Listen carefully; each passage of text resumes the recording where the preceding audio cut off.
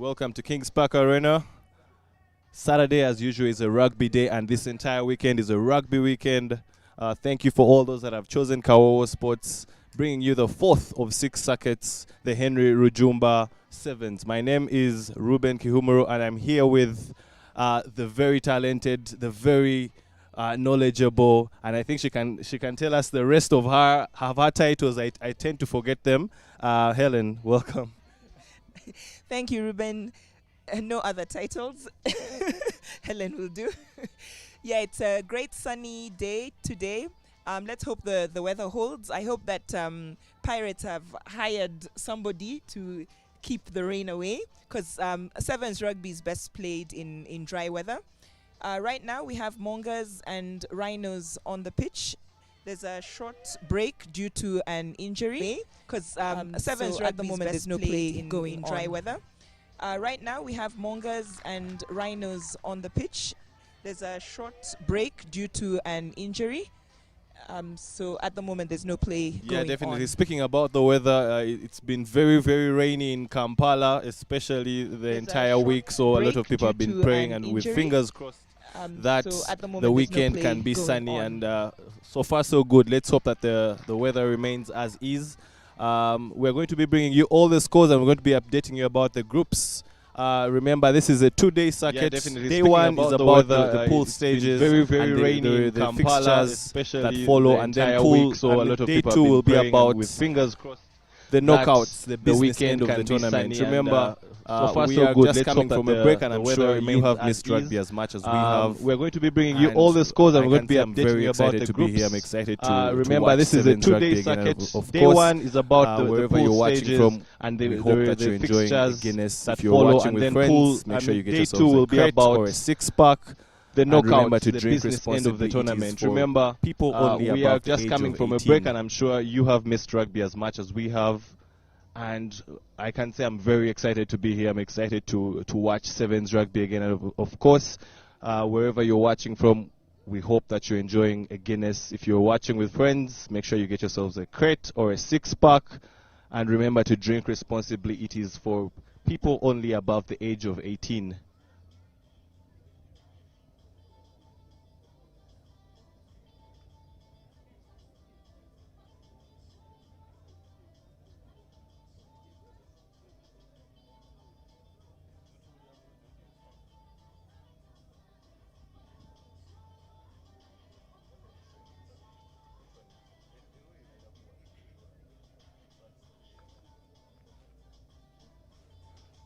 Beautiful sunny day.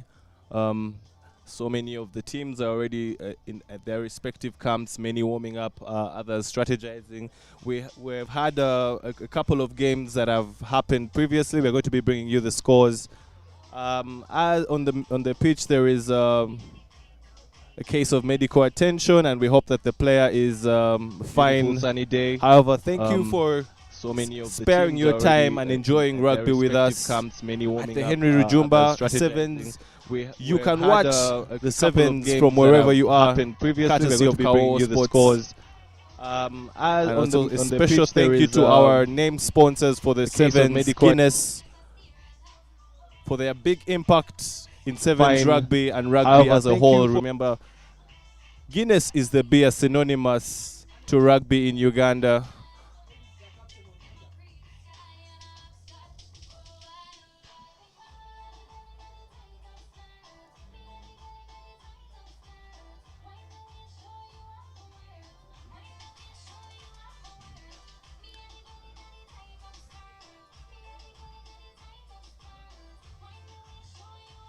The Henry Rujumba Sevens have 4 pools, and in Pool A, there is Cobs, Hippos, Rams, and Rams 2. In Pool B, there is Heathens, Mongers, Rhinos, and the Jaguars. Pool C has the Pirates, the Warriors, the Sailors, and the Pacers. And Pool D has Buffaloes, Impis, Stallions, and the Eagles. As we're seeing onto the pitch is the first games actually of Pool B. Heathens coming onto the pitch, and they're going to be taking on the Entebbe Jaguars. Two very, very interesting teams in the style of rugby that they play. Entebbe Jaguars not being a core side, but the last time we saw them was at the Guinness Sevens, and they were really, really an exciting team. They were a fan favorite, clad in their orange jersey, and Heathens in their customary green and black jersey. Helen, what do you hope we're going to see from this particular encounter? Is there do we expect any upsets? It would be good to see an upset, but realistically, Heathens should take this game. But I believe the Jaguars will still have a lot to offer. We'll see some exciting rugby. They have nothing to lose. They're under no pressure at all. They're here to have fun and enjoy themselves. And probably they will be relying on Alele. He was a top try scorer at the during the Mileke be good Sevens, to see an so upset, but somebody to watch out for. Heathens should take this game. So I'd tip but Heathens to take this. the Jaguars will still have a lot to offer. We'll see some exciting rugby. They have nothing to lose. They're under no pressure at definitely. all. They're here to have fun as we wait for kickoff, a few clarifications by the center referee. Relying on Alele. He was a top and try the scorer Jaguars are going to kick us off in just a Sevens, short so while, and there they somebody go. to watch out for. Kicking deep So I'd tip Heathens all to the take way this to quite Lawrence comfortably. Seboliba. Lawrence Seboliba had been given a break for the last two circuits, but he's back today. Interesting to note is the Heathens are without the services of Aaron Ofoiroth and the Jaguars are going to Okeny Nobat, who are very, very key to the way they play. Go. Let's see if the Kicking players that deep have filled the slots can be able Lawrence to Seboliba. fill those very, very big shoes. Heathens being Lawrence sloppy Seboliba with has been given a break for the last two it's circuits, an but early he's line back out today. there for the Interesting to Jaguars. note is the Heathens are without the services of Aaron Ofoiroth the and experience of the Heathens comes to the fore as they Okeny still Nobat, who are very, ball from the very line out. key to the way they Yet play. again, Lawrence Seboliba Let's see if the players that have trying to filled look the for slots space can and be able cloud, to Ivan fill Otema with those the very, fence. very big shoes. Heathens being sloppy with the Very early good, play. recovery, and it's but an early line Heathens out still there getting for the the Jaguars. ascendancy. Jaguars slow on the experience recovery. of the Heathens comes to the fore as they steal ball from the line out. And Very, very yet good again, pass there Lawrence from Seboliba Lawrence Seboliba. Heathens playing very deep, trying to look trying for to space have a and lot cloud, more time on the Ivan ball. Otema Innocent with the Gokto, fend. Nicolas Kato, and Michael Okorach Very good recovery, but with a Heathens big still fend getting the and ascendancy. the score in the Jaguars corner. The first try for the Slow on Heathens the recovery. by Michael Okorach, the experienced Very, very good international, pass the there from Sevens Lawrence captain Seboliba. as Heathens well. playing very deep, trying to have a lot more time on the ball. Innocent Gokto, Nicolas Kato, and Michael Okorach with a big fend and the score in the corner. The first try for the Heathens by Michael Okorach, the experienced international, the Sevens captain as well. Conversion unsuccessful. Both bearings were not right, both the direction and the distance, but the Heathens lead 5-0 in this one. Let's see if the Jaguars will have a response to that. We are yet to see Dangerman Alele on the ball. Very, very good in attack. The Jaguars are very characteristic for playing a very free-flowing type of rugby. Conversion They are unsuccessful. Heathens with a very high Both kick, bearings but the were not recovery right, both the direction good, a and the bit of scrappy distance. play but there. the Heathens lead Both 5-0 teams in trying to this battle one. for the ball, Let's and see the if referee Jaguars will says have, there's an a infringement response to that. penalty, and We're Nicolas yet to Kato see, attempting the quick start Dangerman back to Alele Michael Okorach. on the They have ball. identified maybe there could be a Very, very mismatch good in there attack. between Michael and The his Jaguars are opposite very number. characteristic for playing a But very, very good free-flowing defense there from type the of Jaguars rugby. thus far. But they're Heathens Heathens with a still a very bit high scrappy as kick, well in but their the play. recovery You can was clearly a bit see of that scrappy they play are there. missing Aaron Both Oforos, teams who's trying very to good in battle that for the pivot ball, and role the for them. referee says there's an But they are infringement able to move penalty, the and ball Nicolas from left Kato to right, attempting and the quick again, start Cloud back to Otema on the Michael ball, Okorach. beating one, They have beating two, identified and maybe setting there up. could be a mismatch there between Michael and his Innocent opposite Gokto number. Collects But the loose pass very on the good second defense there from attempt. the Jaguars thus far. And it's a Heathens pass, still easy a bit stuff. scrappy as well in their play. You can Easy clearly see stuff, that and they yet are again, missing Aaron the Oforos, who's Heathens very good score in that pivot in role the for them. same exact corner But to they make are it 10-0 able with to the move the conversion ball to from come. left to right, and Jaguars again, Cloud yet to Otema on the ball, respond. beating one, beating two, and setting up. Innocent Gokto collects the loose pass on the second attempt, and it's a pass. Easy stuff. Easy stuff, and yet again, The Heathens score in the same exact corner to make it 10-0 with a conversion unsuccessful yet again. Nicholas Kato with the kicking responsibility in the absence of Aaron Ofoyoroth, but he hasn't yet found his kicking boots, I should say. And yet the Heathens with a quick restart yet again. Alele trying to gather, but it's a loose ball yet again gathered by Heathens. Heathens has been all attack in this game.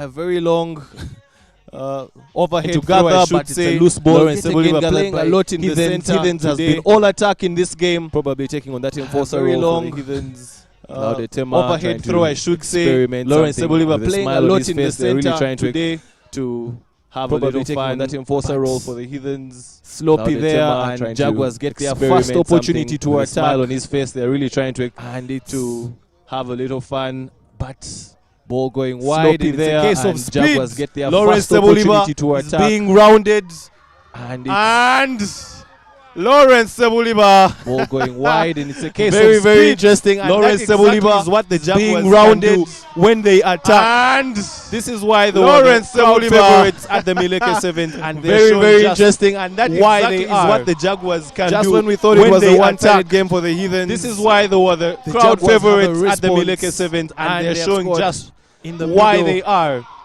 Just when we thought it was a of the one-sided goal game for area, the which Heathens, means they get a kick just under the Jaguars post have and a they're able to response, convert and they have make scored it a 3-point in the game. middle Yes, it is. Conversion of the goal successful. area, which means they get a kick just under the Helen, post. Can from they what be able you've to assessed convert? with the game so far, what are you seeing from both sides? What's the Heathens doing right and what are they doing wrong? And what do you think the Jaguars need to do as well? Heathens are using the full width of the pitch effectively, and they're using Lawrence as a battering ram down the middle.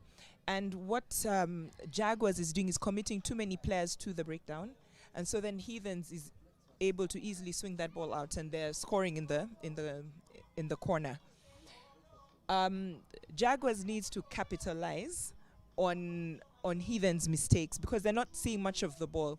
They barely got out of their 22, but then just that error by Heathens, they spread the ball wide and boom, try between the posts.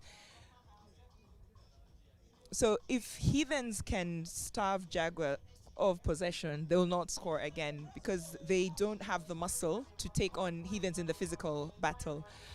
But if Jaguars can just get to Heathens, force them to make mistakes too, but then they will be able to score tries off that because they seem to have more speed out on the wings than Heathens do. I mean, that try was scored very comfortably by rounding Lawrence Sebuleba, and he's no slouch. He's a gas man. But he was made to look pretty slow on that run. In the physical battle. Yeah, definitely. Lawrence Sebuleba, that's a moment he will not want to remember, and I'm sure his fans and his teammates will be making fun of him about that because he's one of the more reliable wheels, we should say, in Uganda rugby. But there, youngsters showing him that, what you can do, I do better. On the gather there. Yeah, but he was made to look pretty Michael slow. Orach with the tackle and the turnover. Very, very good play there from Michael, doing the basics right. And yet again, Heathens just moving the ball from left to right, and the final pass there is loose. Ivan Claudotema unable to gather. As we go into halftime, the Heathens with 3 tries and the Jaguars with the try.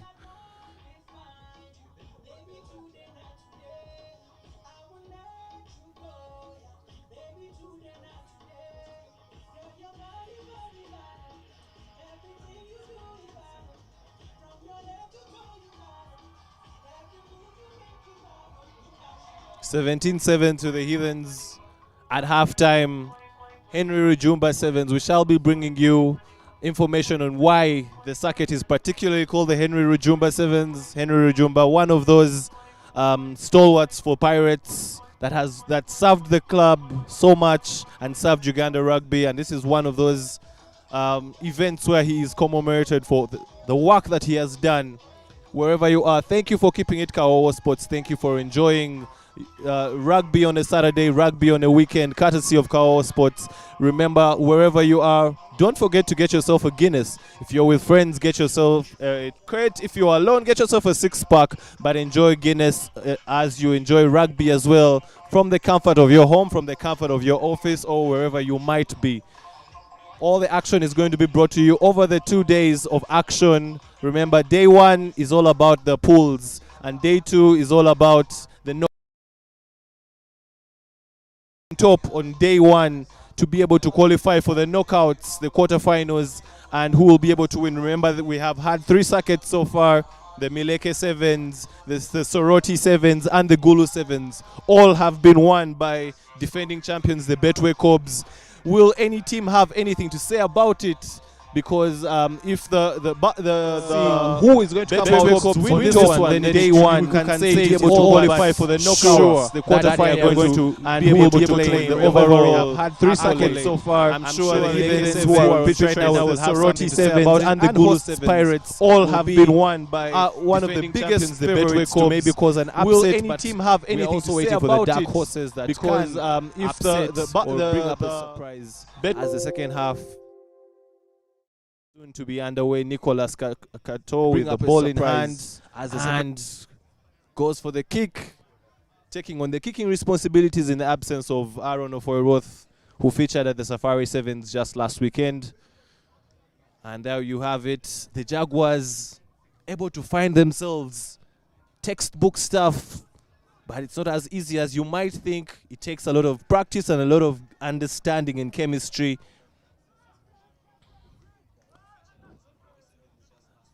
And they try to avoid the rack because they know they don't have the size advantage, so they try to keep the ball alive as much as possible. Big tackle there by Okello to look for the offload to Michael Wokorach. What is Michael going to do? Michael trying to go for the physical contest, but the Jaguars are matching the physical contest now, and they have ball back, and it's Alele. Alele, will he be able to score his first try of the Henry Rujumba Sevens? Yes, he will. For the physical contest, but the Jaguars are matching the physical contest now, and they have ball back, and it's Alele. Alele, will he be able to score his first try of the Henry Rujumba Sevens? Yes, he will. Escorted by Lawrence Sebuliba, but he scores, and yet again the Rujumba Sevens. There we are seeing the Jaguars scoring their second try with a conversion to come. Yeah, so once again, the Jaguars have capitalized off a Heathens mistake. We had Michael Gonya losing the ball in contact when he was trying to flex muscle, and the Jaguars capitalized on that. Heathens basically was in attack, had no defense line, and like I said before, they have the speed, and that was an excellent touch line conversion by Jaguars. So they're up to 14 points.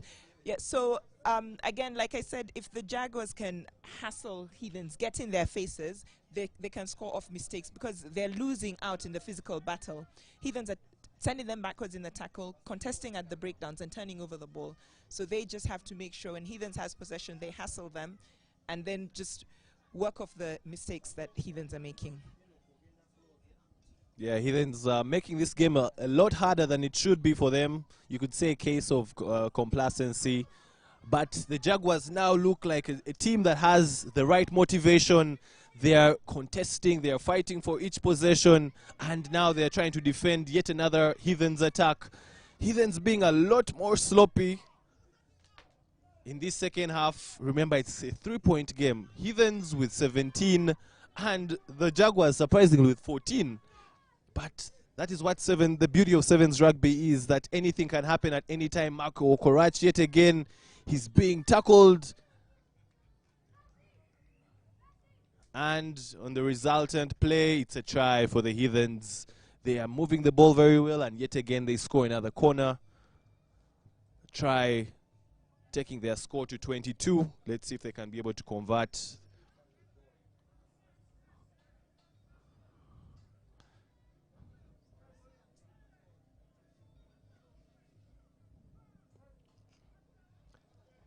Joseph Oyet there with the conversion, and the conversion is good, which takes it to 24 for the Heathens, and the Jaguars with 14.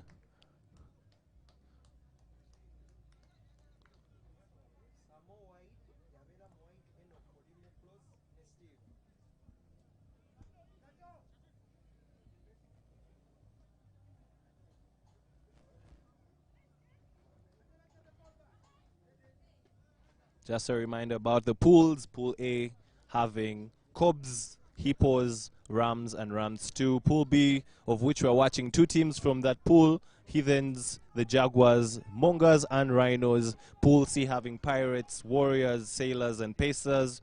And Pool D having Buffaloes, Impis, Stallions, and Eagles. As the Jaguars trying to mount an attack, but the turnover seems successful yet again. And Lawrence Seboliba there sizing up his opposition and trying to get one over the defense. But yet again, a loose pass. Innocent Gokto collecting on the second attempt. Heathens very deep, moving the ball. And patient defending there from the Jaguars. Very good tackle there. Isolated is Trevor Ochan. And what does the referee say? The referee calls a call that many fans are really finding suspect.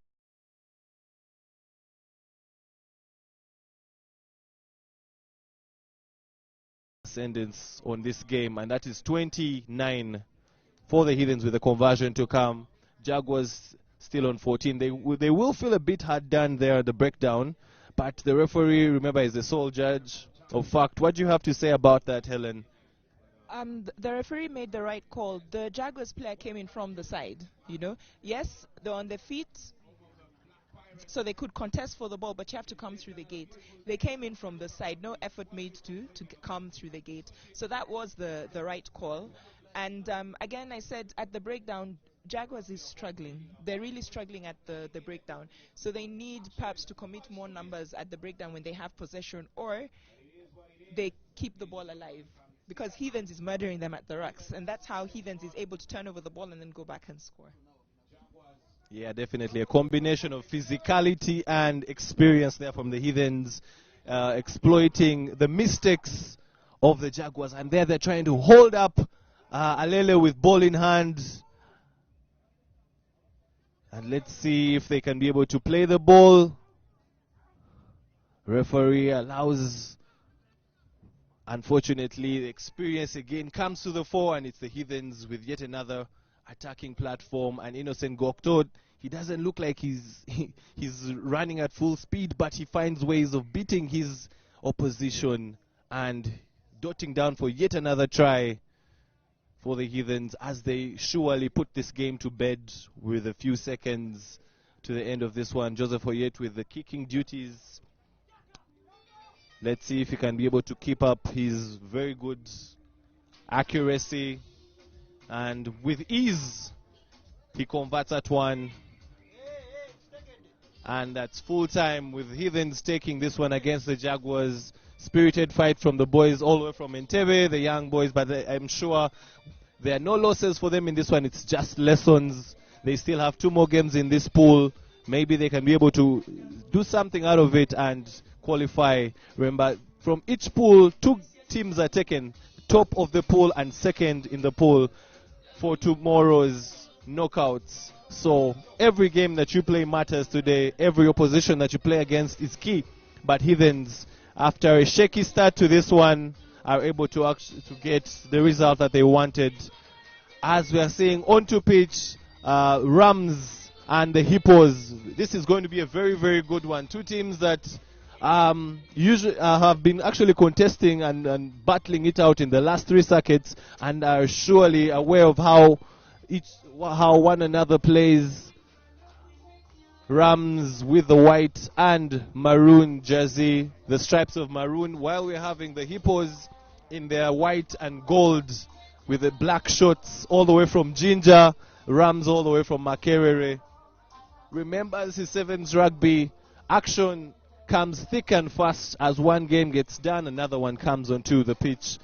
Lots of rugby for you to enjoy, so make sure you have enough data watching from wherever you are watching from, and also make sure the drinks are in check. And when we talk about drinks, we mean Guinness.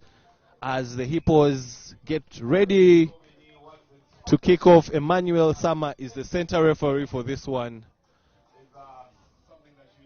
And Denis Etwao.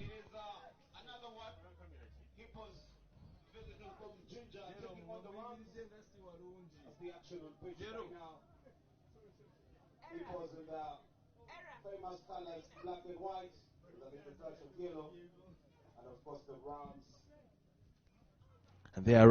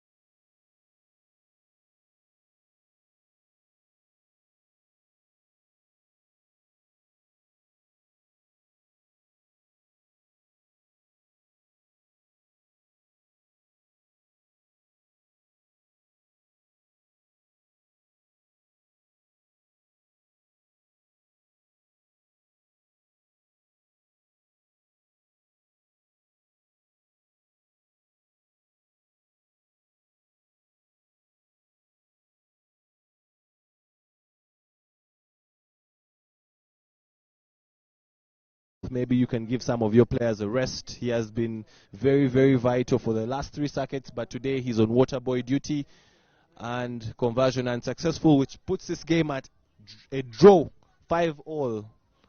Both teams unable to convert, which means it's 5-all as we approach halftime in this particular game. Two teams that will not want to lose this particular game. The way you start a circuit is very, very key to the way you go all out. Keeping in mind that they have to face the defending champions, the Cobs, later on in the day. This is a vital win that both sides would want to steal, but who can be able to get it, or will they settle for a draw? Long kick there by Jonathan Echeru this time, and yet again the ball is gathered. Attacking play there, and Dennis Etwao given a very, very beautiful pass, but he's unable to gather. I think it's a case of wanting to run even before you hold the ball. Very, very avoidable mistake there, but gifting Rams with possession.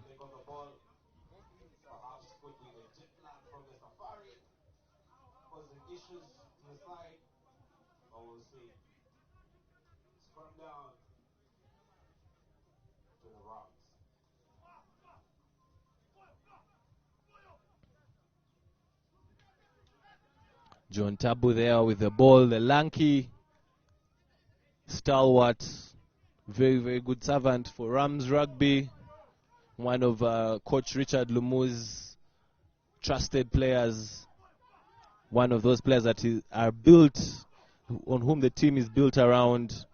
And John Tabu yet again with the ball. Patient play as the Rams try to look for space. Today they have a lot of youngsters in their team, missing the services of Aziz Karim, but having the youngsters to fill the position, but they have the experience or the impact to match what Aziz Karim brings to the table. They are missing out on Nelson Mandela. We hope that he'll be ready or right for the next game, but for this one he's done. John Tabu with ball in hand. He has a lot of responsibility on his hands, and the Hippos in contact are able to get the turnover. It seems like a forward pass, but unfortunately we are not the referees, and referee says that is fine. And the Hippos dot down for their second try with the conversion to come. 10-5 to the Hippos. Very good pass there from club captain David Wako. Big man, very, very reliable.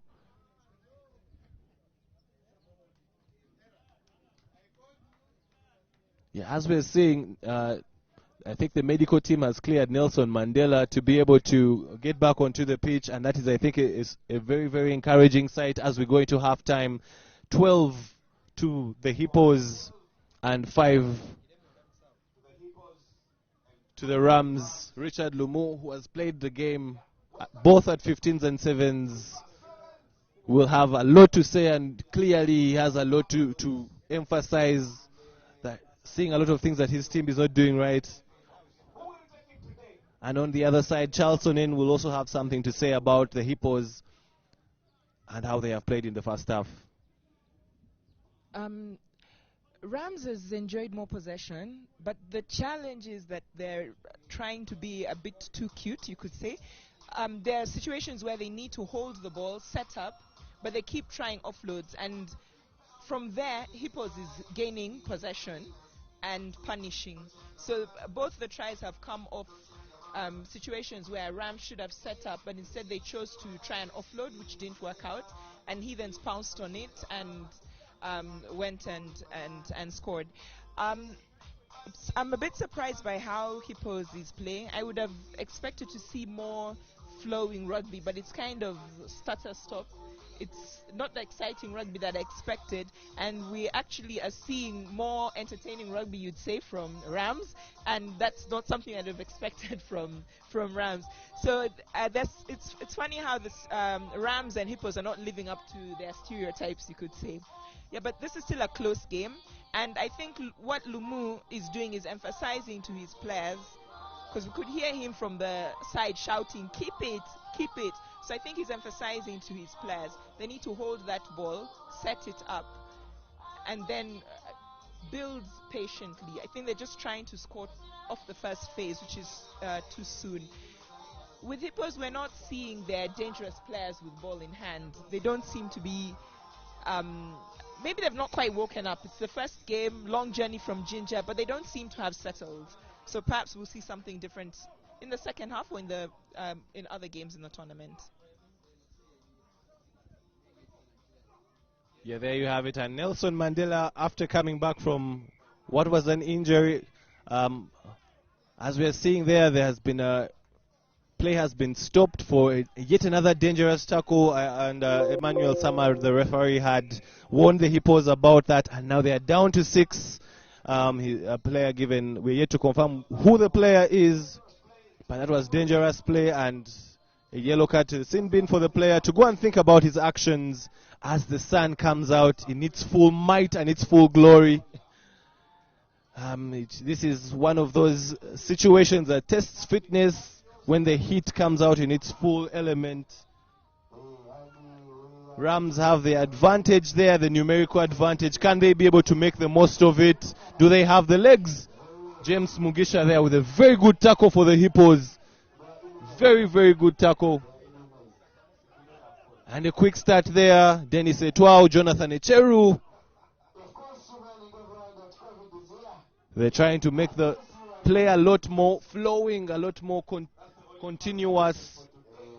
And I'm sure that is one of the things that Coach Onen of the Hippos has been saying. We're not playing anything that is flowing, anything that is... We're not having any continuity in our game. That is something that they have tried to adjust, and we can see it from these early stages in the second half. Penalty there to the Hippos. Quick start there by Dennis Etwao. Does he have the legs? Very, very reliable man for the Hippos. Usually has the legs, and try time. There it is as he jogs all the way to the center posts to score yet again. Remember, Charles Onen is deputized by another very experienced player, Kevin McMott, who is now a coach. Played at both in the 7s and the 15s for the national team, the Rugby Cranes. So there's a wealth of experience in their coaching, in both coaching dugouts actually. Richard Lumu played for the Cobs, played for the Rams, and also played for the national team. Conversion unsuccessful there. And the Hippos are able to extend their lead to 17. Rams yet to add anything to the score.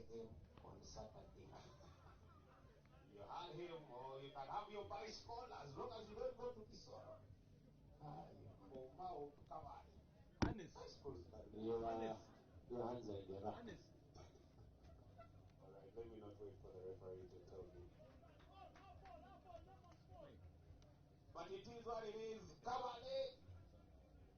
Paper in Kisoro, but we are in Kabale. That's where the focus is. So please, after here, all roads shall go to Kabale.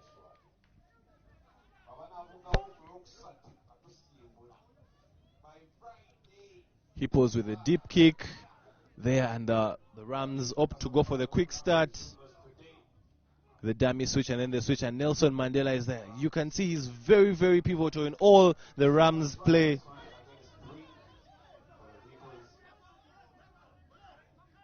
Rams setting up, and a bit of lack of focus there, but luckily the ball went back.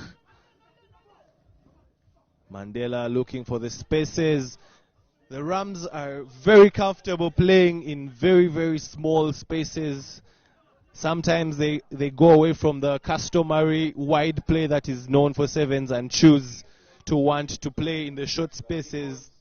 But this time, a knock-on is the result, and they give back possession to the Hippos. Hippos in control, patient defense, and whenever they get the opportunity, they are scoring.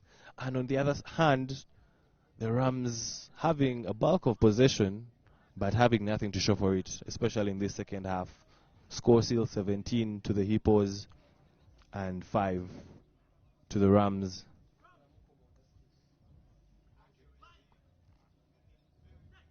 Jonathan Icheru in that sweeper role. Shot number 10 for the Hippos. Quick ball out of the ruck. Sloppy play there. But they're able to gather. Sucking in a couple of players. James Mugisha recycles. And the ball goes wide. And it's an intercept by John Tabu, but the referee calls offside. That is a get out of jail card right there.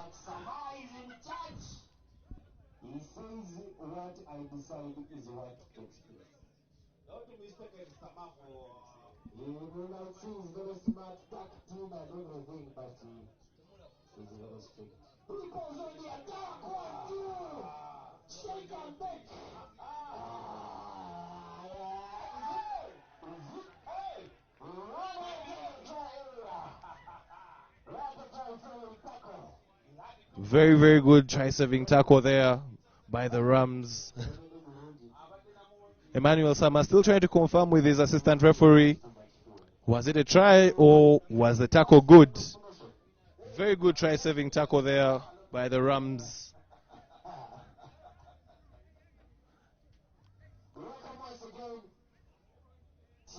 And a 22-meter dropout there by Nelson Mandela.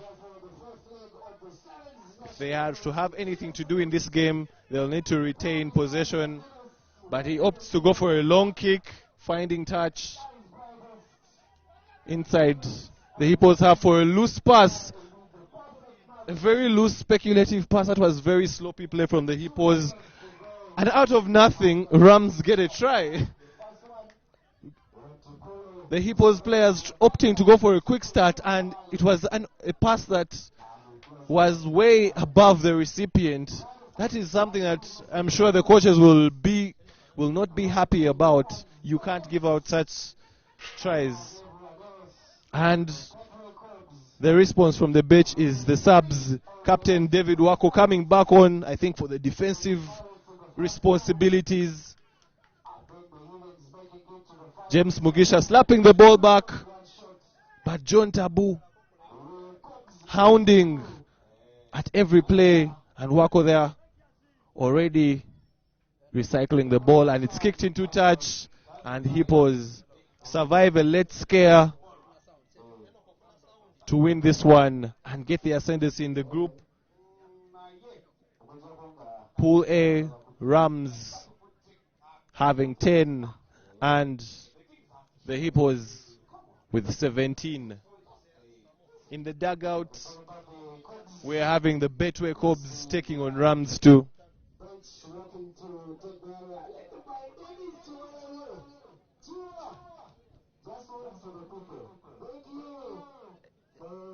In the last minutes, Hippos seemed to get their razzle and dazzle back. There was some great interplay. And what should have been a try, until there was an excellent try-saving tackle. And the resultant 22 dropout went deep. And Hippos opted to take a quick one. And because the player was still in the 5, he threw the ball over the heads. And yet there were Rams chasers on that ball. Very strange decision, but perhaps a bit desperate to get out of their own 22. And they were very fortunate that it was in the dying minutes of the game, because if Rams had scored again, they could have taken the game. So Hippos will be satisfied with that win, perhaps not with the play, but they have the 3 points, and they'll look forward to their next 2 games against Rams 2 and against Cobs. Yeah, definitely. They'll really be. I think they'll have a sigh of relief there, because they were in the ascendancy. They didn't need to panic off that line out. They didn't need to panic there, but they put themselves under unnecessary pressure. But luckily enough, time was on their side, and they were able to get the win.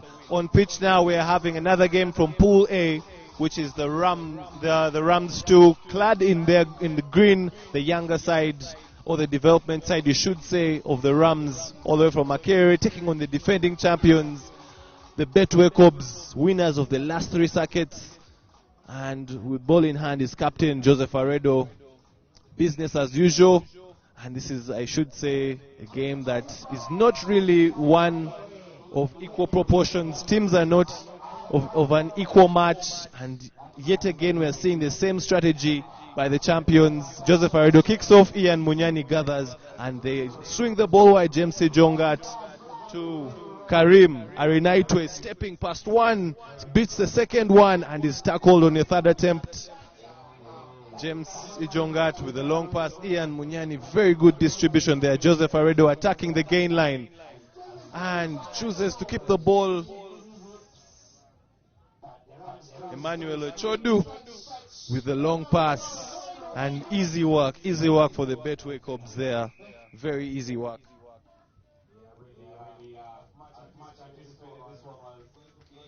So the scores from the earlier games at the Henry Rujumba Sevens. The first game had Impis 22, Stallions 0, Buffaloes 21, new team on the block, Eagles 0, Warriors 5, Sailors 14, Pirates 52, Kisubi Pacers 0, Mongers 21, Rhinos 21, and Heathens 34, Jaguars 12. Right now, Cobs is on against Rams 2, and brilliant conversion by Joseph Aredo. Yeah, beautiful kick. He has been one of the better kickers throughout the Guinness Sevens Series so far. And there you can see 7-0, and yet again the same kick, and this time a very unsportsmanlike display. He's lucky that the referee is a bit lenient there, taking the man out without the ball, but Cobs with a very interesting strategy. Short kick, very high, and the tall Ian Munyani, who was captain at the Safari Sevens with the gather. It has been very effective for them, as James Jongat wants to have his impact on this game, getting very good meters from there, and Joseph Aredo, very long passes there, brilliant passing by the Cobs. And we're seeing Emmanuel Ochodu. The curse of the commentator, just as he talks about the brilliance passing, Kasito threw a bit of a wild pass. And Emmanuel Ochodu doing the enforcer role very well there to dot down for Cobs' second, making it 12 to the Cobs with the conversion to come. For the kickoff, I could understand why the Rams player chose to take out Munyani, because the kickoff before, again, he contested for that ball and won it back. So I guess they believed they had no chance at all. So I think he wanted to wait for Munyani to get the ball and tackle, but he was a bit too quick and made the tackle before Munyani had the ball. So this time the kick was missed. Yeah, the kick was missed there. Score remains 12 for the Cobs and nil for Rams 2. But you can see the intent from the Betway Cobs, intending to gather as much possession as possible. Even after scoring, they starve the opposition of any chance to have the ball. And yet again, it's the same strategy, ball slapped back, and they gather. And Alhaji Manano, Joseph Aredo choosing to straighten, looking for the support play. And the pass out to Karim Arinaitwe, another debutant for Uganda at the Safari Sevens, scores. And this is light work, you should say, for the Betway Cobs against Rams 2. A bit of a mismatch. It's going to be a very long day for Rams, because ideally from the kickoff they're supposed to get possession, but they're not able to get possession, so they've not seen the ball at all. So now they just have to wait for Cobs to make a mistake, and then they'll have the ball. This should be an easy game for Cobs, and they've shown their intent. They've come all out to win. Basically, if they win this circuit, the series is theirs, you know. So it's the onus is on the other teams to spoil. Pirates, Heathens, Buffaloes, they need to win this tournament to keep the challenge in the series, to make it a bit exciting. Yeah, definitely. There, as Joseph Aredo skews yet another kick, but it's 3 tries for the Betway Cobs. And yet again, this time round, finally Rams 2 has possession. Let's see what they can do with ball in hand. They have done a lot of defending, and now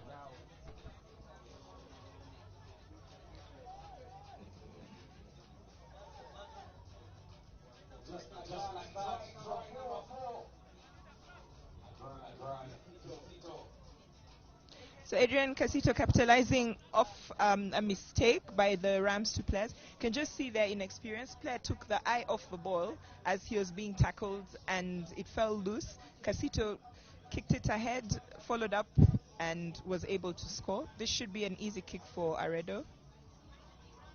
And he puts in the 2 points.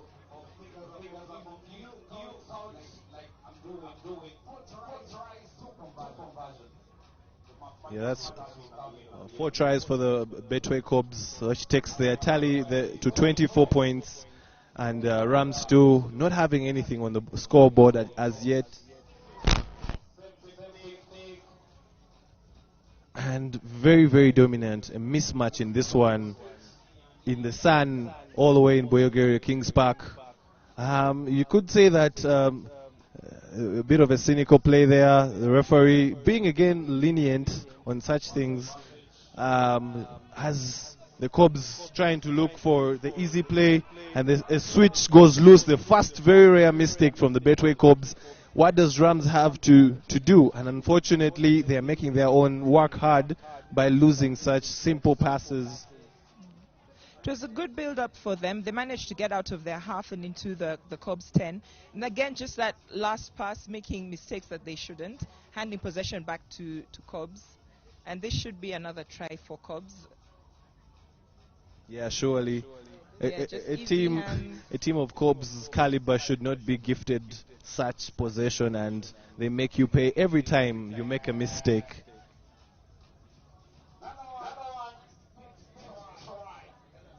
Taking the score to 29 with a conversion to come.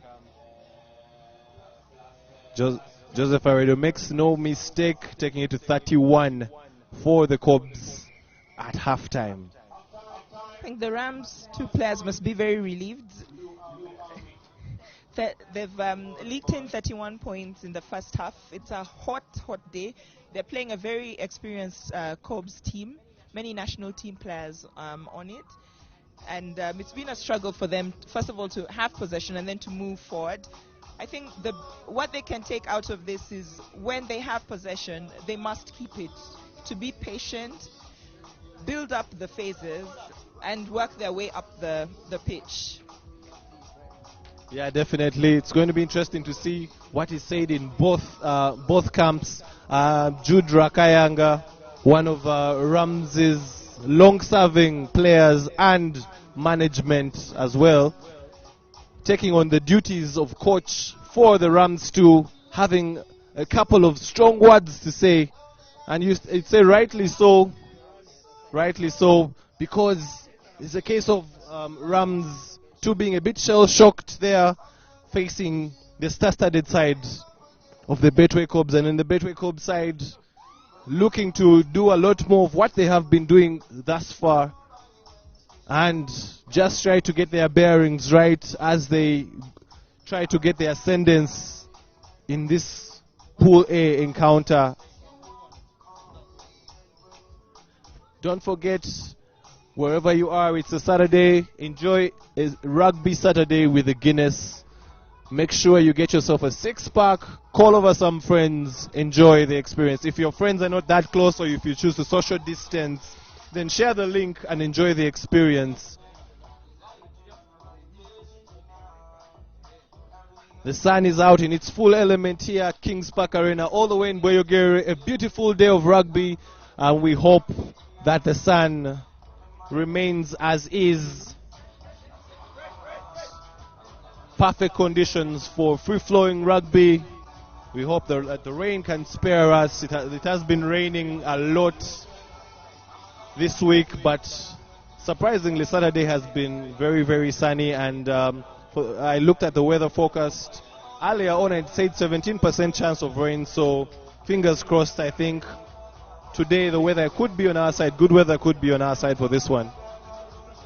Yeah, Sevens rugby is always brilliant when it's sunny. Wet weather doesn't make for good viewing, and it chases away the fans as well. So let's hope that Pirates has done enough to keep the rain away. Yeah, there was that conversation about a rainmaker as Daudi Semwami comes off the bench to put his impact on this game, his input on this game, and going to score under the posts. And Cobs starting from where they left off in the first half with the first score immediately as the second half begins, taking that score to 36 with the conversion to come. We don't expect Joseph Aredo to miss this, but could it be a case of the commentator's curse? Let's wait and see. Unfortunately, the commentator's curse doesn't apply to Joseph Aredo kicking from the center. So that is 38 to the Cobs, and Rams 2 not having any score yet in this particular encounter. You have to hand it to these young Rams players. They are not giving up. They're still stuck in the game, and they're still keen to play. So it's a big stage for them, and they will learn a lot of lessons from this two-day tournament. Yeah, definitely. Not often for these youngsters to get a chance to share a pitch with the likes of Joseph Aredo, the likes of Emmanuel Ochodu. So just getting a chance to rub shoulders and play against them is a wealth of experience for them, something that they can take home and maybe qualify for, maybe get a little bit more experience for the positional playoff games later on in the circuit. And we are seeing there... Oh, somebody's taking on Dowdy Semwami. Great stuff. It's very great to see such bravery from the youngsters. Now they have the ball. Let them keep... Oh, some lovely, lovely footwork there.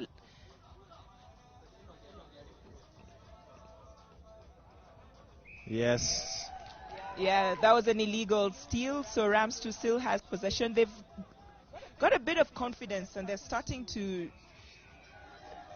Yeah. They're starting to put in put together good phases of play. Yeah, and I think so they're moving up the pitch that's pretty what well. their coach told them at halftime, that hey, yes they are a bigger team, a more established team, but they also make mistakes. Put the pressure on them, and that's what we're seeing Rams doing. Take your game to them, play your game.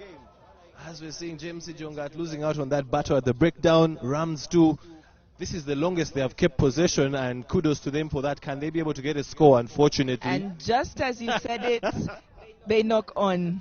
I'm going to stop talking about some of these things. Please, when these younger teams are playing, don't praise what they're doing, because they end up losing the ball. And I think because of the commentator's curse, Pius Ogena gets the ball and he scores. My apologies to Rams 2, but yet again, Cobs into the 40s comfortably with this one. Yeah, that was some promising play from Rams 2. We saw some exciting footwork, some good hands. Just an unfortunate error, which of course Cobs punished. Sevens is a cruel, cruel game. Small mistake, and you find plays running against you, and you're 5 points down. Good conversion by Aredo yet again.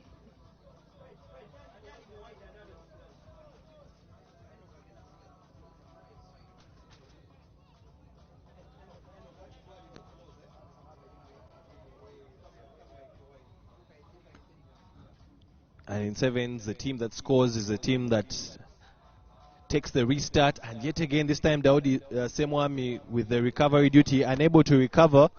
And knock on there from Adrian Casito. Another opportunity for Rams 2 to express themselves in attack. With Munyani off the pitch, Cobs retrieving the ball at the kickoffs is not so certain anymore. So that is handing Rams possession. So that helps them a lot.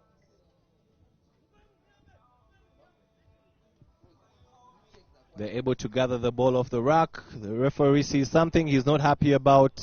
And yeah, good turnover there from Cobs. Arinaito Karim to Marco Suna. Marco Suna looking to round, and he does just that to score yet another try for the Betway Cobs. Dominant play in the hot sun. Joseph Aredo is off the pitch. Let's see who takes on the kicking duties. Arinaito Karim. A lot of responsibility on the youngster. Unfortunately, he's unable to convert, but he's one of those very, very promising players that surely, if mentored and taken care of very well, can be one to look out for in the future. But even as we're speaking now, his impact on Cobs cannot be neglected or ignored. Short kick there by Adrian Casito, and One he uses a very unconventional way of retaining possession. He used his head to bounce the ball back to his players. It was accidental, but it worked. knowing Daudi Semami, he might say that he actually intended it. Yeah, easy try for Cobs. Again, from the kickoff, retaining possession, working their way down the pitch to get their 5 points.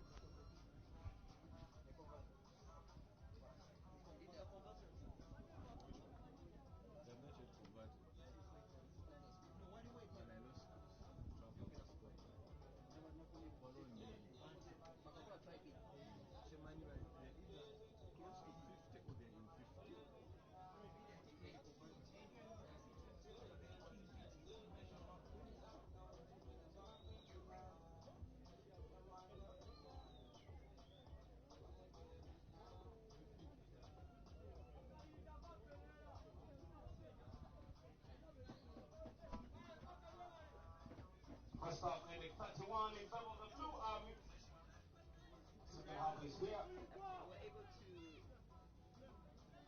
hold the ball at the kickoff. They have Good flash on the bounce. What can we do with it?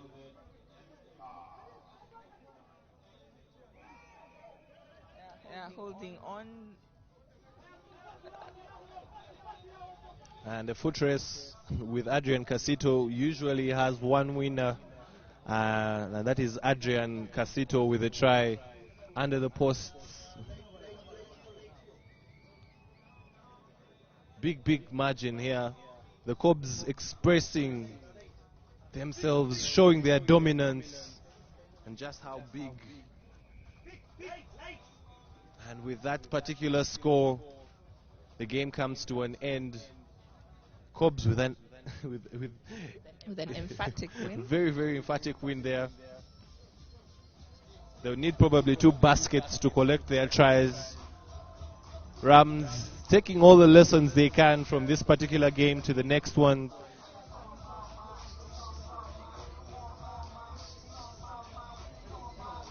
As we're seeing in the dugout, the Makere Impis, clad in green, are going to be taking on the new boys, the new team on the block, the Eagles.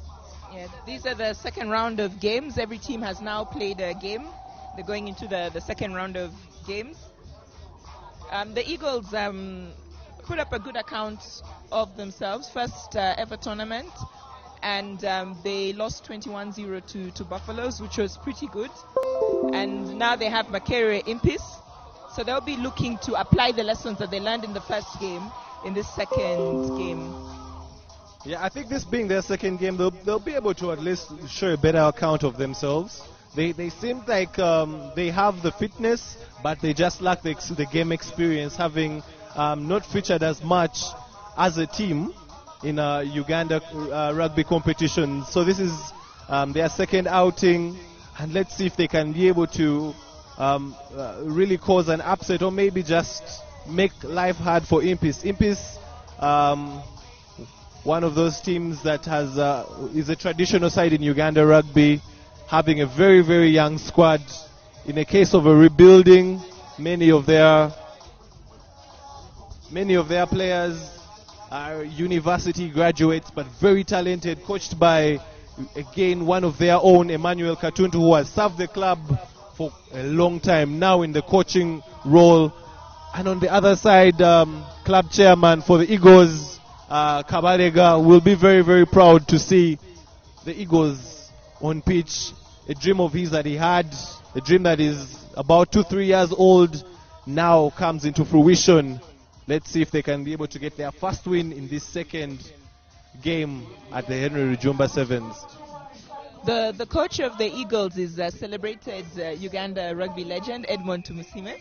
And speaking to him earlier, and he said he was happy with how the first game went. And as a coach, he was able to see players applying what he had coached, and Try time. try time for the Eagles. And the Eagles bench is very excited. It's their first ever try. First ever try. Could they get their first win? Too early to call. I don't want to be. You told me not to talk about these things. Please don't talk about this. So Edmund is very happy. He's excited, and he said this tournament is more about learning. And if they get a win, it would be good. But he was happy with how they played against Buffaloes. There were mistakes they made. He talked to the players about the mistakes. He said he had talked about the mistakes they made, the things he had tried to work on when coaching. But you know how it is. As a coach, you coach, players will get on pitch and they'll do something else. So he said he hoped in the second game they'd now be able to apply the lessons from the first game. And they have a try. Yeah, 7-0 there to the Eagles. You would say they're in very good hands when they are coached by Edmond Tumusime.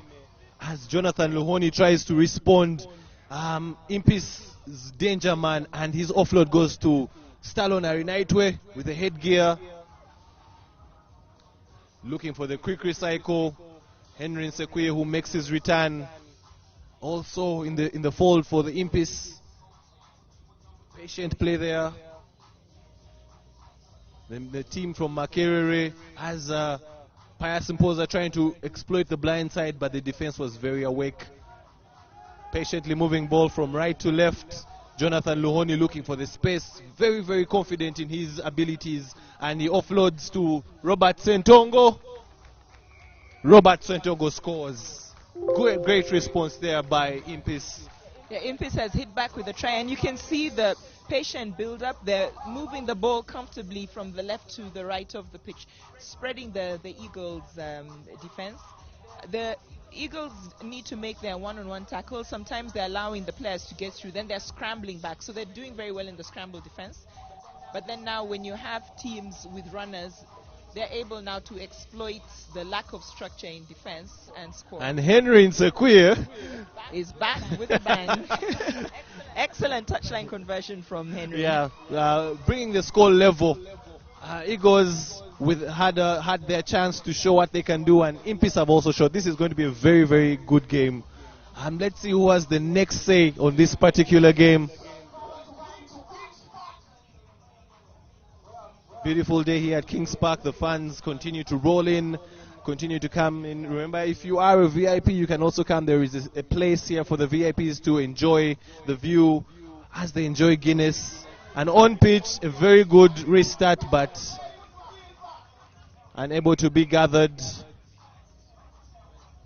Referee says that there was a knock-on there and there should be a scrum, a resultant scrum.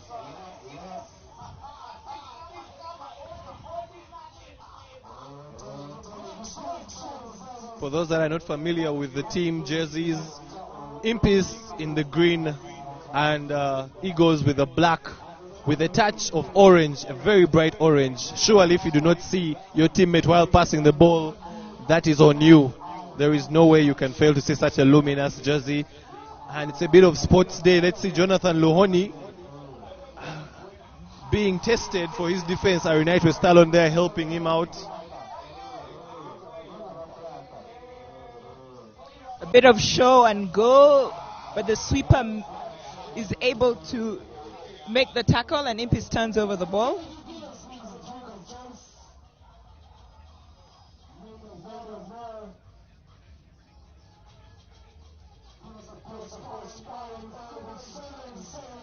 Pius Mpoza there, very, very instrumental in injecting with pace and power in the middle there to suck in many players.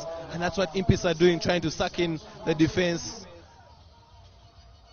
Impis using their experience to break down the Eagles' defense. And that is the Eagles are determined but lacking somehow in structure. Henry Nsekwe offload to Robert Sentongo, the youngster that has grown up in Makerere, but this time he's bundled into touch. There's an Eagles player down. I'm seeking medical attention.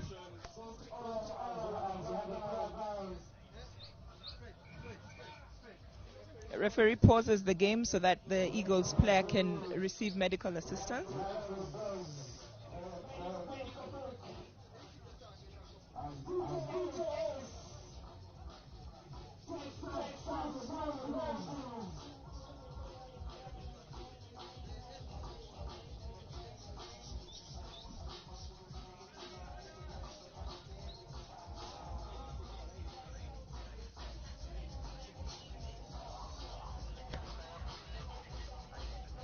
Credit to the Medical Society for their quick reaction, as we're seeing the referee indicating that it could be a sub. The player seeming to be in a lot of pain, could be an ankle injury. Yeah, those are some of the unfortunate occurrences in contact sports, but we hope that he's able to come back and come back strong.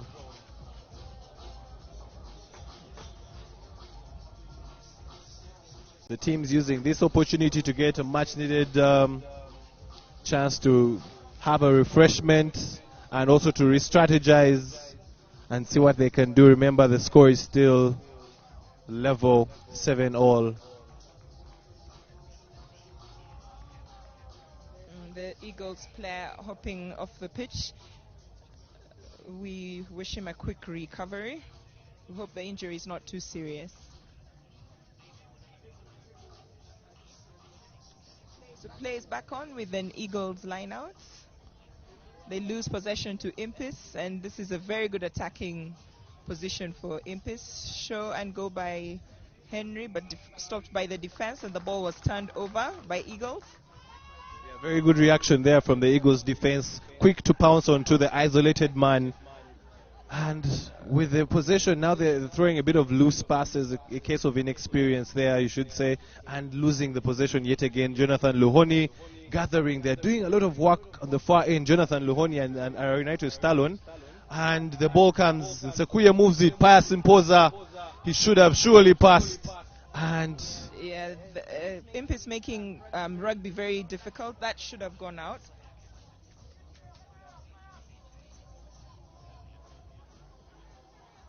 they're able to gather the ball yet again.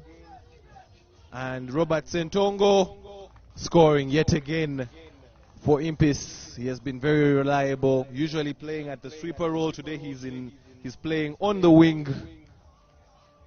Very, very versatile player. Actually, no, unfortunately. Yeah, referee called a knock-on. It was a case of a ball not grounded. I think he saw it as a bounce, I think. Maybe he did not think there was enough downward pressure on that ball, so score still remains 7-all. And an opportunity for the Eagles to get themselves out of their half. As the hooter goes for halftime, I don't know if the players had it. And they give out possession. Does Henry Sekwe have the legs on his return to be able to maybe score a try? Good contest at the breakdown by the Eagles, but Impis holds firm. It's a good press from the Eagles. And that's the kind of man you want to have the ball when you're attacking. Jonathan Luhoni, and he scores. Just at halftime, taking the score to 10, to 12 actually, for the Impis, and 7 for the Eagles with the conversion to come. Let's see if they can be able to add the extra points and go into halftime with a very, very healthy lead. Henry Sekuye getting a chance to score off the other end of the pitch. He scored from this side, a brilliant kick for the conversion for the first try. Does he have the bearings for the second one? This time the direction is not right, so it remains 12-7 at halftime to Impis. Yeah, so the Eagles putting up a very good account of themselves in this game as well.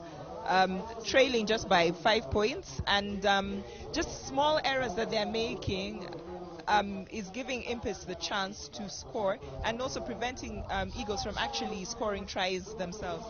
they can be a bit more clinical at the breakdown and retain possession, they should be able to score more tries in the second half and possibly even win the game. Yeah, definitely. They're a team that has shown that they can do a lot. They just have to fine-tune, and I'm sure that is what Edmond Tumusimi will be telling them, that, look, we have to reduce on our mistakes. We are really handing the game to them, and we need to take the game to them, because he's going to be telling them that they can win this game.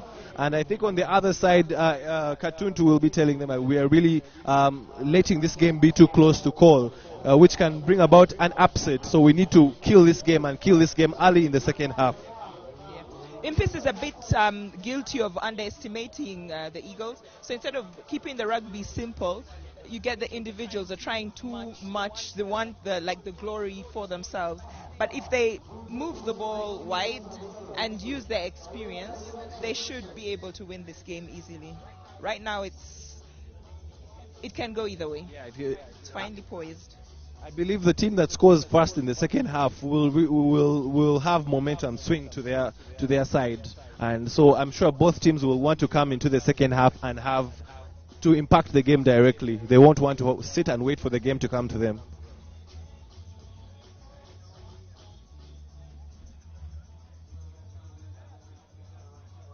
A couple of refreshments on pitch as the teams are called back on to take their positions on pitch so that they can start the second half.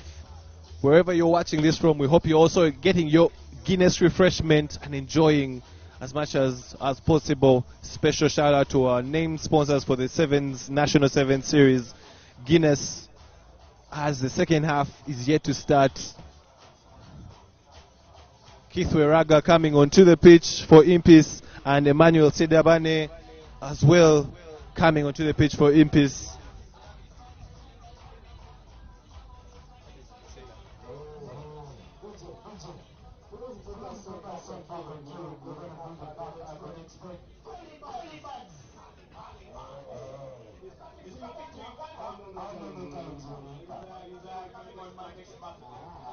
High kick there by Keith Weraga, and Kennedy Muhumuza to Emmanuel Sedabane, and the offload, which is unfortunately not gathered. Impis losing possession there, and the Eagles looking for an exit strategy out of their own half, but they are held up. That is not the kind of territory they would like to lose possession in, and very good defense there by Impis, and you can see the high fives between Kennedy Muhumuza and Emmanuel Sedabane for a good showing there. Now they have the attacking platform. Can they be able to get yet another try, or will the Eagles get themselves out of jail and maybe make lemonade out of the lemons that are handed to them?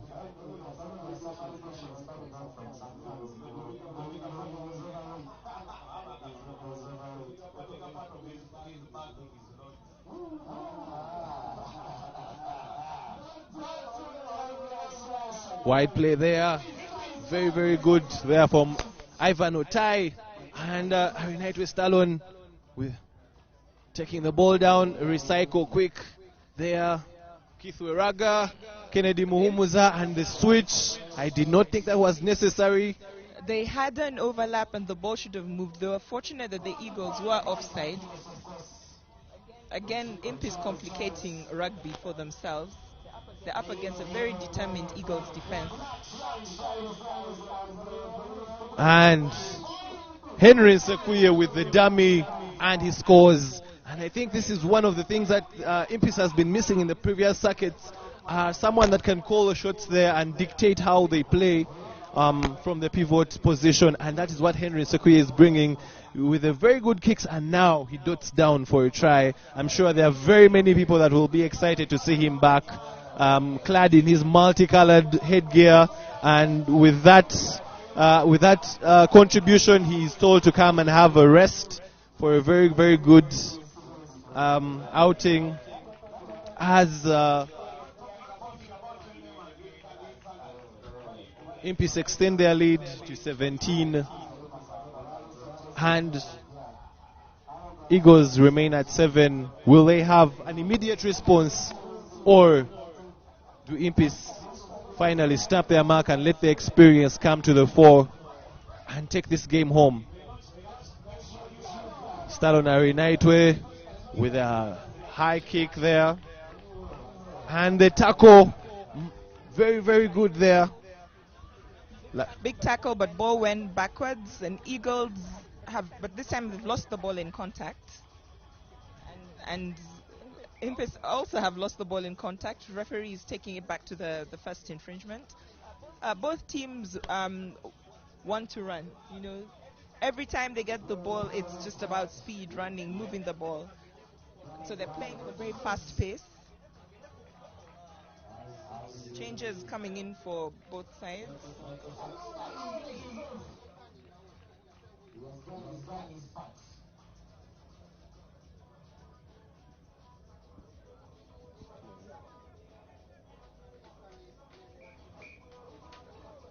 Daniel Ochora off for the Eagles, shot number 16. We're yet to see who has come onto the pitch for them, trying to bring a bit of fresh legs there to see if they can have a different fortune. And there, Ivan Otai injecting and a high pass there as Pius Imposa damming the switch, and then the offload to Emmanuel Sidabane, trying to go for the step in. The referee says tackler release, and he doesn't. Penalty, which Pius Imposa, who has been a workhorse, tries to quick start. Amos Asimire, ball goes out, and it should be easy work there. And try time by Ivan Otai there for Impis, surely extending their dominance on this particular game, especially in the second half. Yeah, Impis is starting to get comfortable with the ball and moving it around the pitch, making it very hard for this young Eagle.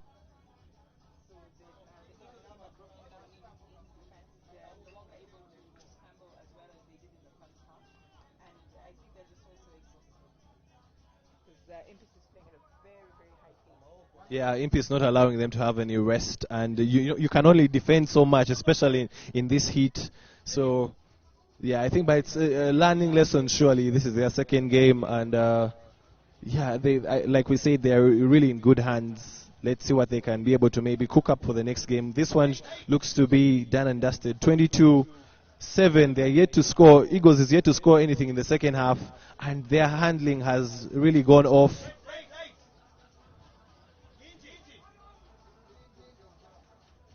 Quick recycle there by Robert Sentongo, who has been very, very good. Amos Asimire brought on for that enforcer role. And the ball goes wide. Emmanuel Sediabane offloading to Pius Imposa. Surely he should score a try. He has done so much work. And Robert Sentongo has the legs and he has the step. Wow. What brilliant footwork.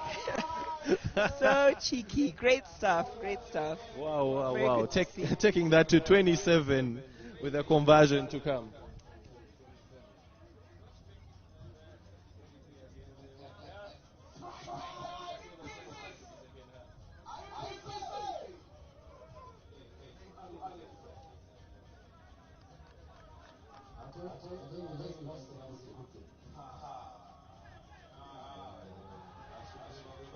Yep, the center key conversion has been missed there, so the score remains at 27 for Impis and 7 for the Eagles.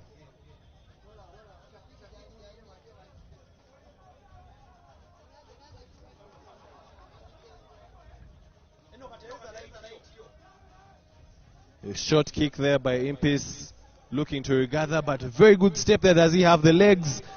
He's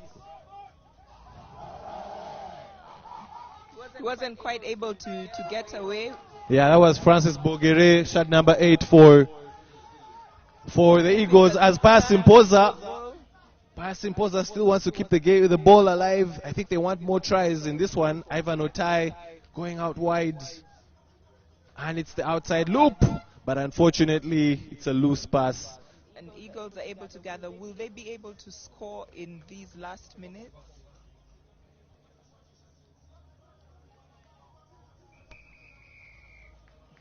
Unfortunately not. They won't be able to score, and the score remains 7 to the Eagles and 27 for Impis. After a very, very difficult start to this game, they're able to finally find their footing and see the Eagles off for a very, very much-needed win. I think this is their second win of their pool. Yeah, second win of their pool, so they're guaranteed a quarterfinal. Yeah, so can they be able to get top spots in their next game? It will be, I'm sure it's going to be a very, very crucial one, that one, their next one.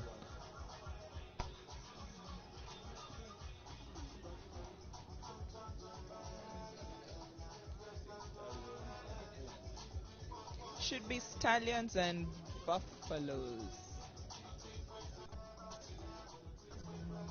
Yeah, Buffaloes and Stallions should be coming up next.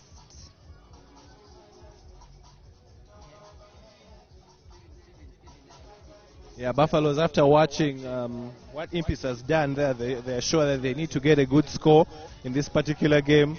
They also won their first game against the Eagles.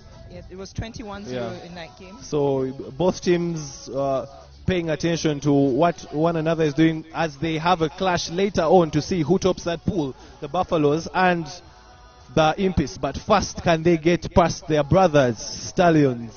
A Chadondo derby coming up next.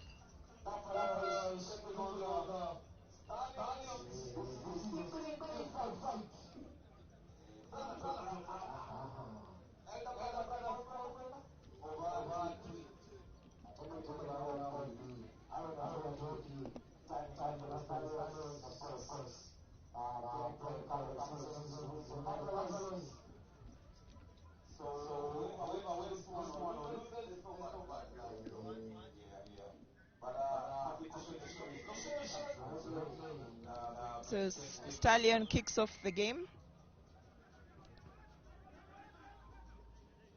And hands easy possession to Buffaloes. Players were ahead of the kicker, so Buffaloes has a chance.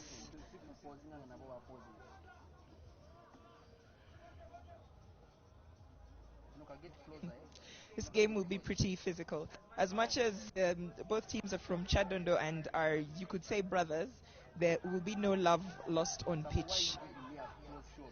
Each team is coming for a win. Some fancy footwork, flirting with the touchline and taken out.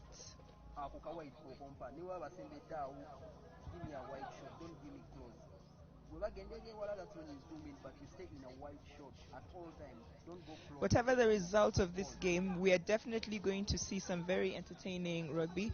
Both sides have players that are capable of breaking ankles. So we'll probably see quite a number of ankle breakers during this game.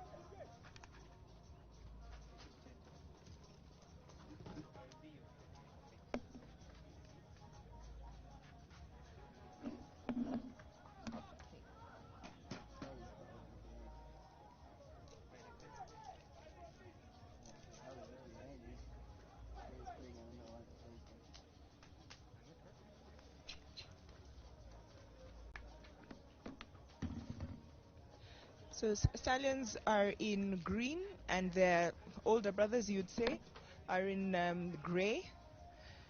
Stallions has possession, scrum at the halfway line.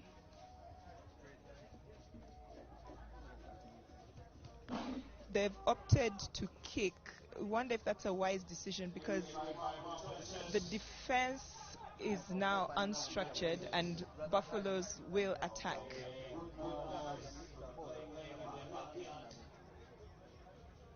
So Buffaloes has exited their 22. And there you go. He doesn't have the legs to go and has passed to Odambo, who is making it, and he's over between the posts. So Stallions chose to kick away possession, which is very dangerous against a team like Buffaloes, who just punished with a long range try, basically from their try line right down to the other try line. And that's what Sevens is all about, creating the gap, hitting that space, and once you've used up all the fuel in your engine, you pass the ball to that supporting runner, which is what Ivan has brought to the table in this situation for this try. Yes, and Stallions had the attacking scrum, and there was no reason to kick away that ball. They had plenty of space, a man on the outside. They should have been patient and build up the phases. They were under no pressure whatsoever. So it was a very strange decision to kick that ball back to what is a very dangerous Buffaloes team. Yeah, and that danger has been manifested with that extra try, and the restart, as we can see, not gathered in the best way, but they have the big enforcer who has managed to carry more than 20 meters towards the halfway line, but is bundled into touch there close to the technical bench with some chairs flying around. Yeah, very good ground gained. So Stallions is basically out of their danger zone. A line out close to the halfway line for Buffaloes. And that they are throwing is, I believe, is Wilfred Seguia. Wilfred Seguia is recently wedded, so he should be one of the happiest men in the land at the moment. But I think he will not be as happy as he would have loved with that biased throw in the line out. Yeah, it was a very messy line out, and it's gifted Stallions possession. Let's see what they can do with ball in hand. They have a bit of gas. Aaron Otoke on at center, but with the man outside, and knowing that Aaron Otoke is a finisher, he wasn't able to distribute the ball to the far end. And with an extra carry, still they're not able to keep the ball longer than a phase, which gives Buffaloes free possession yet again. No, there was actually a knock-on when Buffaloes stole the ball. They lost the ball in contact, and the referee has called for a scrum. Yeah. Gives Stallions possession in a very good area. I mean, they're in their 22. If they can get that ball out wide, we could see a try. for them. Yeah, I'm thinking they will not kick like they did last time, but with this feed, I'm thinking they are looking at getting the ball to their power runner to hit that gap between Eddie Kaima and I think should be Ivan Odiambo there, right? Yes. But they opt for the blind side and What a cheeky try. very cheeky try there from the scrum half should be. Yeah, to score in the corner and catch the Buffaloes and of course us unaware. But very, very smart. It was a very smart move, and the Buffaloes definitely weren't.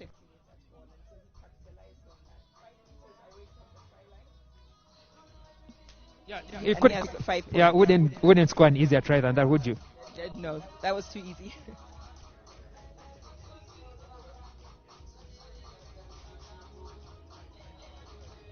Okay, so conversion missed, and we have it at 7-5. 7-5, yes. Yeah, just a 2-point lead for Buffaloes.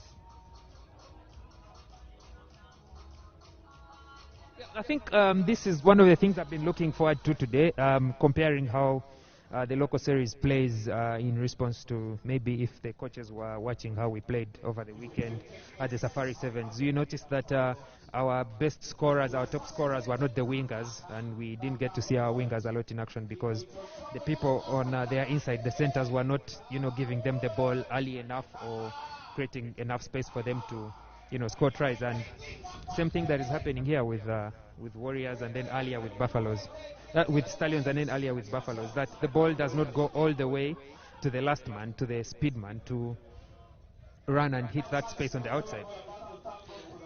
Yeah, and for a team like Heathens, like now in this case, again, the winger wasn't getting to see the ball, but a team like Heathens actually used the width of the pitch very well, got the ball to the winger, just that perhaps the winger didn't have the gas to finish as they should. When we watched the game, Heathens against Jaguars, and actually the Jaguars players, you could say, had more pace on their team than Heathens did, and they capitalized, scored 2 very good tries of Heathens' mistakes.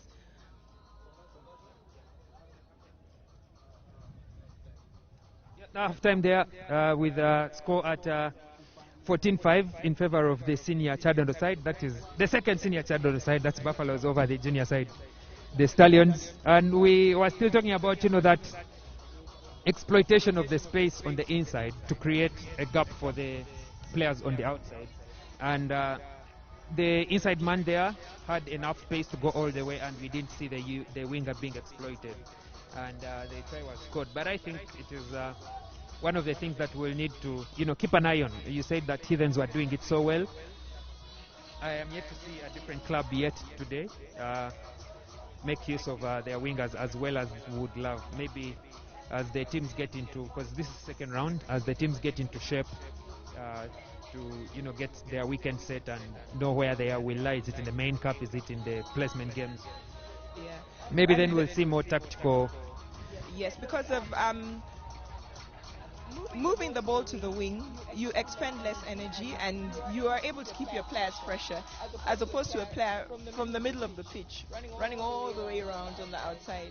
These are the first games, early days, but it will get tiring and it makes rugby harder. The ball should do the work. At the moment, Stallions is a weak team, so Buffaloes are getting away with it. But when they have stronger opposition, they may struggle if they employ the same game plan instead of shifting that ball out wide. Oh yeah, that's interesting, because I think there, should I say, it comes with the technical bench, or it comes with the experience and skills of the players. Because I've noticed in the Buffaloes team there is the legends and the people that have been here at rugby for quite a long time call Muzei, but I'll call him Sir. Mr. Tabaruka Tinikawa is playing. I think should be the first circuit for the Buffaloes this weekend. Oh, if they bring Brian off the bench, it will be very, very interesting. He's a very gifted player. Fantastic sevens player as well, great rugby brain, so it will be interesting to see what he brings to the table. Yeah, and probably that will change how our Buffaloes approach this second half against Stallions, as we await the kickoff by Eddie Kaima with I think that was Wilfred Seguia leaving late, but he was able to retreat just before Aaron Otoke receives deep in his 22 and is able to present the ball, but it is knocked forward. It is lost forward by his teammate there at the breakdown. A bit of excitement from Stallions gifting Buffaloes the ball. And this is a very nice attacking position, scrum right in the middle of the pitch. I'm sure it's going to be a their attack in left and right. I'm sure it's going to be a so the defense also has to split, and the ball can go either I'm way. sure it's going to be a So it will be interesting to see how Buffaloes maximizes this and how Stallion responds in defense. Scrum fed there, slow ball out. That looked like an offside by There's an offside. Okay, and that's the power. Should be gym or maybe just a few deadlifts in the gym to be able to carry the ball and his opponent on his back. But a quick restart from Ivan Odiambo to Solomon Agani. Solomon Agani out to the man on the outside, but the pass is not good enough. Knock on. Yeah, just that last pass didn't quite find its target. It was the player was already in full flight and the ball went behind and ended up knocking on. Yeah. So it's like basically Buffaloes have saved Stallions, you could say, because that should have been a try. Yeah, that should have been a try without a doubt. But Stallions is in their 22 and they need to get out. The last scrum they had, the ball was played onto the outside with just a quick dash 5 meters away from the try area, and it's almost close to the same place, but then they are scoring on the other end of the pitch. There wouldn't be enough. If he has the gas, he could go all the way on the blind side, but I think maybe this time he'll go to the open side and play with his teammates, which he does. The ball is taken back into the goal line, into the in-goal area, which forms, I believe, will be a 5-meter scrum for the defending/attacking team. Yeah, for Buffaloes. For the Buffaloes, which is some changes have come in. We've seen Brian Tabaruka is getting onto pitch, and he is going to the pivot role. Yeah, that's where I would expect Brian Tindikawa to be. In that place, to be the brain and the controller of the attack for the Buffaloes. And as you can see, quick ball out to Tindikawa, and then Wilfred Seguya, 2 balls in and gives a short ball, but straight into the short arms ball of to the short man. And he's held up. A strong defense. Rosenberg has called them all. So if they are unable to play this ball, it will be a turnover. And Stallions has actually turned over the ball. Aaron Atoke choosing to kick. Buffaloes doesn't have a sweeper. Yeah, that sure looked forward to me. There was a player ahead of the kicker. Yeah. And I think Wilfred Seguya, does he opt to go for a quick start, or does he wait for his teammates to realign so that they can have a better set play in attack? Feigns as if he's going to the left and turns back to the right with Ivan Odiambo. Short ball to Solomon Agani, who steps on the outside. He'll be bundled into touch. He releases the ball, tries to ground it, but is held up. He actually knocked on the ball when he released it. Yeah, that's just a knock forward, another knock forward. I think we've had spotted by the TJ, and the referee has called for a scrum. We've had more knock forwards in this game than probably any other. Yeah, that's true. Lots of stoppages in this game. I do not know. Could it be because they've played a lot with each other, so they know where the ball is going? They know each other very well, and so I guess sometimes they're anticipating each other's moves, and Buffaloes is putting itself under immense pressure. I mean, these are their baby brothers, so they're expected to win. So they're making mistakes that they shouldn't. Yep. And just the resultant scrum, another same tactic, run towards the blind side, but the Buffaloes this time are awake to defend on that. And the Stallions have just a breakdown at their own try area.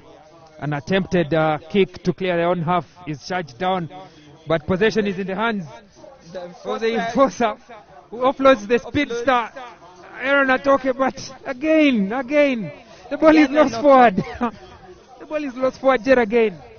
But advantage is being played.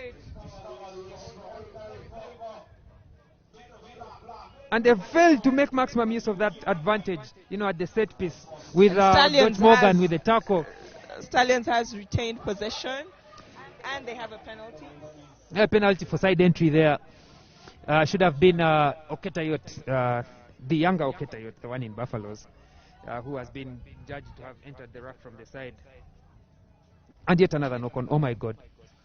We've had very many knock-ons in this game. I'm thinking this is a case of not being in the right mental frame for the game. There's very many things going on. I would think if I were to be in a player's position, I would be thinking, I want to do the move, I want to make the run, I want to make the sidestep before I actually get the ball. And Exactly. I'm unable to gather the ball, and I end up knocking it forward. Should be the case, right? Yeah, that's basically the case. The players are very nervy. They're very unsettled.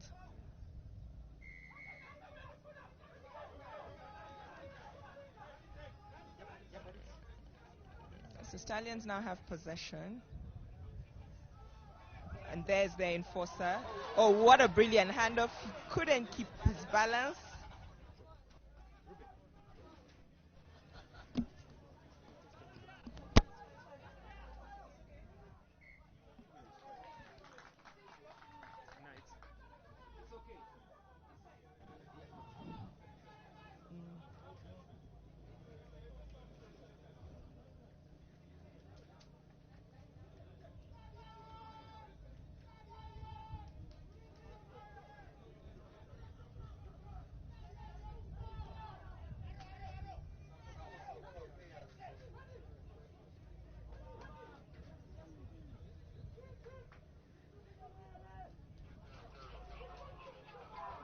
Stallions with the scrum feed. What will they do with it? That ball didn't look like it went into the scrum, did it?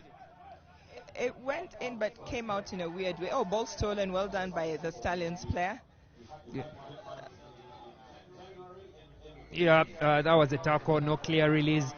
Spot on from center referee Rujumba Kanyunyuzi. And Stallions, who had got a scrum just outside the 22, are forced back about 15 meters, and this time with a penalty. But let's see how they will be able to exploit that gap. With a few attempted offloads, not successful. Possession is turned over again. And we're having yet another scrum, and as the hooter goes, Rosenberg says, this is enough of the action, of the slow action and climactic, but that will be enough for the Stallions and the Buffaloes. As the game ends 14:05, I think no try was scored in the second half, was there? Yeah, neither team scored a try in the second half. And the Buffaloes will not be happy with how they played, but they'll be happy that they got the 3 points. And Stallions will walk away pleased with themselves. Losing 14-5 to their older brothers isn't so bad. And in the tunnel there we see the Warriors in for their second game. They lost against the Sailors in the first game, but they'll be looking to redeem themselves in this one against the Chisubi Pacers from Entebbe.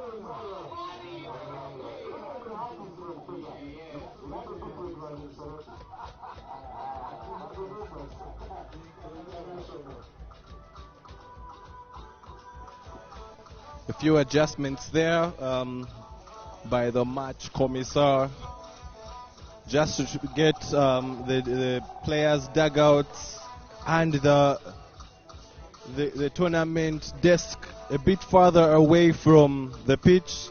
In Gulu, we had an incident where Conrad Wanyama was tackled and he hit one of the benches and he had to be rushed to hospital. So, in the interest of safety and player welfare, I think this is a good thing that they have observed that and they have decided to pull back a bit, which is very good. But coming onto the pitch, the Warriors will be taking their second opportunity to get points from this day one. They surprisingly lost in their first game to the Sailors. Yes, Sailors is also a core team, but Warriors is one of those teams that has been around, especially on the Sevens Fold. They're expected to perform, and in that particular instant, in their first game, they did not perform. They get an opportunity to go again against the Chisubi Pacers, another team from Entebbe Road,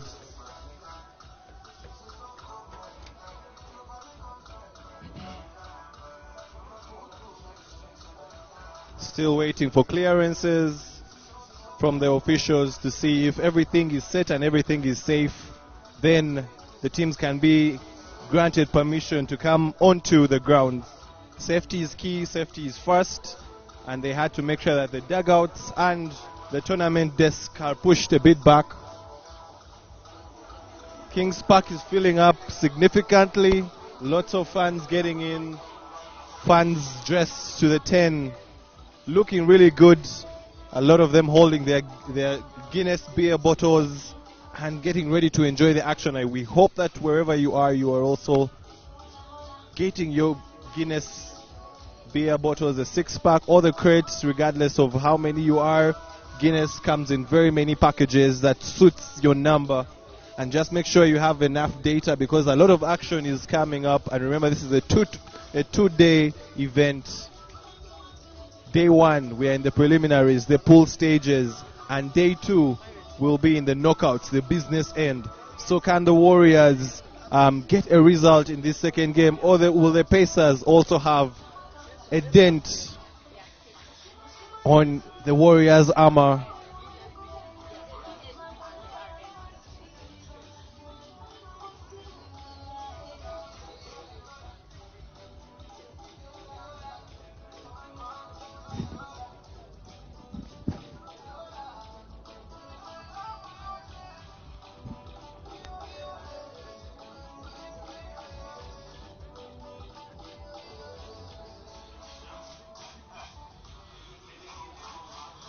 Avoidable mistakes from the Warriors in their first game. A game that they could have won, but because of a couple of errors that they made, they found themselves on the losing end. And you could see, for those that were watching at the time, you could see what it meant to the Sailors celebrating that win. As we prepare for kickoff, with the Pacers getting the chance to start the game. A high kick, very, very good kick there by the Pacers. A contest in the air for the ball. Ball goes back. Marvin Agaba attempts to take it back, but he's bundled into touch, and that is going to be the first line out of the game. And advantage to Chisui Pacers with the first opportunity to attack in this particular one. Yeah, I think that's probably one of the things that the Warriors will need to clean up, how they respond to the restart, because the reception was a bit messy, and the Kisubi Pacers have been given free possession just inside the 22, and with a clean waterfall line out, like they call them, they get a sniff at the try area, but caught shot just at the 5. Quickly recycled onto the outside. That's James Mwesige at center, but he's not able to regather. Ball goes to his winger. The Kisubi Pacers are playing a continuous play where they're not allowing to go down and set the ruck, which gives the time for the opposition to realign. And they've kept the ball, should be for the second phase now. And there, I think he will be judged for not rolling away. Yeah, Ivan Mugiria had no choice there. And the Kisubi Pacers have another opportunity to put points on the board. And yet again, they're not allowing the Warriors to realign by setting at the breakdown with Henry Musisi with a very good defensive tackle to deny James Mwesige. Maul is called by referee Sauda Adiru, and Warriors will get the first chance to play the ball in this game. Yeah, their defense has been tested. They make quite a number of sloppy mistakes that have been at their undoing for the larger part of the Rujumba Sevens and in general the Sevens Series. And I'm sure that you could see after that first game the mistakes they made against the Sailors. They had a stern conversation amongst themselves, and let's see if they can be able to adjust. They have survived that attack, those waves of attack from the Kisubi Pacers. Can they be able to translate all that defense now into attack as Simon Peter Nyeko feeds and ball to Kinyai, who drops the ball and just looks at it. Gabriel Laredo decides to kick out of his own half, and the old man, but he's still quite pacey for his age, Gabriel Laredo there. And you mentioned age there, and it is Gabriel Laredo with very good aerodynamics on the chest. The bounce is not favorable for him, but Henry Musisi is spot on. A fellow old man of the clan, probably the most loyal Warriors player that there is.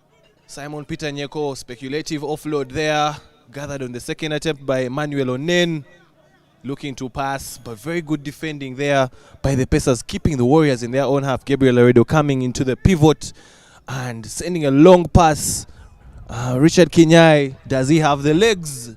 Is the support play sufficient? It's a 2-on-1 situation, and he does not pass the ball, surprisingly.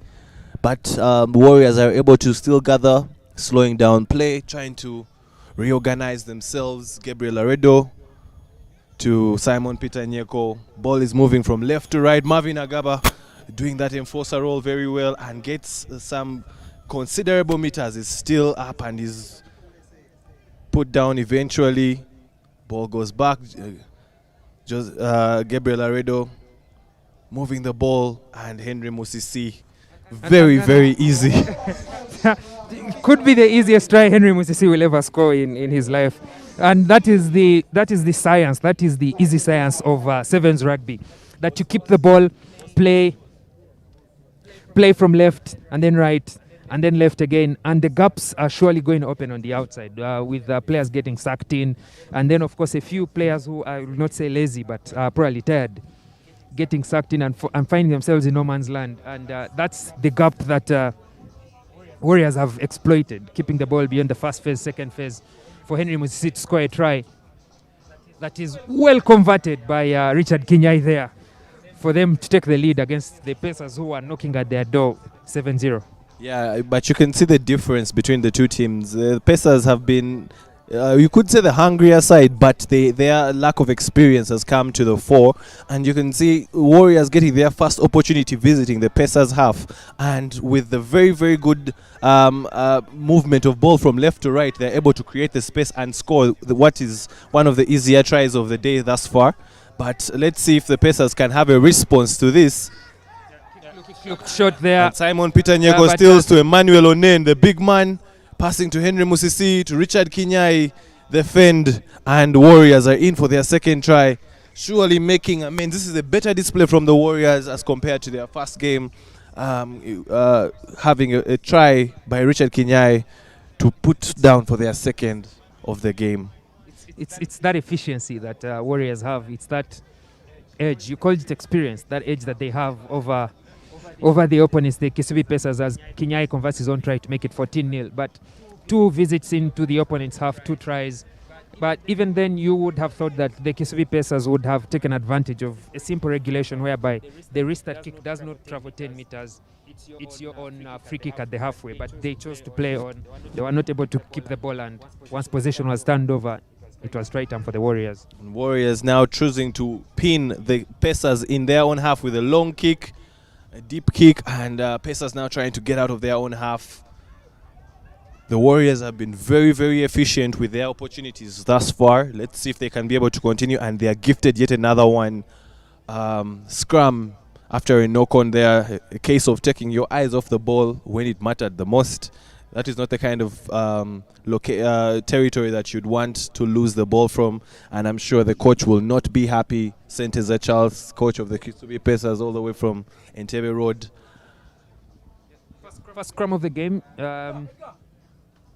I'm interested, as we were looking in the previous game with Helen, I'm interested in seeing which options the teams go for as Warriors get the feed. Last play of the game from Simon Peter Nyeko to Gabriel Laredo with a very nice flashy switch ball there. Or should have been a back in to set Henry Musisi onto the outside, but there wasn't enough space for that. And with no advantage gained, should be diving in the ruck, I think. The call by Sauda there, but Warriors again spreading the ball out wide. Ivan Mugiria now in possession, the only player wearing white shorts for the Warriors, I think, from the time the season has begun. He carries with Richard Kinyai. Oh yes, Gabriel Laredo, quick ball. Simon Peter Nyeko chooses to go all the way alone in the corner, and he will score. Try time for the Warriors, 19-0.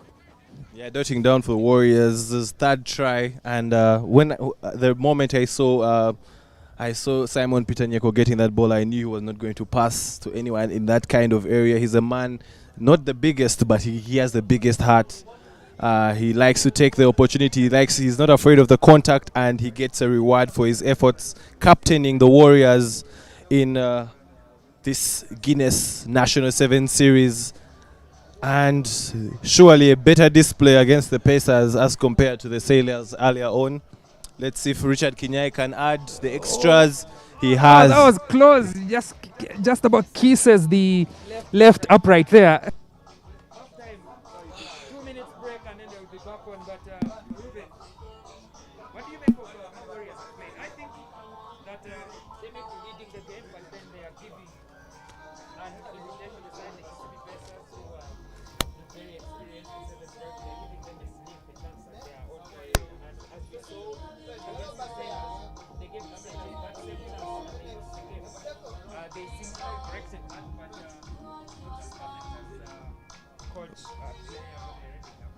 Yeah, one of the biggest issues, especially that they have a couple of youngsters in the team, is they have those early nerves whenever they are starting their games. So for most of the teams that can capitalize on such situations, once you can capitalize on the time when they still have their nerves, then you can be able to hurt the Warriors. But you saw the Pacers try to do that, but the Warriors were able to hold their ground. And once the nerves finally settled down, it was an opportunity now for them to express themselves. So it's all about Gabriel Aredo and the rest of the management team for the Warriors to find a way to mitigate or to manage those nerves early on in every game, because we saw that is how earlier on the Sailors were able to also get to score quick points, and then from that point on it was just Warriors chasing the game.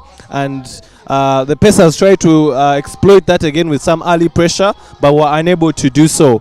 And when the Warriors found their footing, when they found their bearings, we have seen what they can do. Very efficient. With 4 visits to the Pacers half, they have scored 3 tries.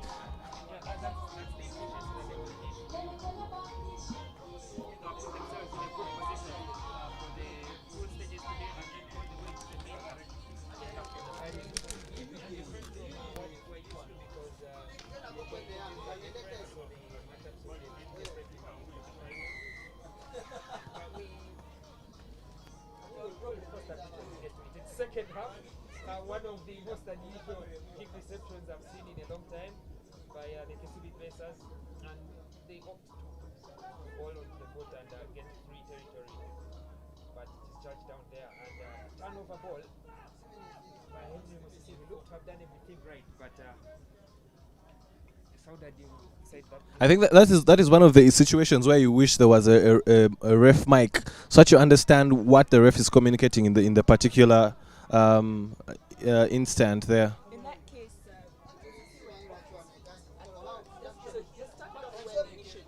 when he went off his feet, that's how the penalty got turned to the Pacers side. But it didn't matter anyway, because Warriors have stolen the ball, and has scored yet another try. The small nuances at the breakdowns is something that quite a number of Ugandan teams struggle with. There's the side entry, which is a problem, staying on the feet, which is a problem, then also binding at the rock. And it does bite us also at the international level, where we tend to give away very many penalties at the breakdown. And Sauda is an international referee, so she is very strict at the breakdown areas. So that's something teams that are officiated by her have to watch out for. What a brilliant we don't usually see Latif Abdallah kicking, but today for some reason he has been given the responsibility, and he takes it very, very well. From the corner he kicks and he gets the extra points for the Warriors. Wow, very, very interesting. I think it's that point which comes whereby the players are enjoying themselves, and they start to think, I can take this. Once the game is already in the books, you've already known that you're going to win. You can afford to do some of these things. And Latif there tells Richard Kinyai, let me take this one, and he converts it very, very well. Yeah, Latif and Kinyai actually very, very good friends even off the pitch. So I'm sure it was a conversation they had there very quickly. And he was, kickers are usually very stingy with their ball and wanting to kick that ball, but the trust he has in given you when he gives you that ball is something that's priceless, I should say.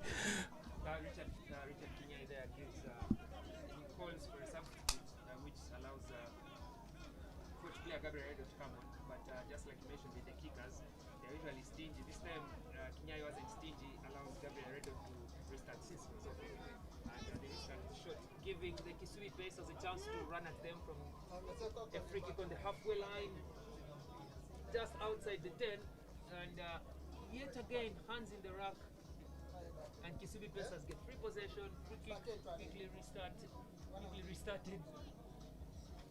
One lone ranger goes alone, spares his shoulder, but he's not strong enough, and he loses the ball forward. Turnover possession for the Warriors, but it's no spot, so we'll go back to that. Yeah, first offense there. I think it was a no-brainer there. You have to use your players on the outside. You have to play with your teammates because sevens is just like any other sport. It's a team sport. So you have to use your players on the outside. Once you go in alone, you need to be sure that there's the support. But most importantly, you need to hit the ball out. They were able to hit the ball there.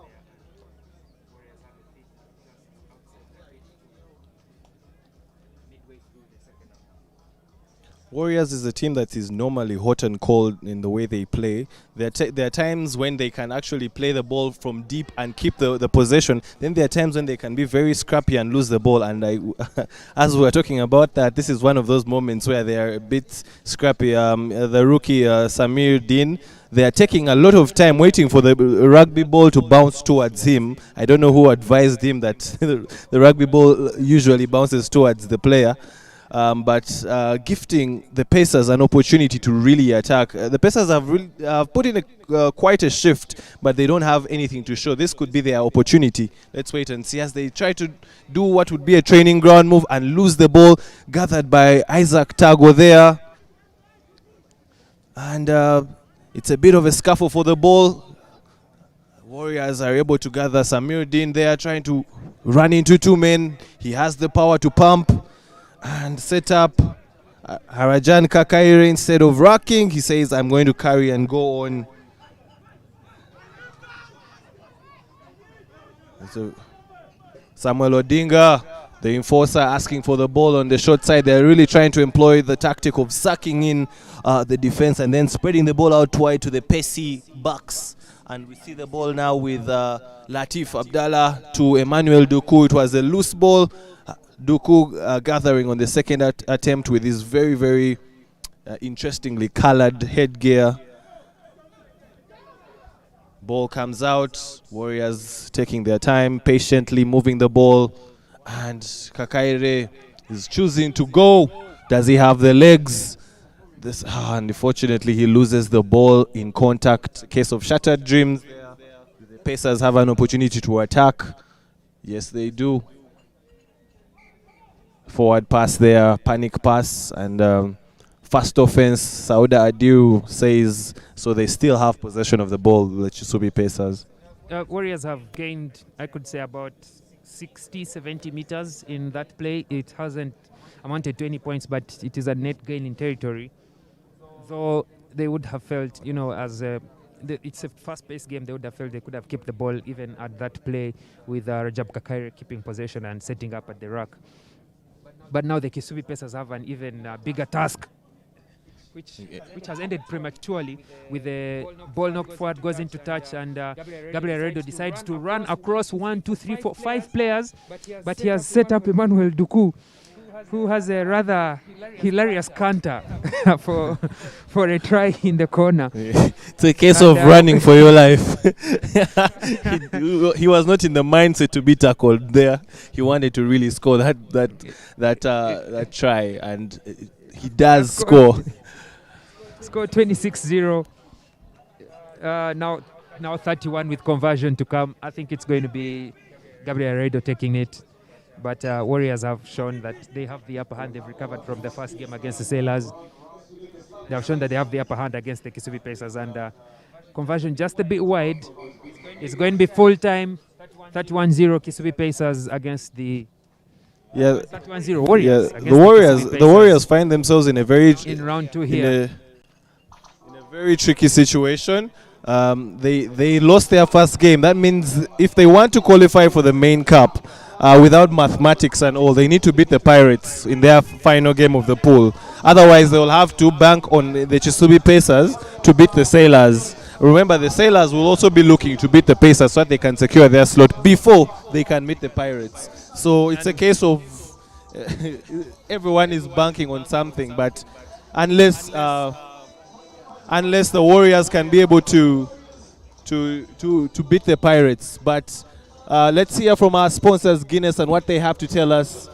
Make sure you're enjoying your Guinness wherever you are. Be looking to beat the Pacers so that they can secure their slot before they can meet the Pirates. So it's a case of everyone is banking on something, but unless the Warriors can be able to beat the Pirates. But let's hear from our sponsors, Guinness, and what they have to tell us. Make sure you're enjoying your Guinness wherever you are. Okay, the next game Black. It's not dark. It's bright. Black is bold.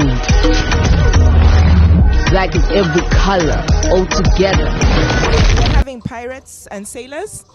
So the older brothers versus the younger brothers. Our hosts today are Pirates.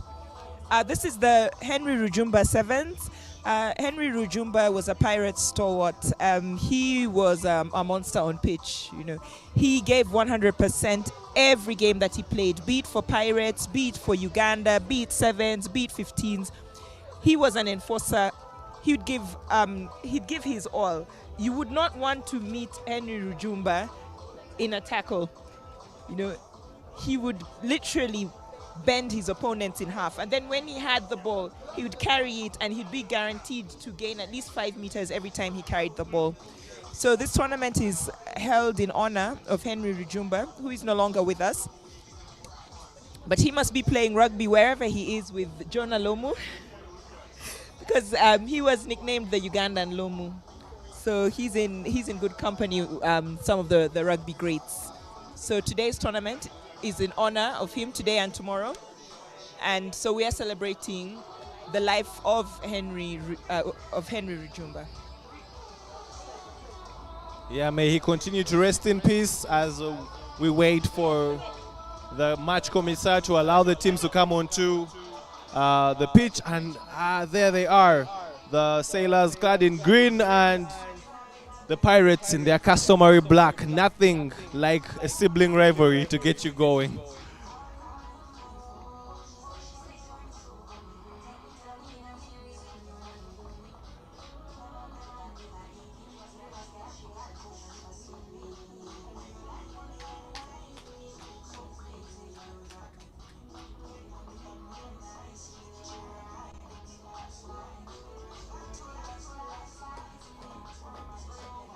And you can see the unity, having a group huddle as one.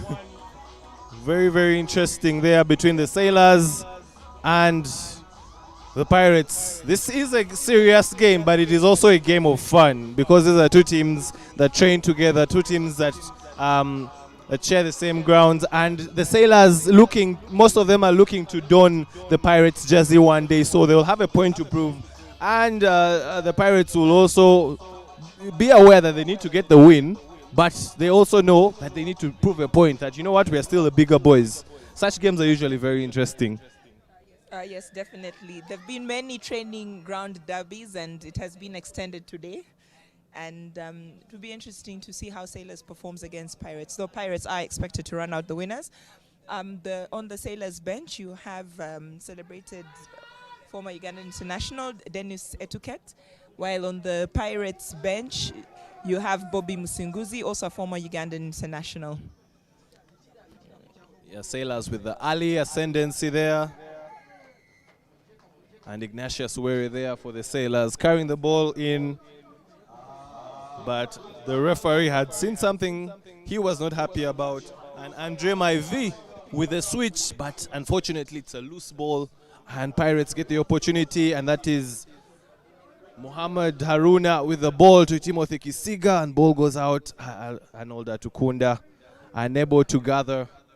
It's a knock-on. Do the Sailors have the advantage. No, they do not. So we come back for the scrum. The first scrum of the game goes to the Sailors.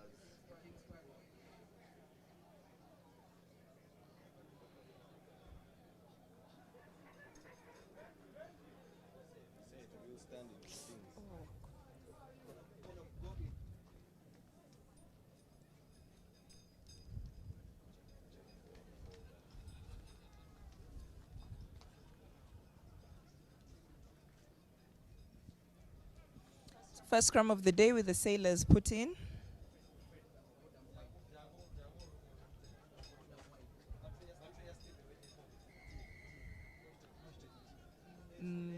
Pirates has wheeled the scrum illegally. There was some illegal scrummaging going on in there. Sailors starts a quick one.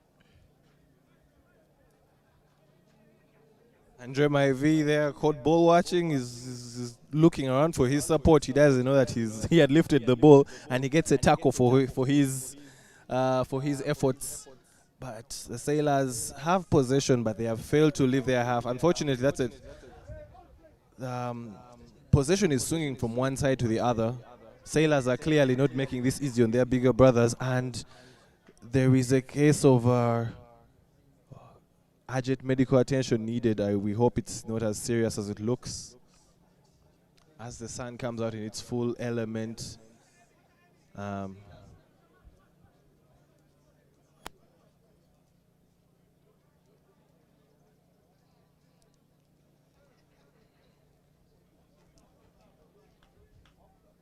rugby is a game that emphasizes safety, so safety and welfare are paramount in everything that is done on the pitch. It is a physical, very contact-oriented game, but when it comes to safety, there is no compromise on that.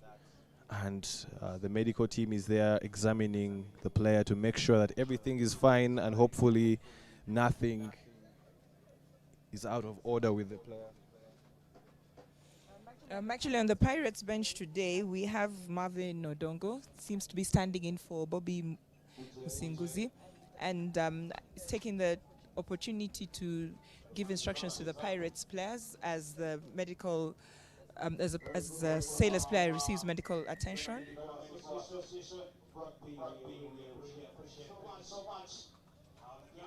Looks like a case of a concussion, or we're yet to find out what happens, but as that is going on, play resumes. Desire Ayera trying to get some extra meters for the Pirates. The Pirates with their first comfortable attack, and Buju there. And unfortunately, ball is lost by the Pirates. Sloppy play.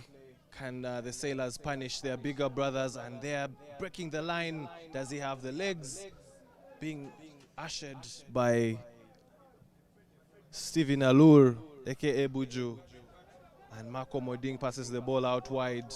Dancing feet. Very good tackle there by Arnold Atukunda. And Olupot with the ball out wide. Sailors trying to move the ball from left to right, trying to get the ascendancy. Risky passing there in a 50-50 situation, and off the loose ball, Desire Ayera gathers, and I do not think he's going to be captured. And you can see with a smile, toying around with Andre Maivi, and he scores. Quite cheeky of Desire, and his little celebratory dance together with Haruna. Yeah, the Pirates know how to have fun. They enjoy their rugby. And I think it comes from that chemistry, that camaraderie, being around each other, having that sense of group, sense of a team. And that is one of the things that has really made them one of the top teams in Uganda. The fact that this group has now been together for quite a while, a few additions over the years, but they are a team that has been really, really built for quite some years under the stewardship of Coach Bobby Musinguzi. And you can see their dominance hasn't come overnight. They have really worked for it, and credit to all the efforts that Pirates has put into their development. Yep, and a mistake at the kickoff, an unusual error, handing Sailors possession, an opportunity to get out of their half and into the Pirates' half.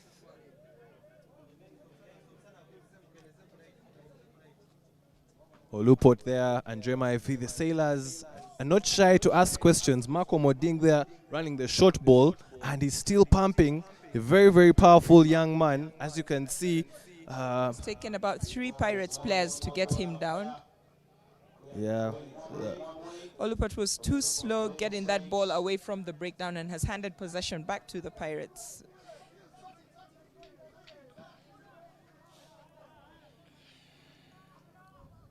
Ivan Magomi is on the bench today. So Haruna Mohammed sits in the fly half position and trying to move the ball. Timothy Kisiga gathers off a loose ball. He's usually very, very, very silky, and he slices through the defense to score Pirates' second try.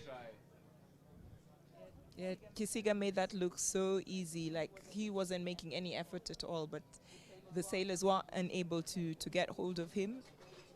And those are now 12 points for Pirates.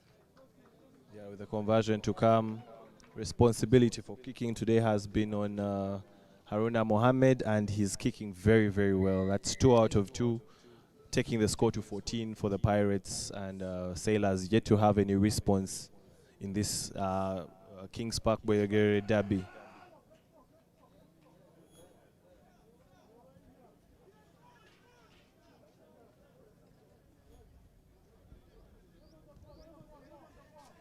Pirates' first game was a comfortable 52 win over Pacers. Oh, some great footwork. Kamiza Show Jones and there with the go. headgear. And what beautiful footwork. Left the opponents for dead. And off the pick and drive, a bit of panic there, shattered dreams there for the Sailors after a very good run by Kamiza Jones. Excellent run, beautiful footwork, such balance and poise and great pace. It was unfortunate that they were not able to get the 5 points out of that rare visit to the Pirates 22. Now Pirates are going to look to punish.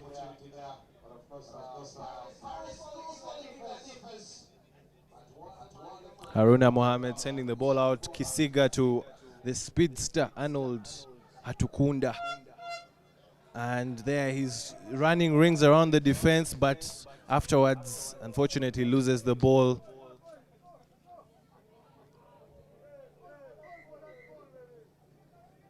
An infringement there takes us into halftime with the Pirates 14-0 in this game.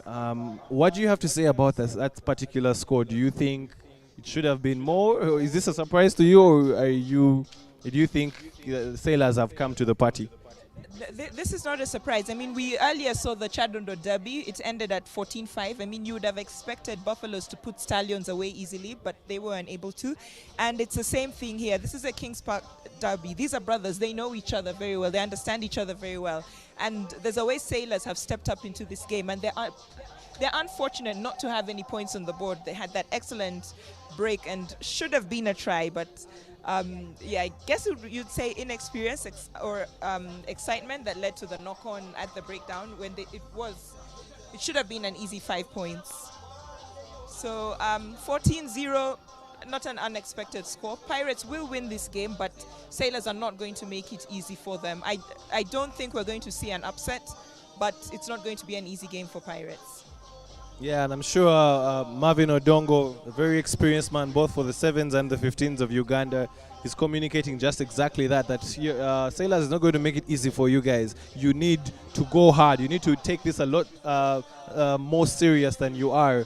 And I think for the Sailors, they need to find a way of turning their attacks into points. They are really, really doing a lot of defending, and when they get the ball, they're not getting their reward for all the hard work, so they need to put something. So they need to be a lot more clinical. They need to also be composed with the way they are approaching the game. There's a bit of panic there after the brilliant run. The pick and drive that was there was rushed, you could say, and the ball was knocked on. So composure is also going to be something that's communicated in their camp. Definitely, and it's good to see Black Pearl's Emily on the technical bench for Sailors as well today, helping out with the water and also giving a bit of advice to the young Sailors players.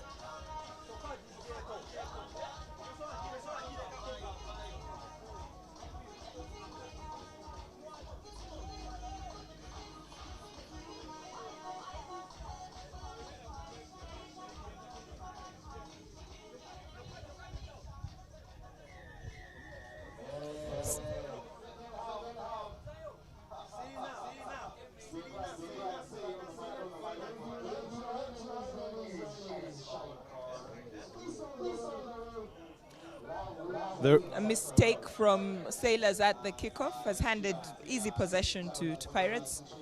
A free kick on the halfway line.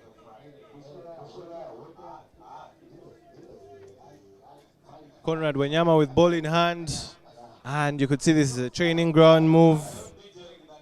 And the dummy there by Haruna Mohammed, the first dummy of the day, sold and sold for a profit. But the forward pass, unfortunately, after such a brilliant play from Haruna Mohammed, his pass to Conrad Wanyama was forward.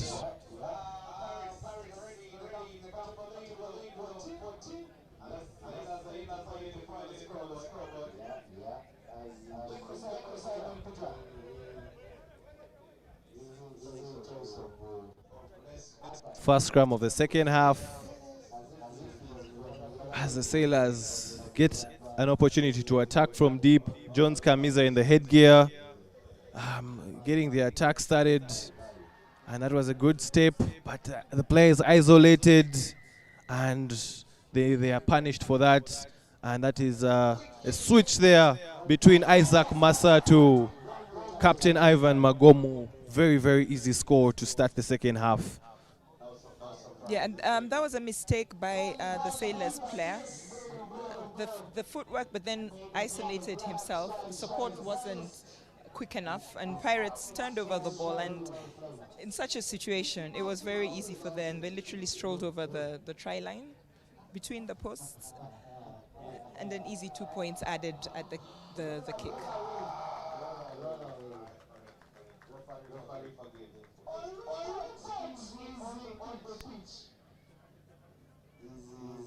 Conrad Wanyama looking to restart, assessing both sides, and he chooses his side, and the kick.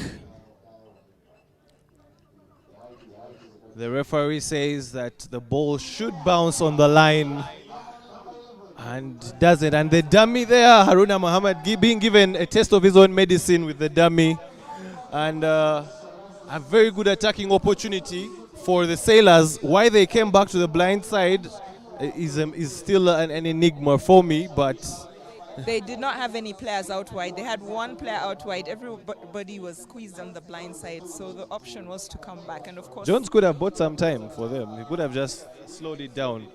Yeah, that's true, but I guess they panicked. Yeah. As Haruna Mohammed plays around and sends it deep. Conrad Wanyama to Isaac Massa. Isaac Massa, I don't think anyone is going to be able to stop him. The man nicknamed Minister of Defense for the Pirates scores.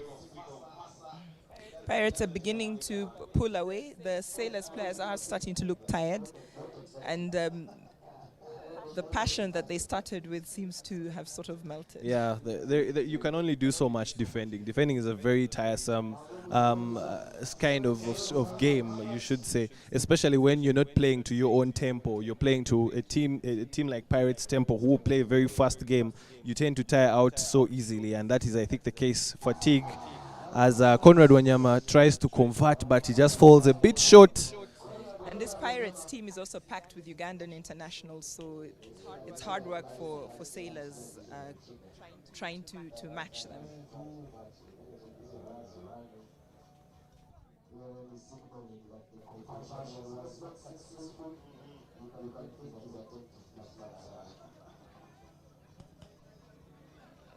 Good kick, which is contested by Pirates, and they regain possession. Conrad Wanyama. Wanyama selling dummies right, left, and center, and going over the try line for a try of his own. At this point, the Sailors really need to at least get one try on the board. I'm sure that would really get the crowd excited. Oh, definitely it will. The crowd always loves the underdog, so if Sailors were to score, the entire grounds will just erupt.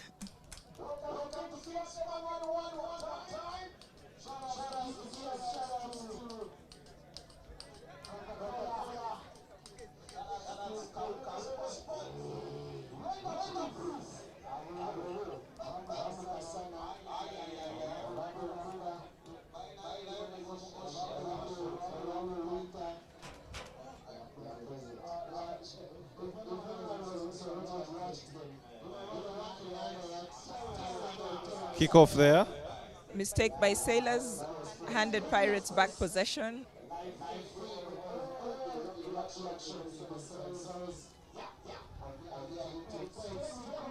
The referee is not happy with something from the Sailors and a penalty to the Pirates, who put the ball down, and I think it's another opportunity for them to try one of their training ground moves.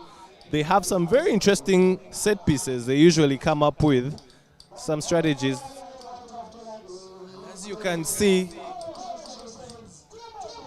very, very easy work, very, very easy. Too easy for Timothy Kisiga, and he's over again for Pirates. And when it rains, it pours, and the tries are pouring in now. Yeah, this second half, it's like the Sailors fielded two different teams. There's one in the first half that really came to frustrate, and the one in the second half came on, I don't know, I don't want to call it vibes, but it looks like vibes. There's no substitute for experience, and Pirates' experience is just overwhelming the Sailors.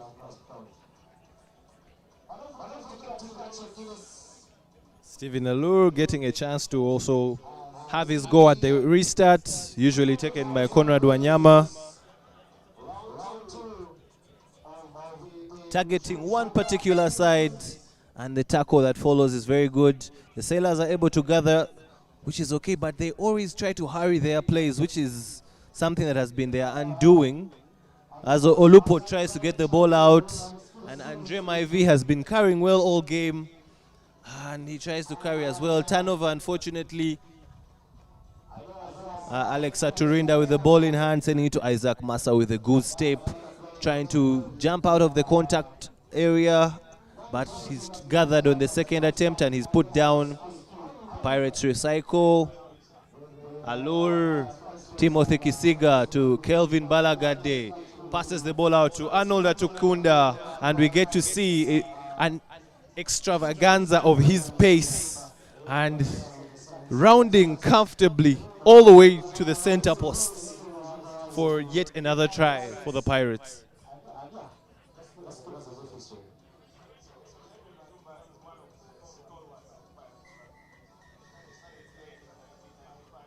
There you have it, full time in this particular encounter. The Boyogere Derby, the Kings Park Derby, Pirates coming out very, very comfortable winners of this one.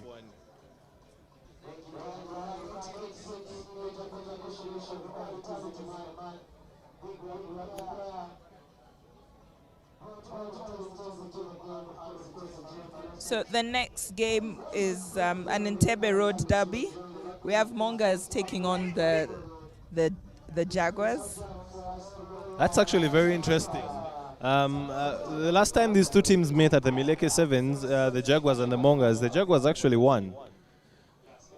So it would be interesting to see if they can do that again today. Yeah, I'm sure. They have plenty of pace to burn. Mongers does not really have out-and-out gasmen, but they have the experience and they have very strong ball carriers. We saw how Jaguars struggled against Heathens at the breakdowns. I mean, Heathens' physicality was just too much for them. So perhaps if Mongers can capitalize on that and prevent Jaguars from getting the ball, then they may be able to run out winners today.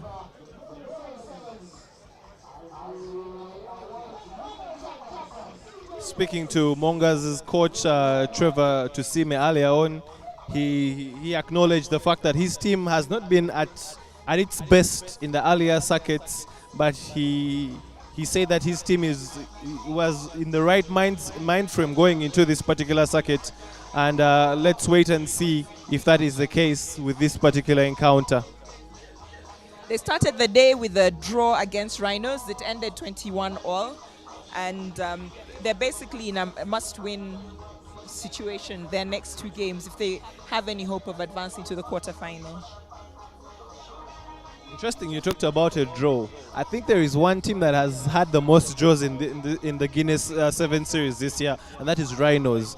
I think every circuit, or at least 3 out of the 4 circuits so far, they have had a draw, at least with someone. They've drawn twice with Hippos over 2 circuits. Then today, this particular circuit, they drew with the Mongers. So I don't know what we'll have to say about that, but are they the draw specialists? Perhaps maybe this will be because they're on against Heathens next. So will they be able to pull off a draw? It's possible. Or their draw is limited to one draw per tournament. Per tournament. Maybe it's a KPI they have.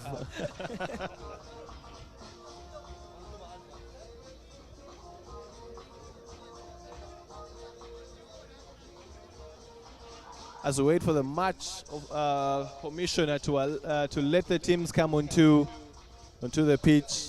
Remember, action is coming thick and fast as we have the pool games. As we come to the close of round 2 of the games, and then we'll hopefully go for a lunch break. Then they will have the final pool games to decide who cements their place as top spot in each pool and who comes out second. So crucial games happening. Remember, everything that is done today dictates what fixture you get tomorrow, dictates what position you get, dictates what kind of matchup you get. Are you in the knockouts? Are you just playing for positions? So it's going to be very, very important to see.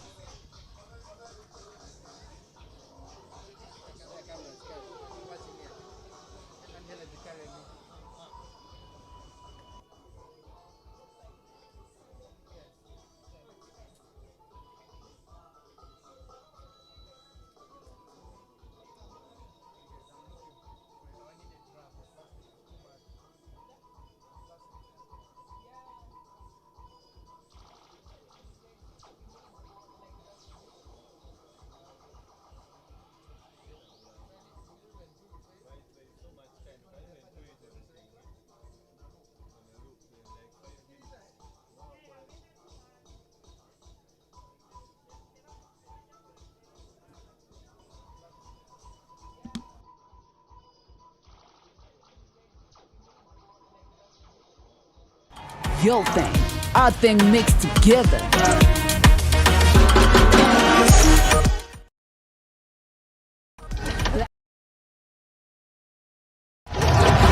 Black is bold, it's not dark. It's like every color all together. Black is bold. Black is every color all together. Our thing mixed together. My thing. Your thing, our thing mixed, black shines bright. Black, it's not dark, black shines bright. Black is bold, it's not dark. It's like every color all together. Black is bold. Black is every color all together. Our thing mixed together. My thing. Your thing, our thing mixed, black shines bright. Black, it's not dark, black shines bright. Black is bold, it's not dark. It's like every color all together. Black is bold. Black is every color all together. Our thing mixed together.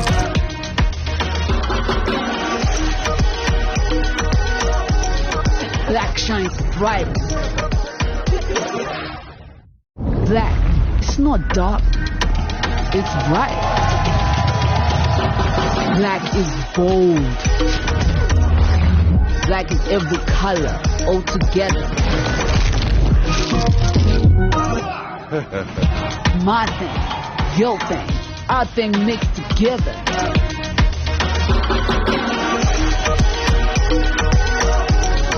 Black shines bright. Black, it's not dark, it's bright. Black is bold. Black is every color all together. My thing, your thing, our thing mixed together.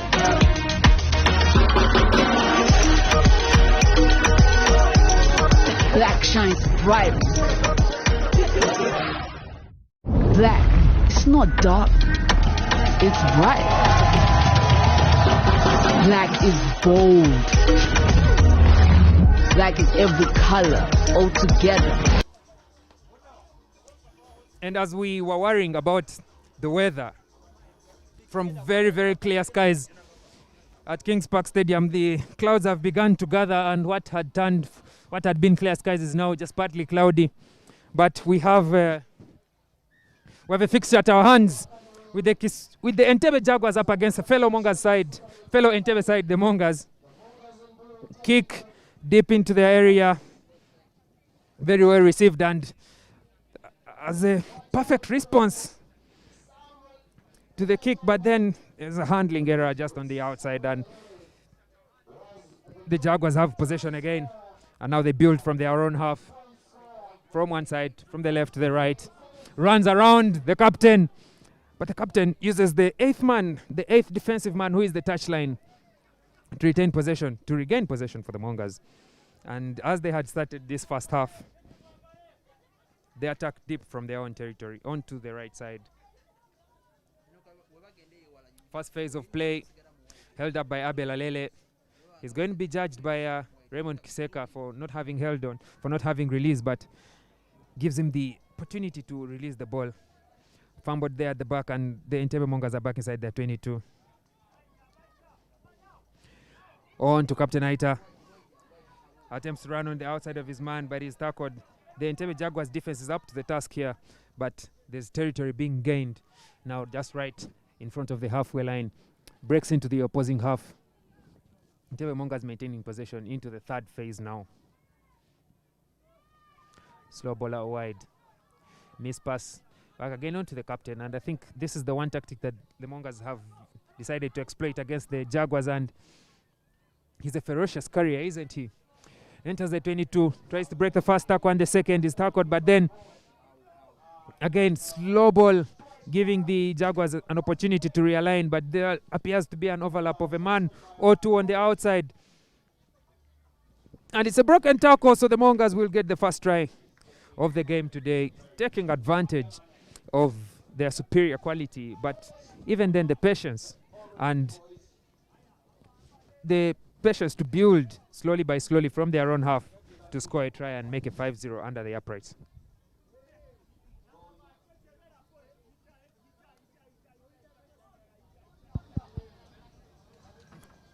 Yeah, great series of play there. The Mongers attacking from deep and are able to keep that ball all the way to the Jaguars try area. Very, very good hands there from the Mongers, showing their intent to keep possession and turn their possession into a score. Kudos to them for that. Entebbe Jaguars' chance to receive the ball from the restart, but the restart is short, and yet again they get a chance to attack from the halfway line. Free possession being handed over to these teams. We've noticed in the previous games and even in this one. But Raymond Seka is not impressed with what has happened there, and he has penalized the Entebbe Mongers for being offside, and not just penalizing, but he has sent one of them to the bin, and there with Abel Alele, the Jaguars have a chance to attack with the man advantage and on the outside, and there goes a speedster on the outside, breaks the first tackle, breaks the second, and he should be able to dive over for the Jaguars' first try of this game. But it is this clinical and surgical operation that the Jaguars bring to the series that has enabled them to score their first try against their senior side from Entebbe. Yeah, definitely. The Jaguars are never really afraid to take their game to whoever their opposition is. And there, yet again, we see an opportunity and taking immediate advantage of the numerical difference there after a yellow card given to one of the Mongers players. And they are able to exploit the wing, and the man on the wing is able to break one tackle and stretch out to score. Jaguars bringing it close and keeping this game a very big contest.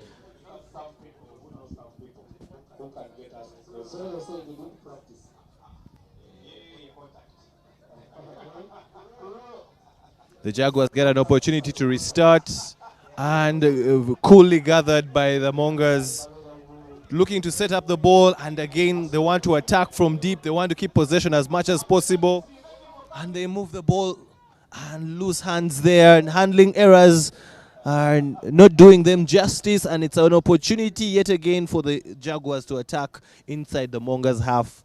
A very, very dangerous place to give away the ball to a team like Jaguars. They have shown their ability to punish mistakes, and they have the likes of Alele, who is able to make something out of nothing, and they have a platform now to attack from the scrum. So let's see what they'll use the scrum for, knowing that they have a man advantage. And Mongers have decided to go full offensive on the scrum, putting the scrum up there, the scrum there with them, which leaves only 2 men to defend the whole backfield against a very, very quick and flashy Jaguars backline. But we'll see how they are able to approach this scrum, because it appears from the first start, from the first set of this scrum, they wanted to go on the offensive to win that ball first time without giving the Jaguars a clean ball or any ball therefore. But we'll see how the game is played. And just as we're thinking, out to Abel Alele, who decides to sit on a border and run around the Mongers, but he has run out of space into touch, and with the teacher's flag up, he isn't away. As assistant referee Sama insists that Abel Alele ran into touch there, and with hands up from the Mongers, Raymond Chiseka has had, of course, to consult with his DJ and call the playback for a Mongers lineout, and they survived that one, haven't they? Yeah, maybe Abel Alele just showing us a sneak peek of what he would have done had the pitch been wider. But unfortunately, the touch line, you could say, was one of the Mongers' defense lines. So that was, unfortunately, he stepped out, and it was the case of shattered dreams. Yeah, and they might have had, the Jaguars might have had enough real estate with the man advantage there, but they won't right now. And even as they defend, they will be defending against 7 men. And there goes the man that had come off the bench out of the sin bin. But he again loses the ball in touch, loses the ball in contact there, and it's going to be half time. Mongers are really being sloppy. Mongers are really being sloppy in the way they play, and I think they're playing a really risky game. They have dropped their ball in their half about 4 times.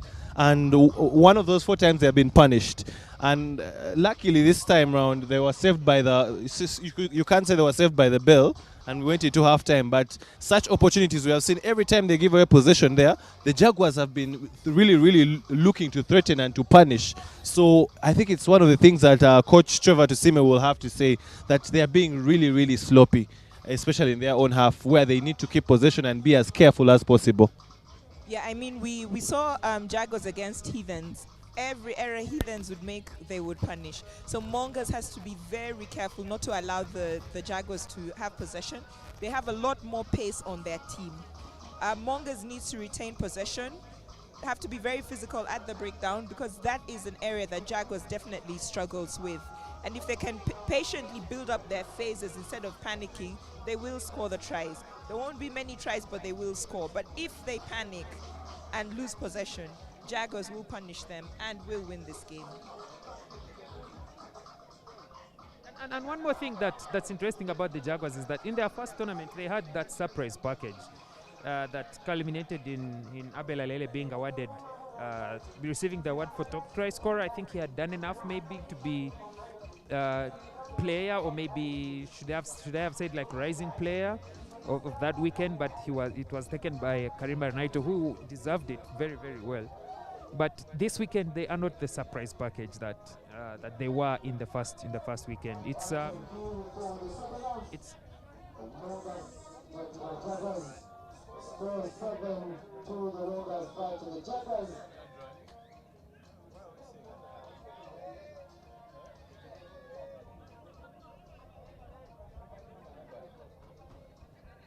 and like I was saying, small technical glitch there, that the Jaguars do not have that surprise package, that factor on them that everyone now expects and knows what they will bring to the table. And as we go into the second half, scrum feed in their possession. Everyone now keeps an eye out for them to see how they will play and how best they will stop all those attacking threats and put points against the team that many had treated as just children, but then they have put up a strong fight in the series so far. Ball out wide, and they have some speedsters, don't they? As the ball is lost forward in contact there.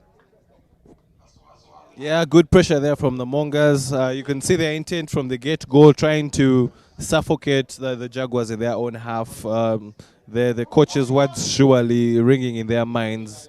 They know that if they're not careful, that these Jaguars can come to hurt them. So they need to do it as much as possible. And with the pressure, they're able to now get the ball and they have possession. Can they be able to punish now as they attack the fly half area and the ball is being moved steadily? Mongers is a team that's not afraid of the contact and trying to exploit the space. Knowing that they are not faster than the Jaguars, now they want to go through the Jaguars. And patiently moving the ball. And it's a case of miscommunication there, but they still have the ball. Luckily, does he have the legs? A two-man tackle, and Abel Alere completing what his counterpart started. Very, very good defense, and Abel leading by example. It's going to be a line out to the Jaguars just at their 5-meter mark. It's the kind of territory that you want to get everything right, get your line out right so that you can be able to exit very well. So let's see how that plays out in this particular scenario. Yeah, Mongers have shaped up to contest the ball, but then the Kisubi Pacers have decided to play to try a smart play where the ball just goes over the line out into onto the fly-half, who just carries straight into that fly-half channel. And with just one phase, they've been able to send the ball out wide, cut back inside, but he offloads on the floor. However, the regathering is not perfect, and it's lost forward with center referee Raymond Chiseka playing advantage. The Mongers have a chance to attack yet again in the same zone as they were in the last play. That looked like a high tackle for sure. And oh yes, Raymond Chiseka, who is very generous with his yellow cards, will not shy away from sending Abel Alele off to the sin bin for that high tackle. And now Mongers have been given a chance to return the favor, attacking against a team that has 6 men. Yeah, it's a case of deja vu here, but for the opposite team, can they be able to do what the Jaguars did in the first half, but very, very sloppy there? A case of, I don't know if they're communicating well, but I think the ball carrier, or the one who was supposed to be the ball carrier, thought he was running a dummy. But the person passing the ball thought something different. So it's really appalling that a team of Mongers' experience can be making such schoolboy mistakes. Yeah, it was just a lapse in communication there for sure. And yet again, even with the man advantage, they're not patient enough to regain possession at the breakdown where they are the stronger side, and they're penalized for offside at the break at the scrum. But the Kisubi Pacers know how to move the ball, and they know how to move. The Jaguars know how to move around with the ball in hand and get channels on the outside. As we are about to see here, advantage not gained, and yet again, Mongers, even with a man advantage, are not able to relax and be patient. They have the game in their hands, but then it's that final touch that they need to get possession, and then they will be able to put points on the board. But with a few missed tackles, 1-2, but then now they are able to get possession, and let's see if they have the legs to go all the way, or even the composure to carry it all through. Ball sent out wide to Aboke. He's surely going to make the try in the corner. Assistant referee Sama Emmanuel's flag stayed down, and Raymond Chiseka's hand is up for the other try of the Entebbe Mongers. Hard work for this try over what could have been an easier one. Yeah, I think it all goes down to this Mongers team is actually quite young as well. They're missing the experience that they usually used to have back in the day from the likes of Simon Wakabi. So they're really trying to discover themselves as they play, and they're trying to discover each other as teammates. But this will be an encouraging sign that they're able to score regardless of not playing well. And the score remains 12 with the conversion unsuccessful. And we have the Jaguars still on 5. And one thing that also Mongers is struggling with is they do not have out-and-out pace in this team. So they are shifting the ball quite well, actually. But when it gets to the wings, their wingers are easily closed down just simply because they don't have the speed.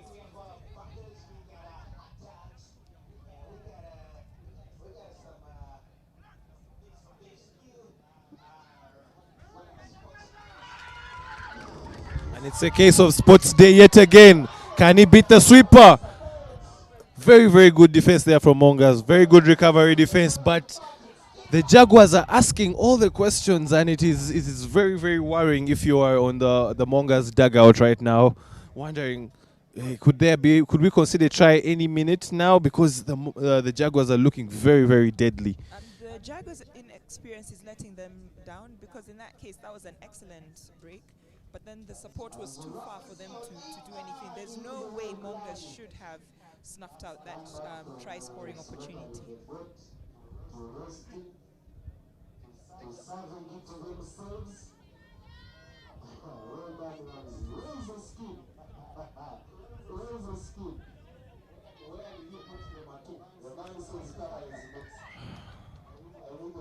Mongers having advantage but failing to make the most of it. Luckily, the penalty is there and the hooter goes, so hopefully they can be able to do the right play.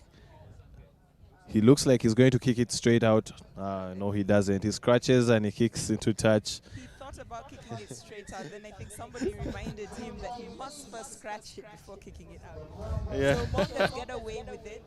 They win 12-5. It was a very tight game, but Mongers come away with the 3 points. Yeah, definitely. Mongers, they are fighting for everything they got. There was nothing given to them. And credit to the Jaguars. The Jaguars have played 2 games. They have played their hearts out. Unfortunately, they have ended up on the wrong side of the score both times. But hopefully, we're to expect more from them. It's very, very interesting how the polls are shaping up and the matchups that are coming up next. But the weather is very interesting. It's really fluctuating. It's threatening, like as if the rain wants to fall. Then again, the sun comes out. There's a real contest between the clouds and the sun in the air, I think. They're having their own rugby game up there. We hope the sun wins, though. We want to see good rugby. We want the fans to come out. And rain certainly will not help the day. Next up will be Heathens taking on the draw specialists, Rhinos. That's actually a very good game. It's one of those games that might not be as easy as Heathens might take it to be. One of the main guys, especially for the Rhinos, that we need to look out for will be Alan Olango, who is their captain. Very, very hard runner, knows how to exploit the defense line and break through it, and he has the legs to back it up. Of course, for the Heathens, as usual, experience of Michael Wokorach to do the simple things, especially on the regather. We have seen he's the man that is always sent out to regather the ball on the restart or on the kickoff.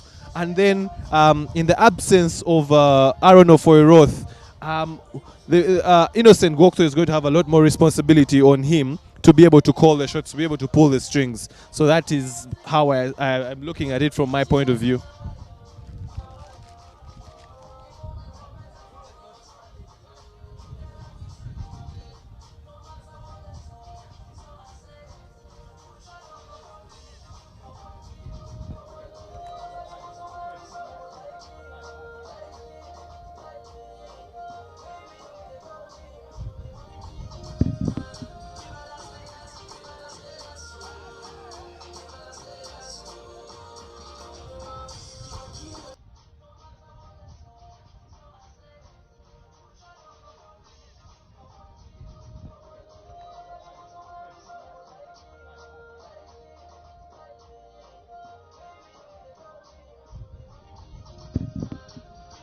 Black. It's not dark. It's bright. Black is bold. Black is every color all together. My thing, your thing, our thing mixed together.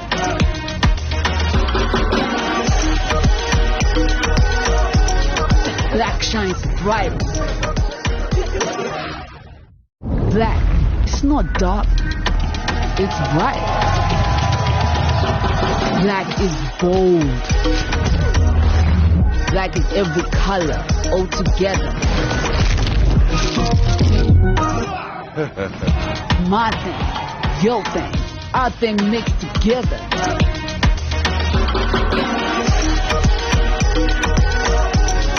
Black shines brightest. Black, it's not dark, it's bright. Black is bold. Black is every color, all together. My thing, your thing, our thing mixed together.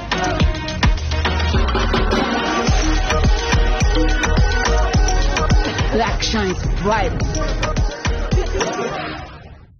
Black, it's not dark, it's bright. Black is bold. Black is every color, all together.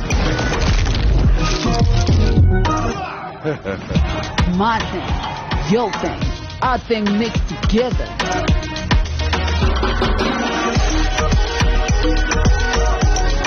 Black shines brightest. Black, it's not dark, it's bright. Black is bold. Black is every color, all together. My thing, your thing, our thing mixed together.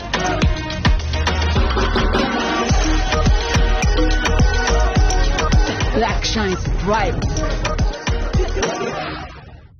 Black, it's not dark, it's bright. Black is bold. Black is every color, all together. My thing, your thing, our thing mixed together.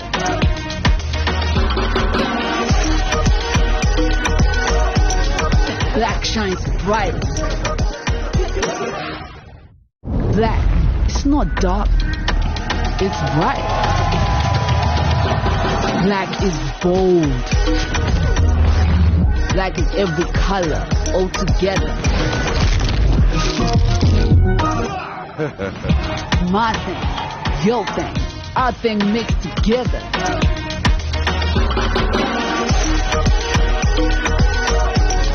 Black shines brightest. Black, it's not dark.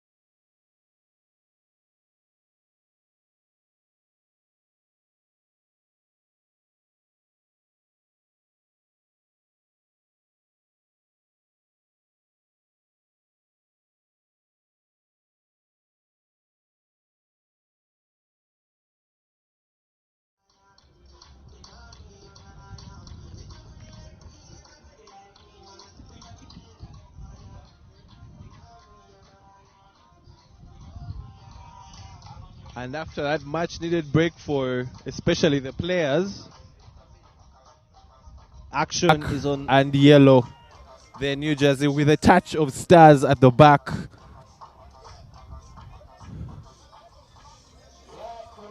As the weather is changing slightly, it's a bit windy now with the clouds taking charge. And the Rhinos kicking us off. Ivan Chirabo, former Betway Cobs player, now Rhinos stalwart, starts, and Nicolas Cato starts, and he breaks the line, calling for the switch, and Michael Wokorach reading that switch very well with the fend, the customary fend, and he scores very early attack and an immediate score.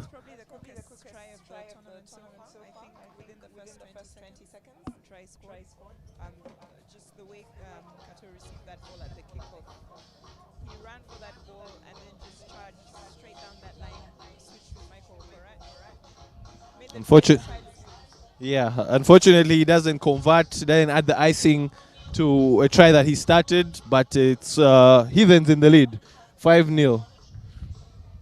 5-0 there for the Heathens. Nicolas Cato with a very ambitious play off the kickoff, and now they get the chance to restart. High kick there. Billy Ochen gathers, tackled by Michael Wokorach. And that is Andrew Kalali passing the ball out, and the Rhinos now trying to get something happening, still having ball in play. The ball is still very much alive. Referee says ball was hit backwards. Not supporting your weight in the turnover.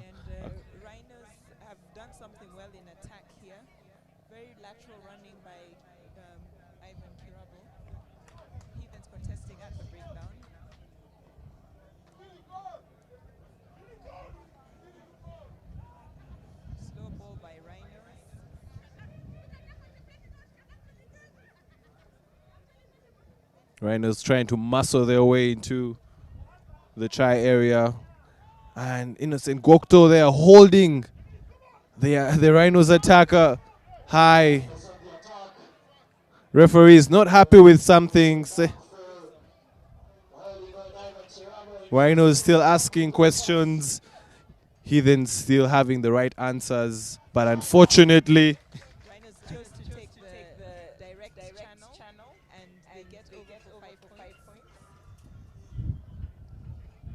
yeah, why run around when you can run straight through the wall? So that is 5-all with the conversion to come. Ivan Chirabo with the responsibility to get the extras. And he's usually a very reliable kicker, so he should add these 2 points.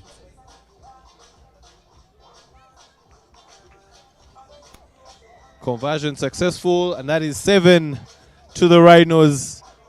Heathens with 5.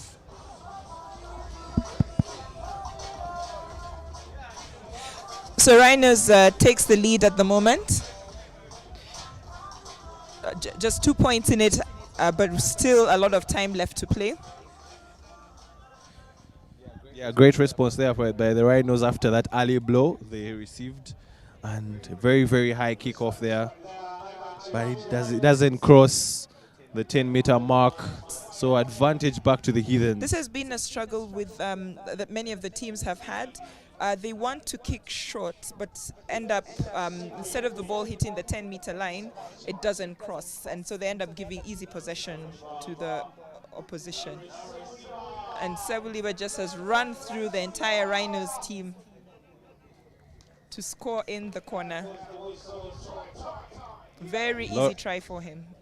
Yeah, Lawrence Sebuliba scoring, escorted there by Alan Olango, who almost got him, or you could say he got him, but he got him while he was in the try area already. So that is another 5-pointer for the Heathens. End-to-end stuff. Both teams are, once one takes up a punch, the other returns another punch. So now it is 10 with the conversion to come. Let's see if there can be Nicolas Kato can add extras. This time he goes very wide, and the score remains 10, while the Rhinos have 7, as Stephen Kalema waits to take another kick for the Heathens. One of the players that's brought into the squad in the absence of Aaron Ofoyroth, and his kicking has been a bit questionable in the 2 games that he has played thus far. And yet again, the kick falls short, handing Rhinos possession at the halfway line. So they start with a free kick. And last time round, they also had a free kick, and it resulted in a try eventually. So some very good running.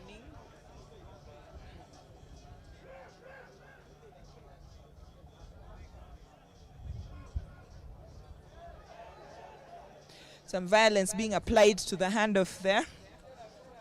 Rhinos still with possession and are looking. Oh, what a brilliant break and a run. Billy Chen with Sebuliba hot on his heels. Oh my God. Sebuliba has held him up all on his own, literally with one hand.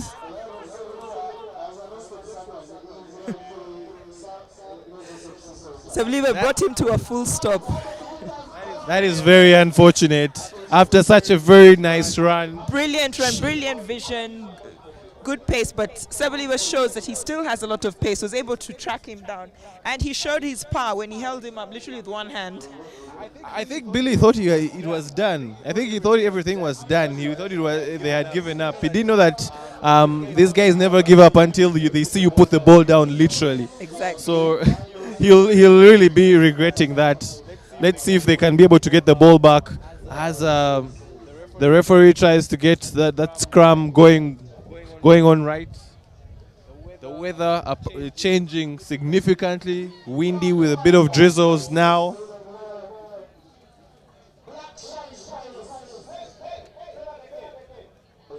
Pirates needs to get a refund from the rainmaker, because clearly this is not the weather that was ordered for.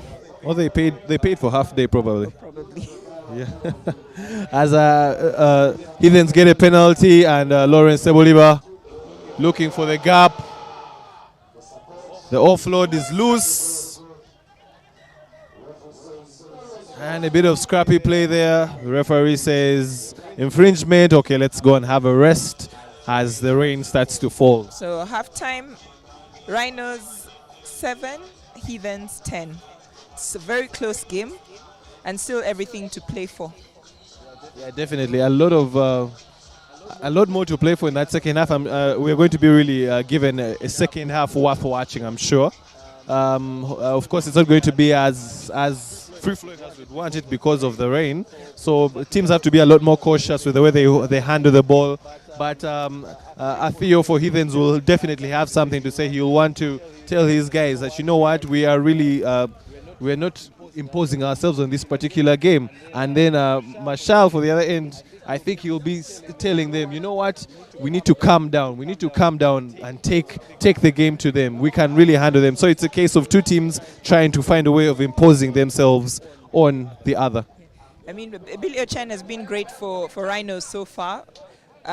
Really testing the Heathens' defense and exploiting gaps.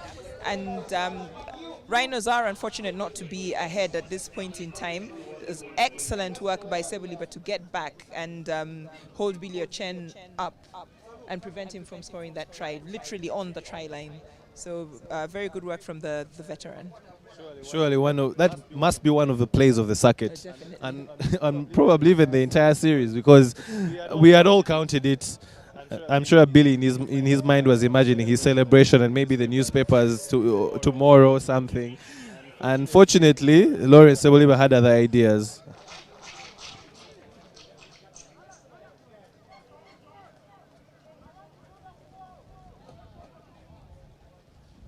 Stephen Kalema with the ball, taking on the kicking responsibilities and kicking to restart or to kick off the second half.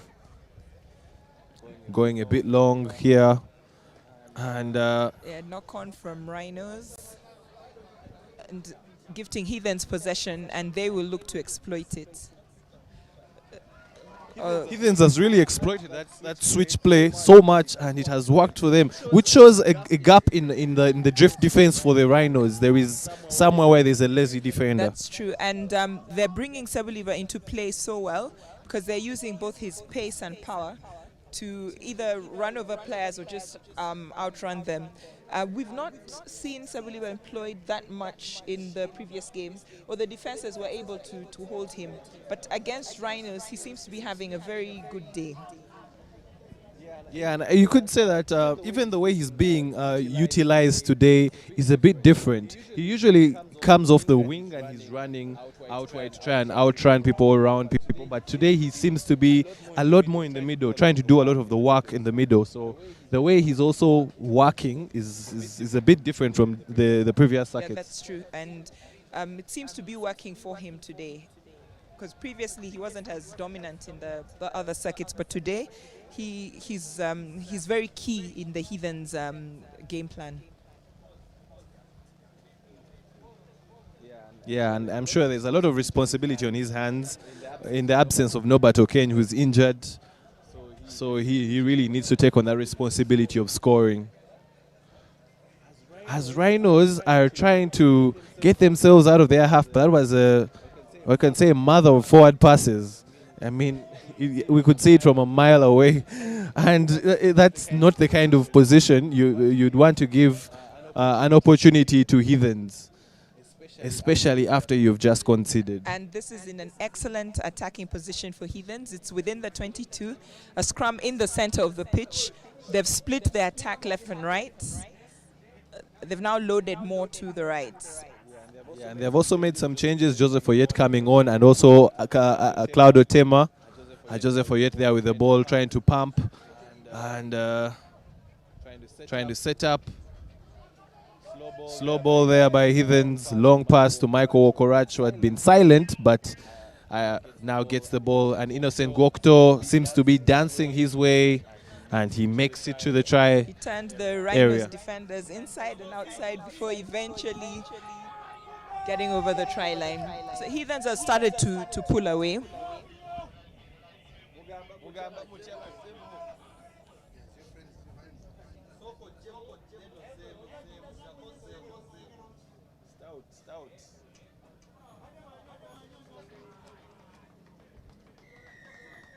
Conversion good there for the Heathens as they're able to extend their lead and surely put a considerable gap between themselves and the Rhinos. Can the Rhinos respond immediately if they want to have anything to get out of this game? If they do not respond immediately, then it's going to be a long game for them. They started very well, but unfortunately the second half has not been theirs. Yeah, they seem to have faded as the half has worn on. But they have an opportunity here as they try to get some play, and breaks out of two tackles, looking for the support play, and that is Sula, Ngobi Sula with the ball. And the turnover is very, very good. Heathens with much needed defense. When you need it, they defend. And I think there's a case of unsportsmanlike conduct. Yeah, that was very unnecessary. Should have just let the ball go and retreated 10 meters. Now Rhinos will be down to 6 players for the next 2 minutes. Moving the ball. Soccer-like control there from Innocent Gwokto to Cloud Otema. Cloud Otema with the fend, and he gets to get the extra meters. And I think Innocent Gwokto has been having some soccer classes of recent. Very, very good there from Alan Olango. Tackling Innocent Gwokto, then disrupting the offload while on the ground. That is some lovely footwork there.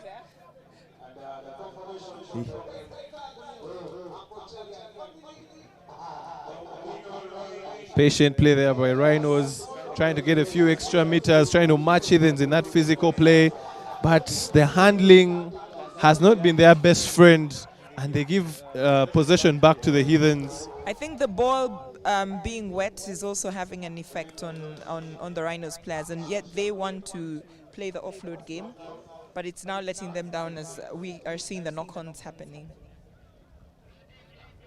Yeah, definitely. Teams need to now find ways of adjusting and seeing how they can play under wet ball conditions.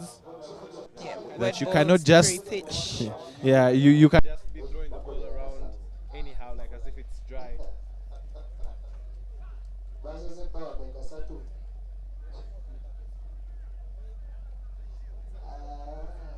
Steven Kalema there trying to do something to Bobby Sulaiman. That was a dangerous tackle, but the referee did not see it. Actually, he has seen it. He has given them the advantage. And going for the contact areas, and we are seeing a lot of Heathens players committed in the tackle, trying to hold the player up.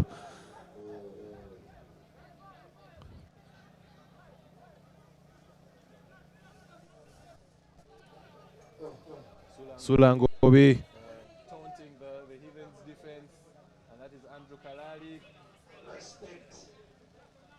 trying to set up as the rain starts to fall considerably now. A bit of confusion between the two players. It's going to be a scrum to Heathens. Surely at this point, this should be a result for the team from Chadondo. Yeah, Rhinos doesn't seem to be able to finish. They've been able to string together some good phases of play, but then just that finishing at the end is letting them down. So Heathens can count this as a win and look forward to their third game, where they will be meeting Mongers. Yeah, Mongers.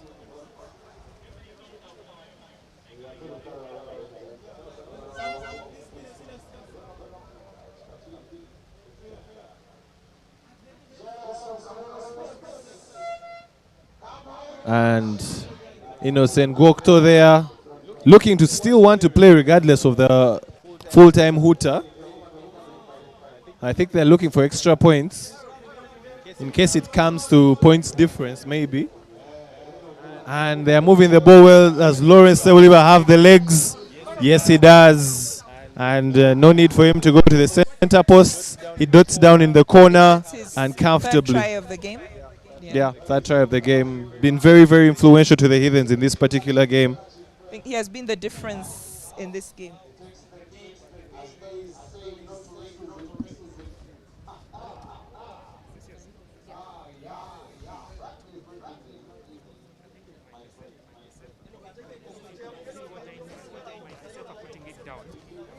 To the chair.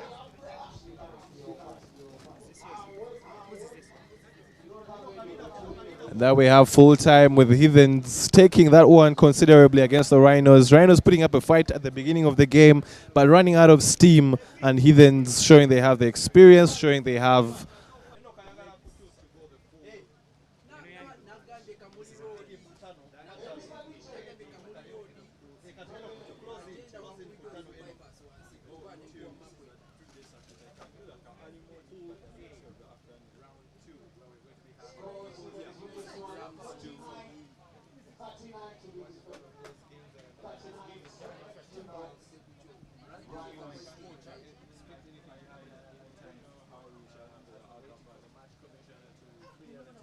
to come onto the pitch.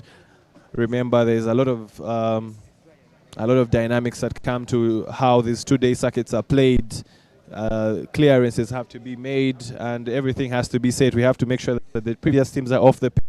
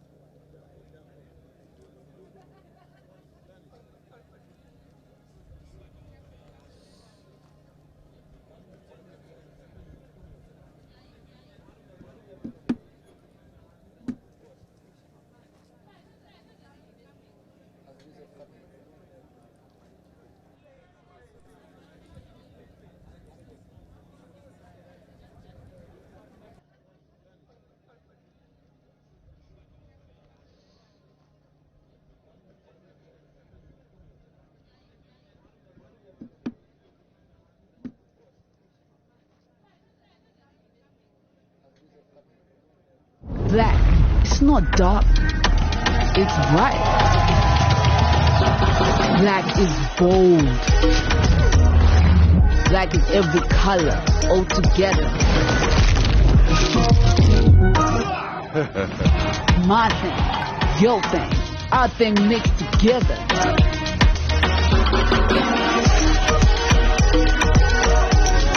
Black shines bright. Black, it's not dark, it's bright. Black is bold. Black is every color, all together. My thing, your thing, our thing mixed together.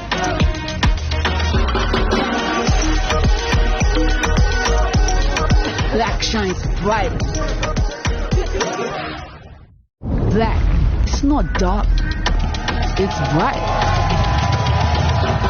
Black is bold. Black is every color, all together. My thing, your thing, our thing mixed together.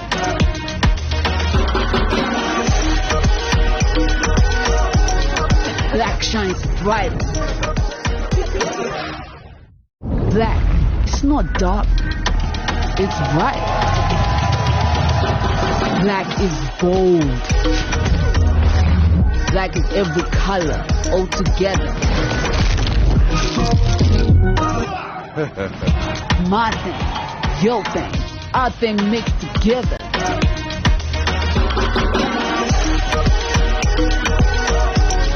Black shines bright. Black, it's not dark, it's bright. Black is bold. Black is every color, all together. My thing, your thing, our thing mixed together.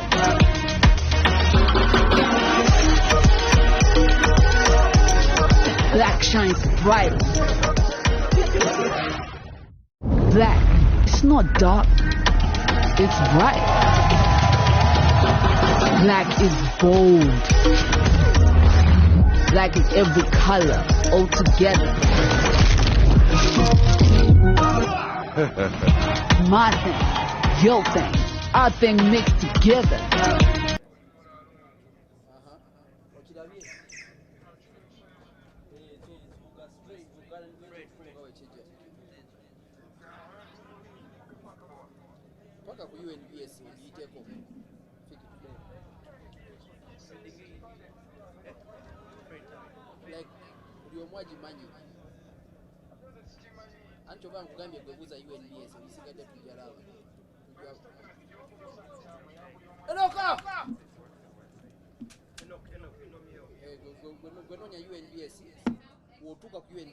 Like no, and that's one very broad idea of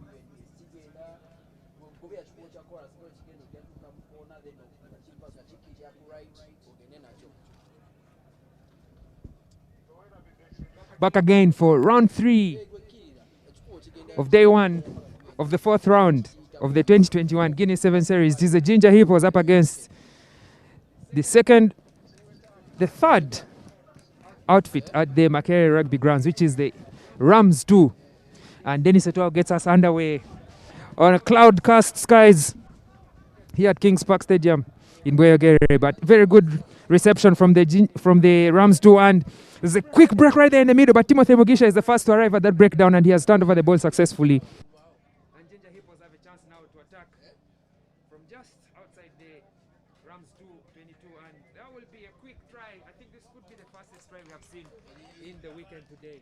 No, on the contrary, it was the Heathens try in the game that we just watched against Rhinos. That was a try within the first, I think, 20 seconds, where Kato received the ball, ran into the Rhinos 10, switched with Sebuliba, who went to dot down under the posts. Yeah, but this is an equally quick try, and very well worked by the Ginger Hippos to, approach the breakdown, turn over the ball, and utilize the space on the outside for the winger to score. Yes, good work from the Hippos, and I think this is going to be another long game for Rams too.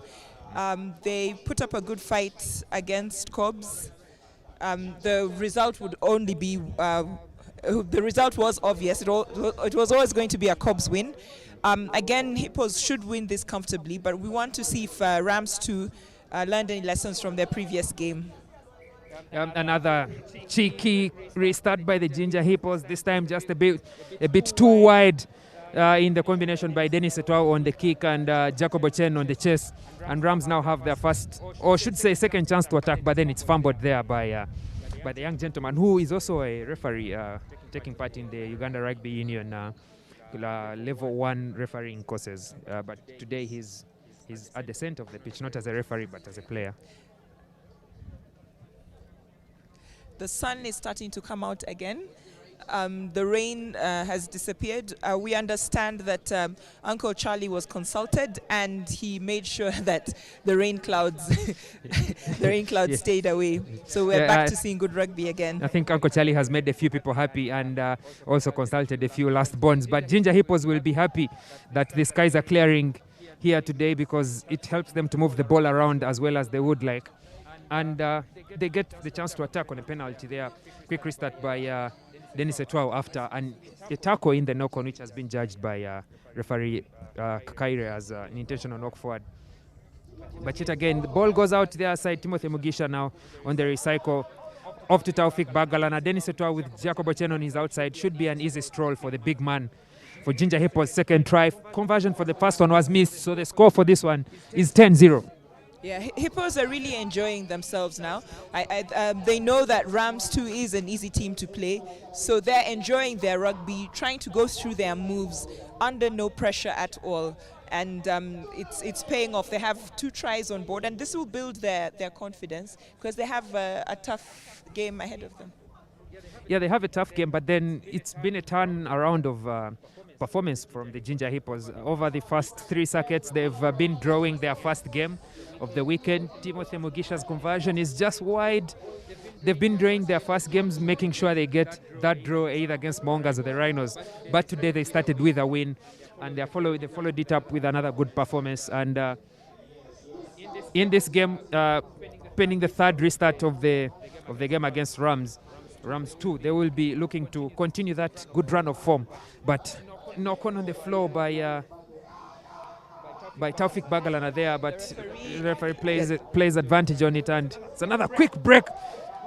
Tackles are not being completed, and Ginger Hippos will go over for their third try. And as I said, them scoring the tries, being able to go through their moves with little pressure, will prepare them for their third game, which will be against Cobs later on in the day. That will be a big game for them. If they can pull off a surprise and beat Cobs, then they top the pool and they have an easier quarterfinal tomorrow.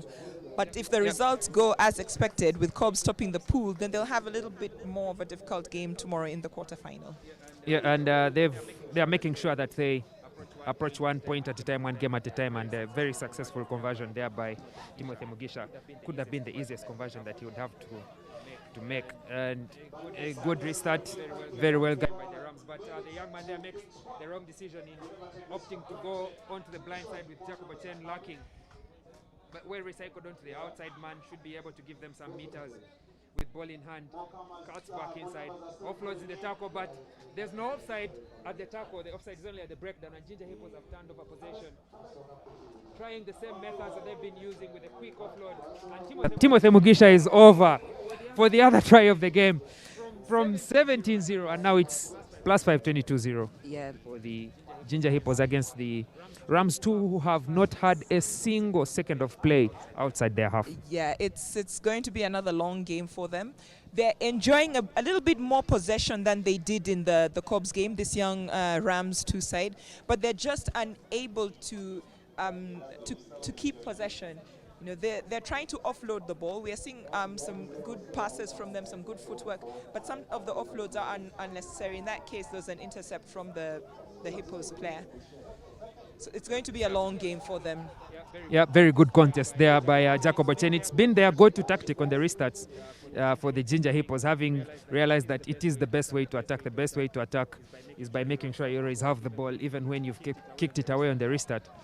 And as it's recycled on the outside, maybe a wet ball, maybe a fumbled ball, but Taufik Bagalana is able to gather on the back foot, and he attempts to fend off one player, two players. The third, he will surely break away for another try for the Ginger Hippos. This is going to be much easier than the Ginger Hippos had planned for, and now scores up to 27-0 for the Ginger Hippos. 29. Oh yeah, 29-0 for the Ginger Hippos, just at the stroke of halftime. Conversion to come. And if you are Aziz, or if you are Jude Rakayanga, as the guys at the technical bench for the Rams too, what do you communicate to them in this short 2-minute halftime break to make sure that they're able to put points on the board, or at least get some attack going in the second half? The first thing is they need to make their tackles stick. There are too many tackles being broken, and which is making it easy for Hippos. They need to keep their defensive shape, and then in attack, patience. Let them hold that ball, move it, no fancy stuff, just keep it simple, and they'll be able to move up the pitch. Yeah, we had thought that it would be the hooter went just before the conversion, so that should have been the last play of the half. It should have been the last play. I think the referee did not hear the hooter and has continued with play, so they should have been at the halftime break. But this is an opportunity for Rams to actually get out of their half. Yeah, for the first time in this half. Yeah. Not yet. And yes, now they've crossed the halfway line. Now they've crossed the half, breaks the line off into the 10. Ball very strongly contested at the breakdown, but then they're able to recycle it. Switch players is well known for the Rams. Sets it up on the inside. Second, third phase, but it's been turned over and lost forward by David Wako. And I believe that should be halftime, with the Ginger Hippos leading 29-0.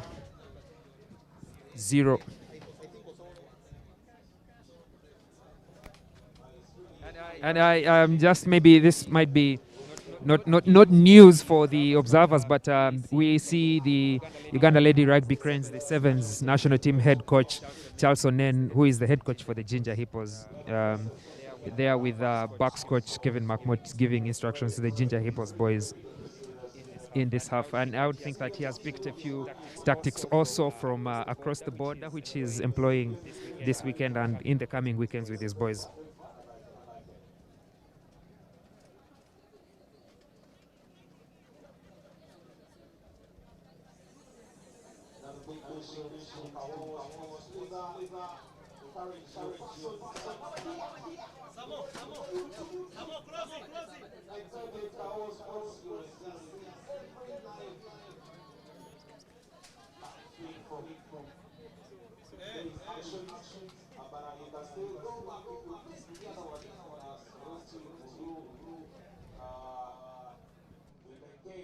All that you can find in Kawowo.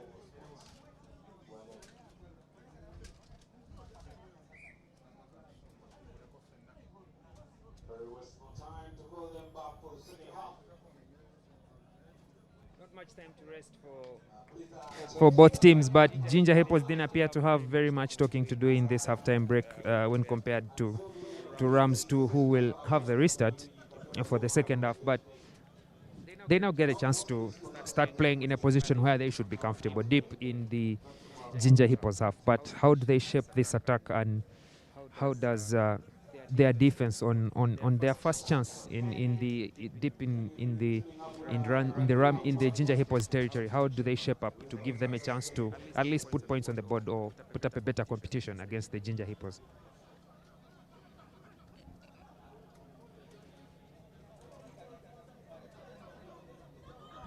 Very well gathered there, and a quick ball out by David Wako to Jacobo Chen.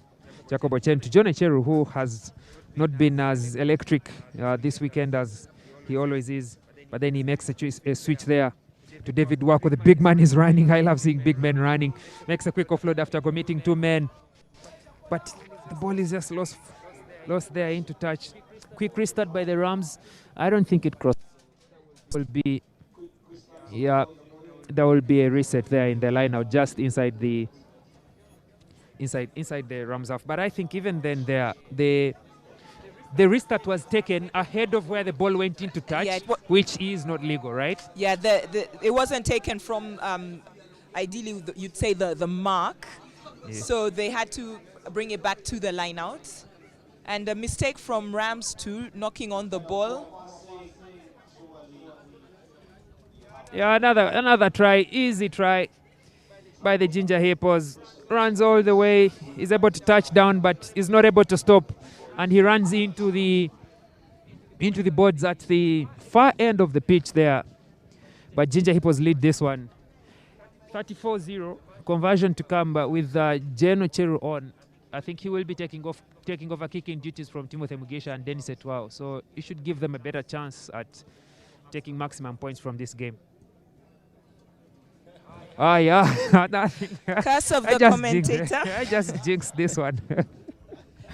John Echeru does what many football fans will call the goal, but in rugby that does not amount to any points. So the score stays at 34 in their favor on 0. But I am pretty certain he will be able to nail this restart without a doubt. We've seen Timothy Mugisha making his way off the pitch. So some changes coming in for Hippos. Yeah, spot on. Very beautiful kick by John Echeru. And a very good take as well. He is able to from the Rams break the tackle for two people. And the Rams have put some force some good in their attack. Quick ball out, no need to rack over that ball at the tackle. And they are held up, but it's not a maul yet. However, the ball is ripped away, and Ginger Hippos have done the easy work instead of trying to contest and hold them up.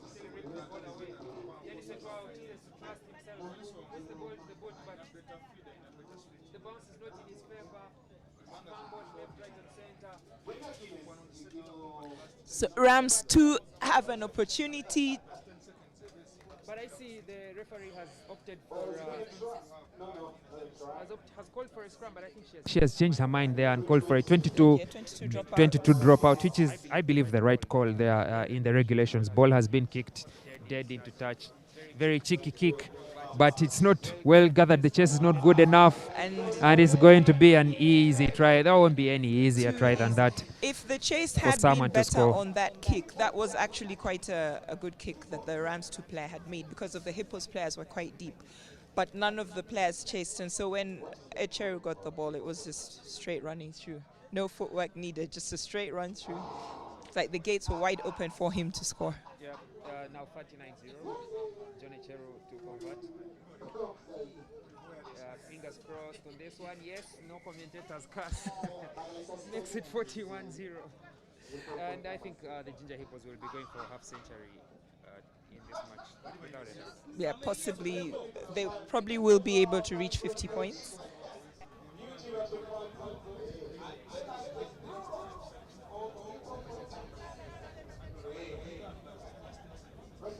The stadium announcers here having an interesting bit of commentary as John Echeru is unable to make a successful kick on restart. They are asking that what you can also join in the comments on YouTube and on Twitter. What is the plural for hippopotamus in reference to the Ginger Hippos who are running right here as Rams to get onto the restart. Long pass there, but it is lost forward. And the ref decides her call is a bit late.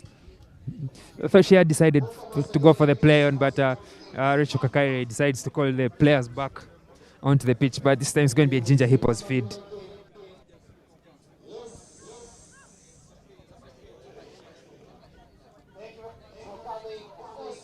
Heavy scrum, but this is 7, so the weight may not matter much.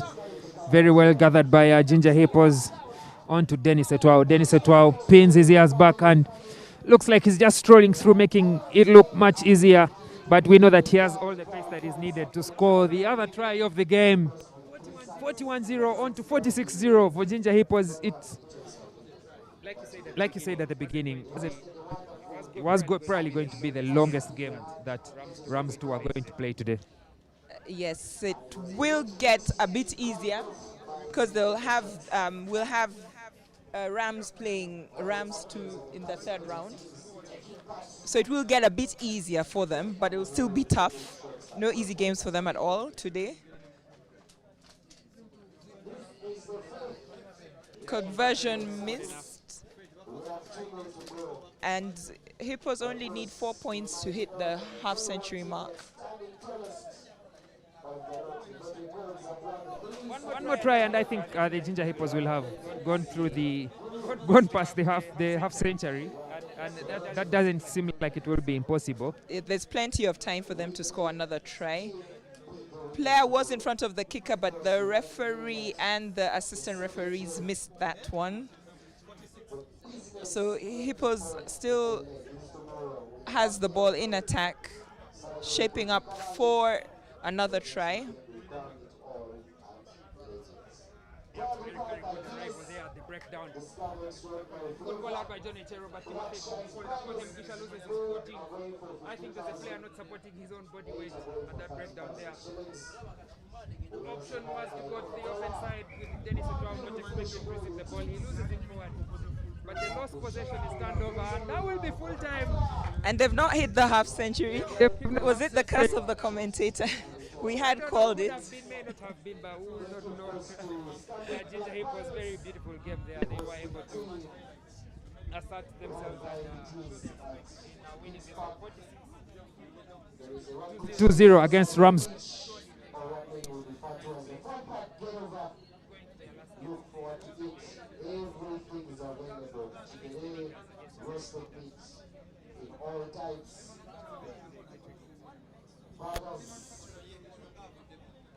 Yeah, perfect opportunity there for the Ginger Hippos to set themselves up for what is going to be a top of the pool, or the pool winners clash later on with the Cobs. And Are going to make their way on pitch to play against Rams. And that will be the last game of the second round before we start the third round. yeah, there you have it. A lot more action to come later in the day. The weather is seemingly not as bad as we thought it's going to turn out to be. The rain was threatening a bit, but everything seems to be at least fairly fine at the moment. Yeah. So as we wait, as usual, for the match commissioner to let Rams and the Cobs onto the pitch, then ideally we'll have the last game of round 2. But we'll be having something interesting for you by our resident journalist, Ernesta Koremirunji, who has a very interesting guest, and I'll let him introduce the guest. I am joined by, after a game which has put a very wide smile on his face, I'm joined by Ginger Hippos coach, Kevin McMott. Who would like to, have a chat with and get to understand Ginger Hippos' position today. But first, well won in this game, absolute dominance from start to finish. Thank you. What was the secret ingredient for this game? The boys really want to play today. I've been training hard the whole week. Been training twice a day, so they really want to play today.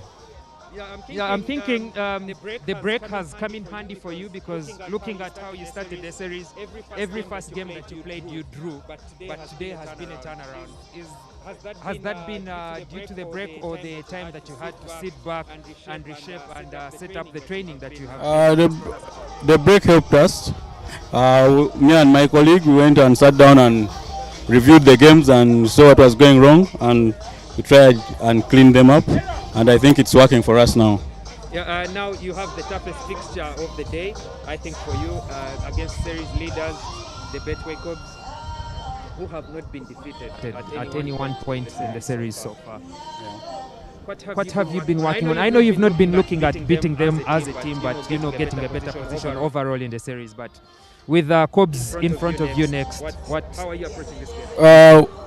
The boys tested them. The boys played Cobs the last circuit, and the last circuit in Sorority, and they felt they can win, they can beat Cobs, and I think it's the right time now. They have gotten another chance. After the Sorority game, they are saying they didn't feel it well, and I think today it will be a very good show for them to prove what they did in Soroti if it was the right thing. Yeah, so I think now we'll have some time. You just played against the Rams juniors. The Rams seniors will be taking on your next opponent. So this should give us an interesting fixture. Not only for us to look up to, but then for you to gauge how well your opposition is shaping up for your game later. Yeah, it's true. You want to sit and watch and review and see what they're doing right and what they're doing wrong, see their weak point and strong point. And I think I'll take it to my boys and then we see how we'll move on. All right, thank you very much, Coach Kevin, for joining us, and we hope we'll have a very entertaining game, and maybe you could get one on against the series leaders in the final. I hope so. We are working hard to get there. All right, thank you very much. You're welcome. We'll be chatting with you and.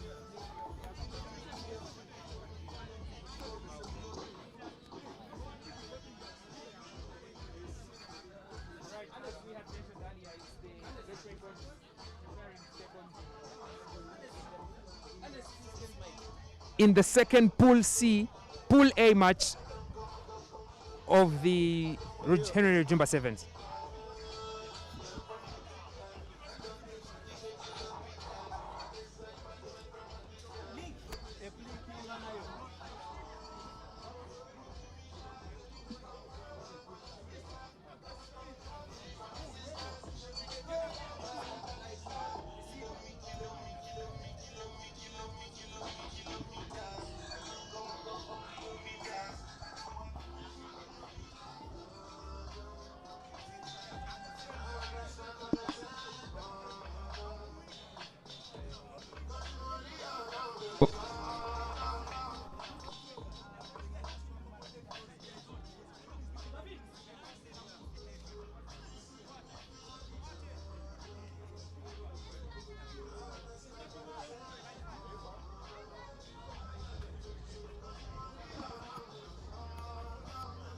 And we have the final game of the round 2 games, and it's going to be a Pool A encounter between the defending champions, the Betway Cobs, taking on the Rams.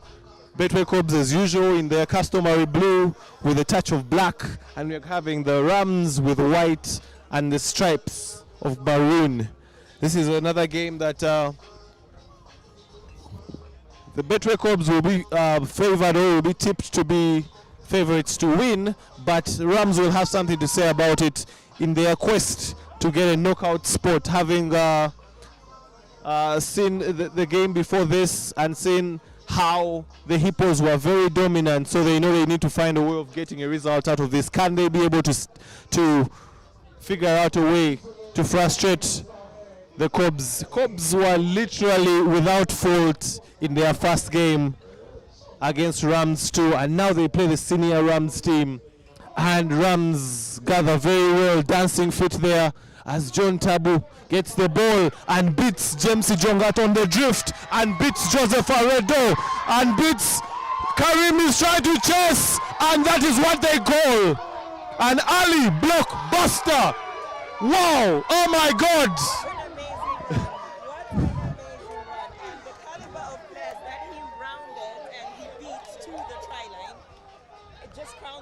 That is no mean feat, and that has woken up the crowd here. The crowd was like, okay, this is going to be a customary one, but surely now it's going to be a game. We have a game on our hands. Unfortunately, the conversion is not as successful from Nelson Mandela, but it was a brilliant run. Whatever the result, that try is in the memory of the Rams players, and it has set the crowd alight. I mean, everybody loves an underdog, and when the underdog scores, it's something pretty special. Brilliant, and after that, Rams get the opportunity to restart. Can they be able to pile more pressure after such a score from John Tabu? And Joseph Aredo now breaking the line. He's looking to return the favor. He beats the sweeper. Does he have the legs to go all the way? And he does his customary celebration before he scores, and just like that,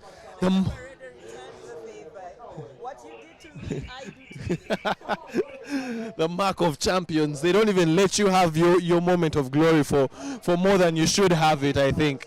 And with I think it's interesting that Cobs unusual that wasn't chaseable by Munyani, and Rams capitalized on that and scored a try.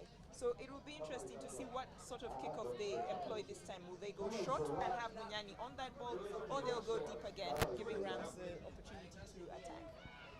Yeah, definitely. As Joseph Aredo doesn't add the extras, so it's 5-all with both teams, and he has signaled something to his team. Surely it's going to, I have a feeling it's going to be resulting back to the old ways, the old strategies that have been working for them. And you can see Ian Munyani is eagerly waiting to make the run. Joseph Aredo with a little glance to his tall teammate, and clockwork. Yeah.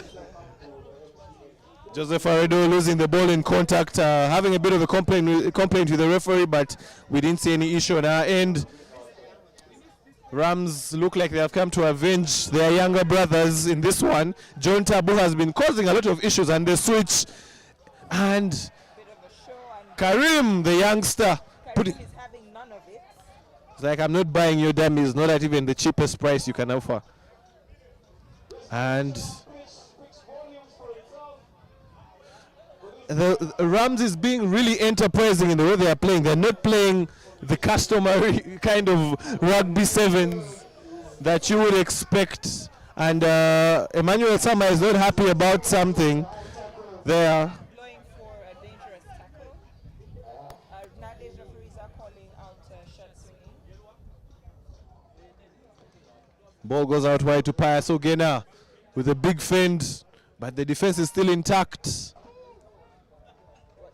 Just Long pass out wide. Karim Arinaitwe is not afraid to attack the gain line. Well marshaled there, and Rams contesting the ruck. James Sijongat being put on pressure by Nelson Mandela, and Nelson gathers. Brilliant, brilliant play. And their penalty, tackler not releasing. This game is a lot hotter than we thought it was. Yeah, box office right now. Really, really box office. And John Tabu there trying to look for the space.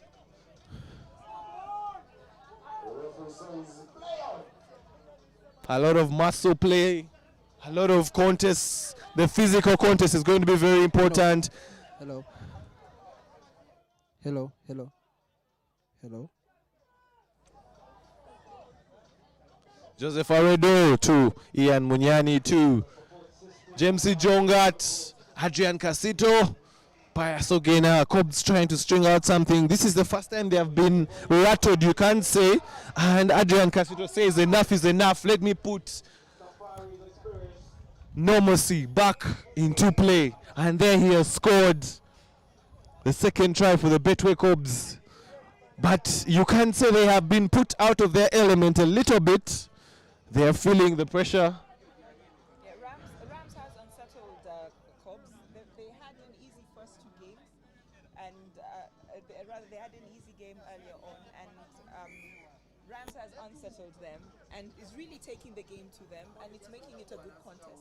We thought this would perhaps be a little one-sided, but it's turned out not to be that way. I wonder if Rams will be able to carry this into the second half, or will they fade and then Cobs stamps their dominance on the game? And actually what I was going to mention to you, I'm like, do they have the legs to be able to keep up this intensity for the entirety of the game? As Cobs go for a slightly longer kick this time round, and Rams not afraid to get into the contact spaces.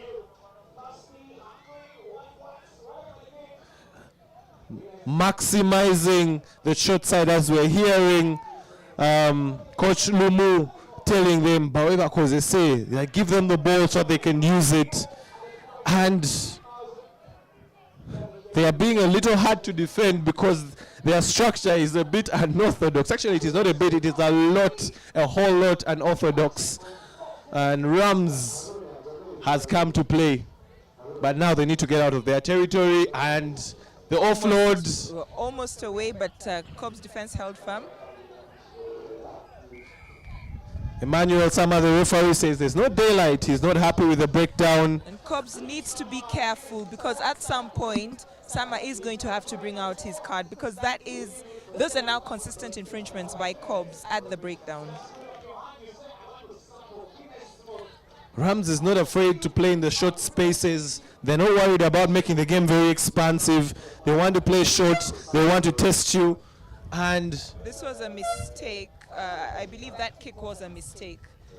You do not kick possession away against teams such as Cobs, and I believe Cobs is going to punish them with a try.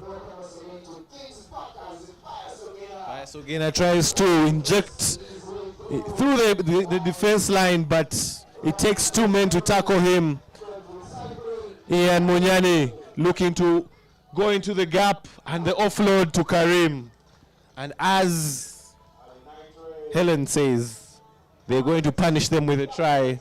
No commentators cast in this particular scenario. Maybe they didn't work with defending champions. But Karim, I don't know why he's standing. He doesn't know that the hooter for halftime has already gone. He was taking his time to score the try. But you can see the toll that intensity has played on Rams.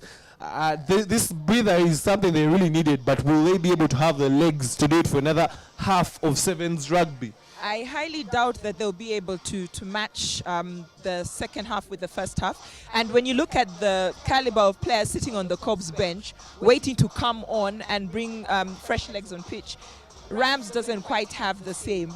So the 7 players who are on pitch will have to push a bit long. And then when the substitutions do come in, again, the game will drop for Rams. So it's a very difficult position for them. And already we've seen some substitutions. Tabu off the pitch. And he's been a handful for the Cobs players to deal with. Be interested to see the substitutions that Cobs make.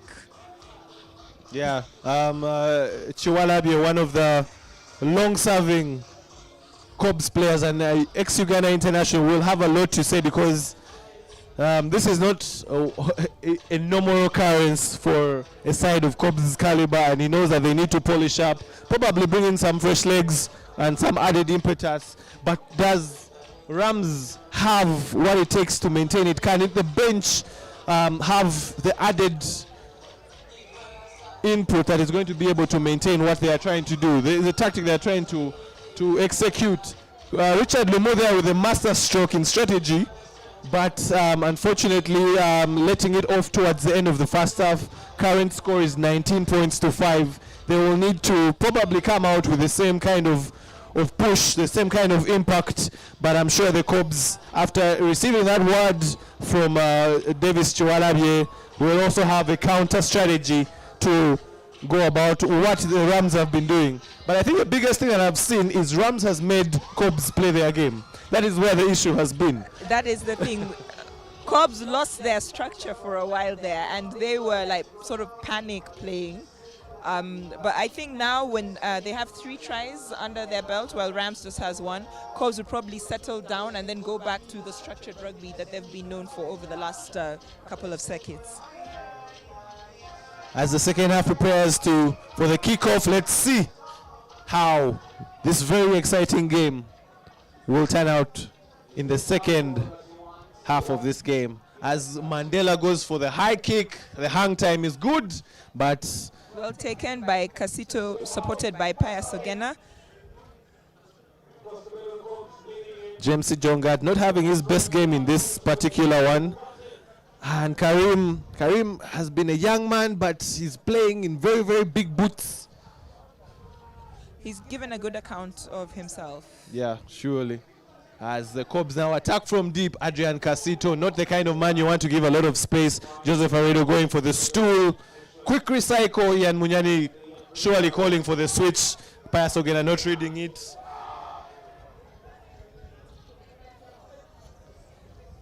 Ball goes out wide. Joseph Aredo, Alhaji Manano damming the switch. And Alhaji Manano still with the ball in hand. He wants to put in the work, and he is doing so.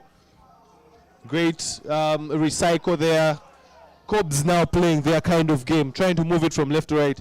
And as I was about to say that the Rams were defending well, Adrian Casito read my mind and punished for the first try of the second half and Cobs' 4th try.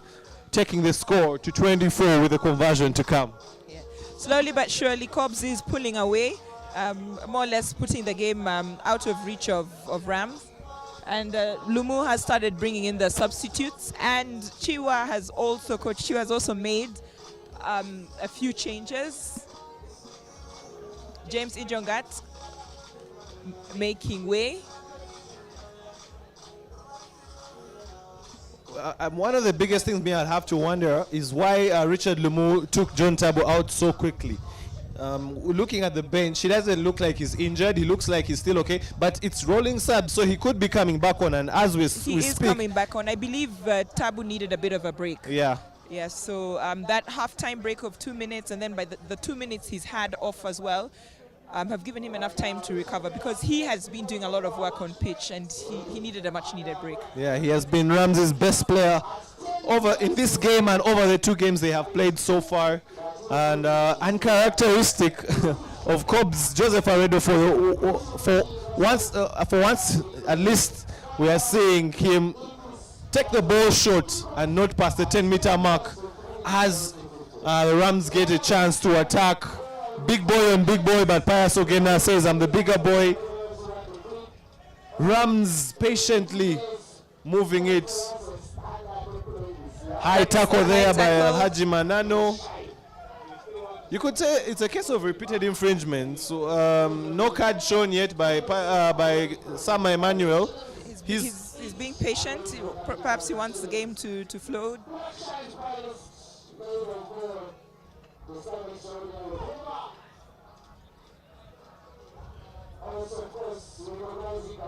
Rams is now playing it very tight, and that will probably be costly, because at some point I called it. Casito has turned over the ball. They were playing too tight and not stretching the Cobs' defense at all, and isolating themselves in the contact area. And Cobs will make the most of this. Marco Suna on with ball in hand. Let's see if he has the legs. Beats one, and he has the legs to go all the way and scores the try. Scores the try. Now with the game beyond doubt, more substitutes are coming on. I believe the Cobs bench is being emptied. Casito being given a break, as well as Pius Ogena and Alhaji Manano. Yeah, and Munyani is also making his way off. So yeah, Cobs haven't emptied the entire bench. Now they're sure about the results. Aredo has put in the 2 points. Yeah, which takes it to 33. 33 for the Cobs and 5 for Rams.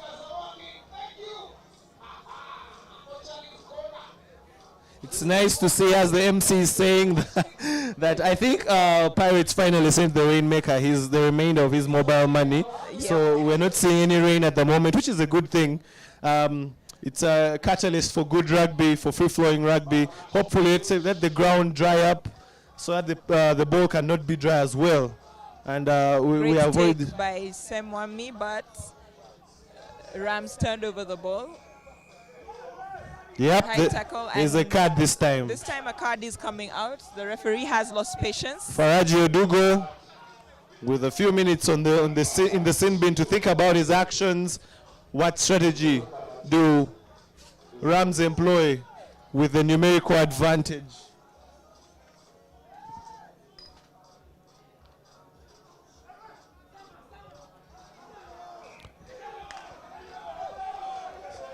Scrappy play there, 2 Rams players down. There are fans that are shouting in protest against something that the Cobs did. But remember, the referee is the sole judge of fact. And Sama goes to consult his assistant, Rosenberg and Yunyuzi. Let's see if there is anything that was identified that was cynical. But we have 2 Rams players down and clearly in a lot of pain.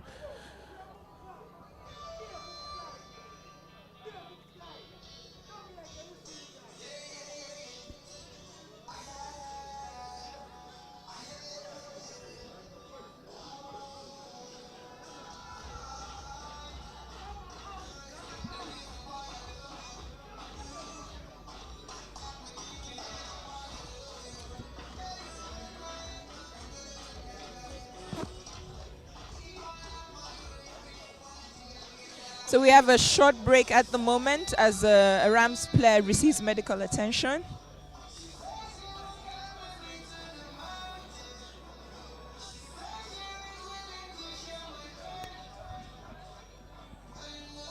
Kings Park really filling up. The fans enjoying rugby with one more round of pool games to come after the lunch break. And we're seeing the player get up. I think he is having an issue with his arm or shoulder, but we hope that he recovers soon. And the sportsman-like conduct, he gets off to an ovation. It's going to be a scrum.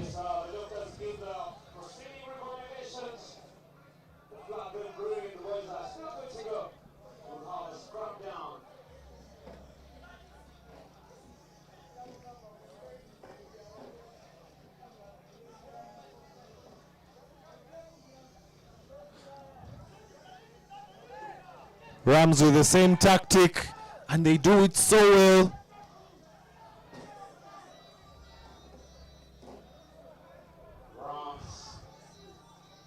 Trying to be a bit more expansive this time around, looking for the offload, but the loose pass there.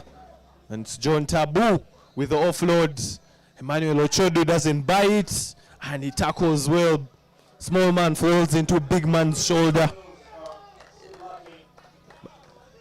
Yeah, Ochodo was unable to roll away. Penalty for Rams, and they want to finish strongly.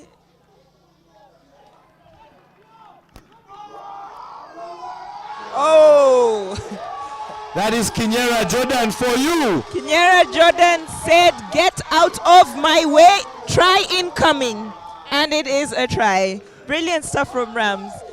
The game is already over. They are not going to win the game, but they wanted to finish strongly, and they capped off some great play with a really good try. Yeah, much to the appreciation of the fans for their efforts. Cobs is a team that has not been conceding a lot of tries over the past three circuits, and this being their fourth. They've not conceded a lot, so it's something that is worth appreciating when a team decides to actually put up a strategy and score points. Unfortunately, the conversion is not successful, and that is the end of the game. 33 points to 10. Yeah, the Cobs actually went one circuit without conceding any points, you know. So for Rams to score 2 tries against them, that is pretty good, because they have the strongest defensive record out of all the teams participating in the Men's Sevens Series. Yeah, and another interesting fact is the last time there were sevens here at the Rujumba, Cobs were the winners. Cobs are the defending champions of the Rujumba Sevens, and that is where the term came that the Kings Park is Legends Rugby Grounds Burger Branch, so, which is a very, very interesting banter that Pirates are not really happy about, but they need to do something to set the record straight today. Yeah, and both teams are looking good today, Cobs and Pirates. And Heathens is also looking, they've grown through the day, and Sebeliba has grown into his role, and he's going to be quite a handful if he continues with this tomorrow. Yeah, definitely. And then now that the round 2 games are done, we'll be having a 20-minute break for refreshments for the fans who have been also getting a lot of action, and for the players as well. And then we'll be coming back for the round 3 games. So thank you for keeping it Kawowo Sports. This is the time when we can get a refill of your Guinness wherever you are, whether it's a 6-pack or a crate, and also make sure that you have enough data for the rest of the games in the day. Remember, this is day 1 of the Rujumba Sevens as the teams make their fate for tomorrow in the knockouts. Thank you for keeping it Kawowo, and keep it locked as we come back for round 3.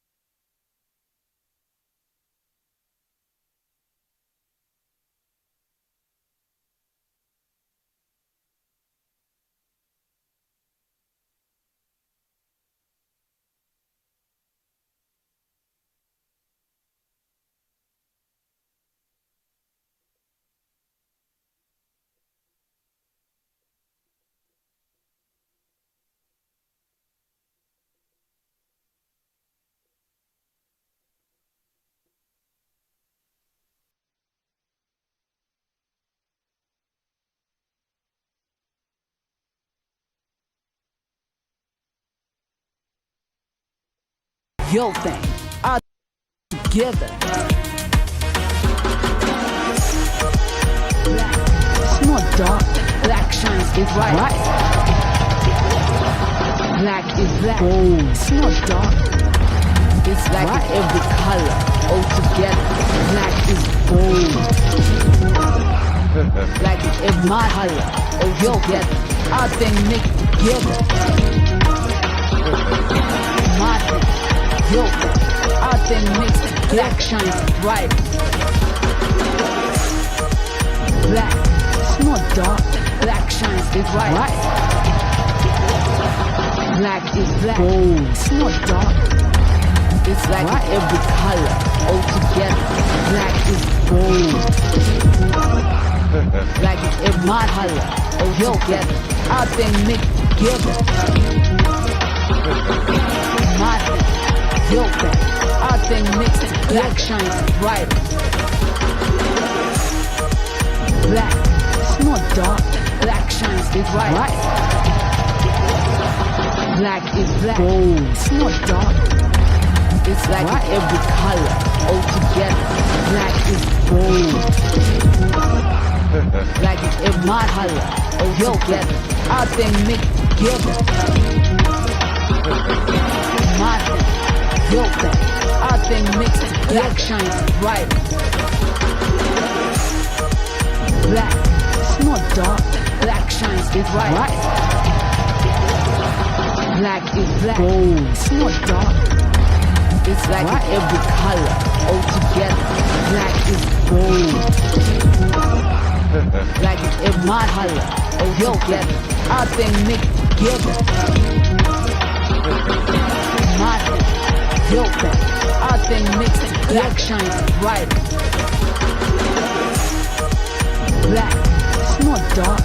Black shines is right. Black is black. Gold. It's not dark.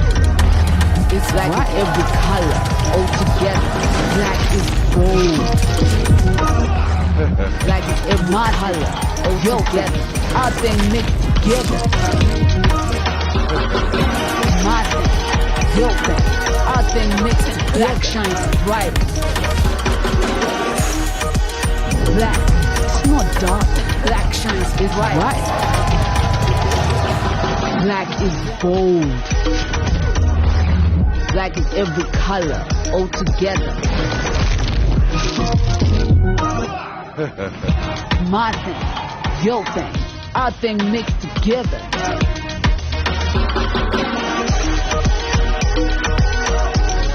Black shines bright.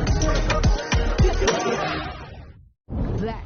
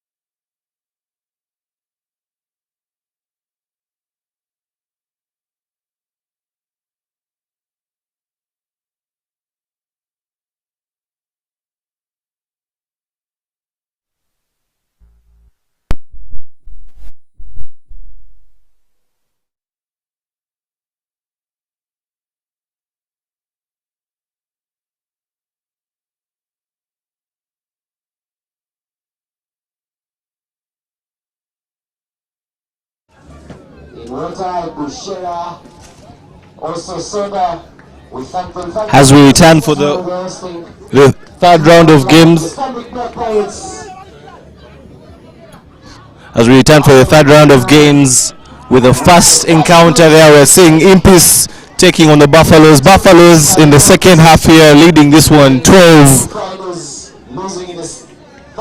with Impis having no score at the moment. 12-0 to the Buffaloes. Impis trying to ask a couple of questions. Can they be able to get back into this game? Remember, this is a top of the pool clash.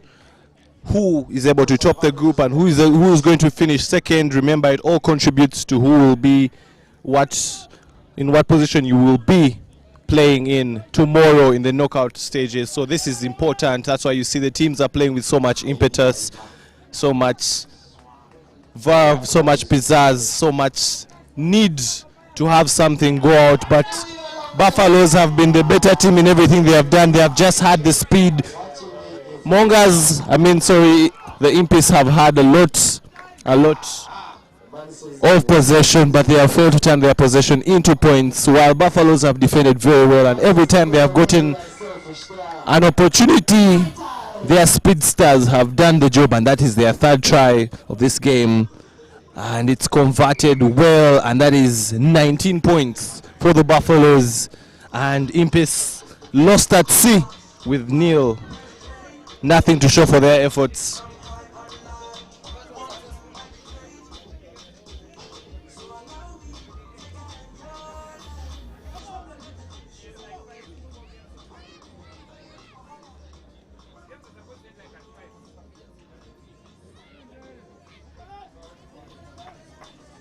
Buffaloes going with a very short, cheeky restart. Ivan Otai gathers with ease.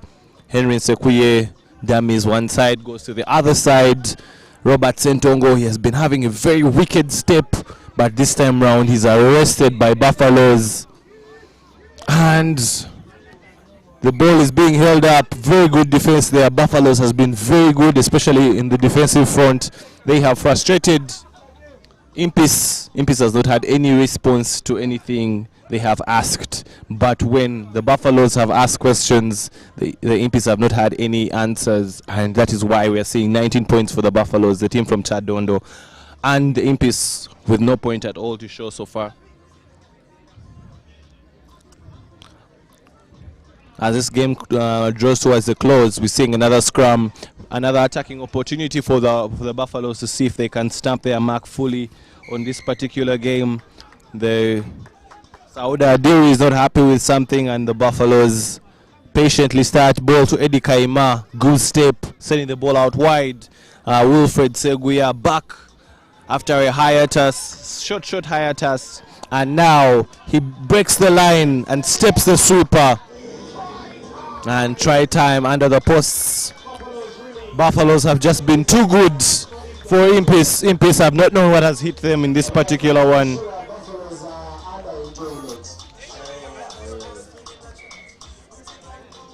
Conversion good as well, taking this score to 26.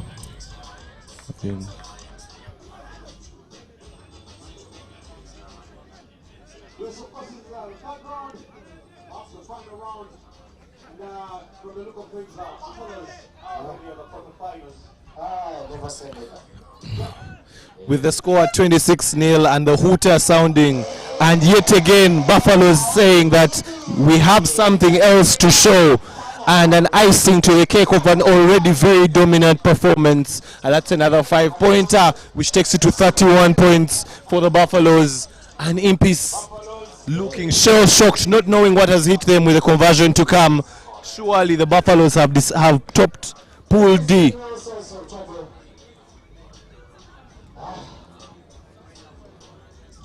Conversion unsuccessful, score remains at 31. Buffaloes topping Pool D after that win, and Impis having to settle for second place. But both teams, despite of the result, will both be in the knockouts. Just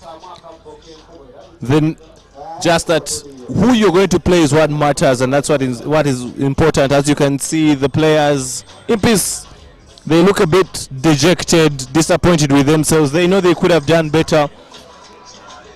Buffaloes, on the other hand, very, very, very motivated and inspired by their display.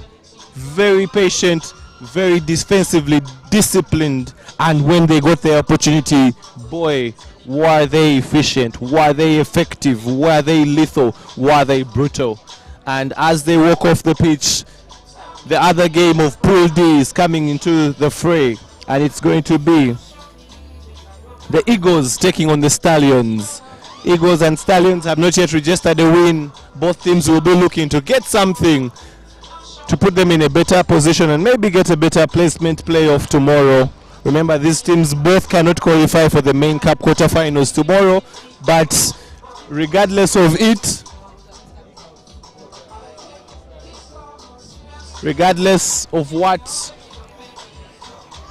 their results are in the group, they will be able to at least compete, one for pride and two for a placement playoff tomorrow. Where will they position themselves? Stallions in green and Eagles in the effervescent, the multicolored black with a very, very, very luminous orange. Surely, if you don't see those socks, then you can't see anything.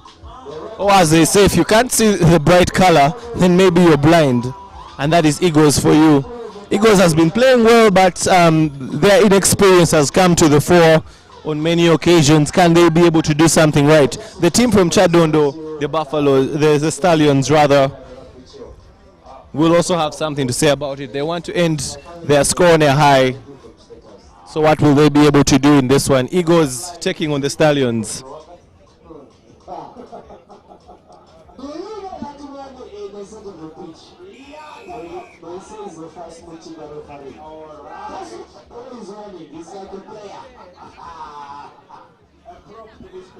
Long kick there by the Eagles, and it's a penalty infringement there at the rock. So it's an opportunity for Stallions to get the first attack of the game. Stallions trying to get some attacking going on, but their handling doesn't do them any justice, and it's possession back to Eagles. Eagles get their first attacking platform, a scrum in their favor, just inside the Stallions half. Stallions has not yet crossed the center line to go into the Eagles half.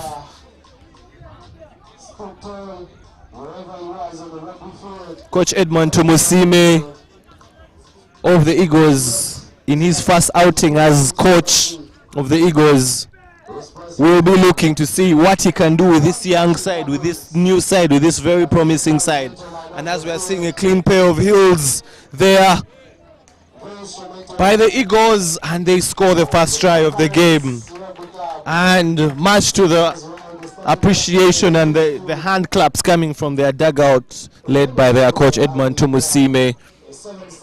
Edmond Tumusime has played for Uganda on the sevens and the 15s. He's one of Uganda's best fly halves, and there's been a debate who is the better number 10 for Uganda, who has been the better number 10 for Uganda thus far, Edmond Tumusime or Ivan Magom. Ivan Magom currently the captain of the Pirates, and Edmond Tumusime now a retired man, but he has played for the Betway Cobs. At the time it used to be called the UTL Cobs, and he has played for Uganda. Keep in mind that Edmond Tumusime has a 2007 Confederation of African Rugby Cup in his name, while Ivan Magomo has a couple of silverwares coming through the tires of Rugby Tire 2 when Uganda went back, and a couple of others that we shall be bringing you.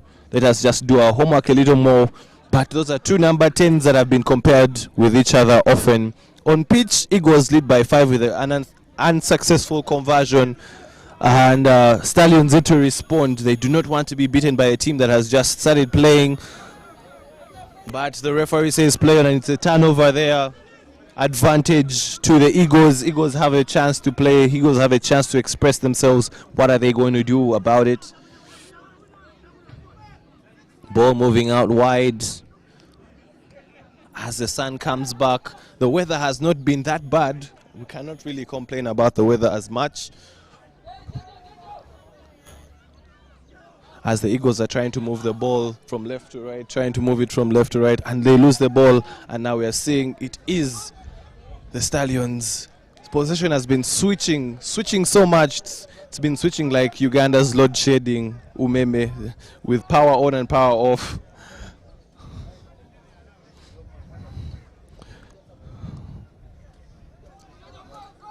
Stallions patiently attacking, beating one attacker, commit and pass. Unfortunately, the pass is too loose. The coordination between the ball passer and the ball receiver was not there. Quick start there by the Eagles, and it's a loose ball. And the tackle, the resulting tackle, is in the fray.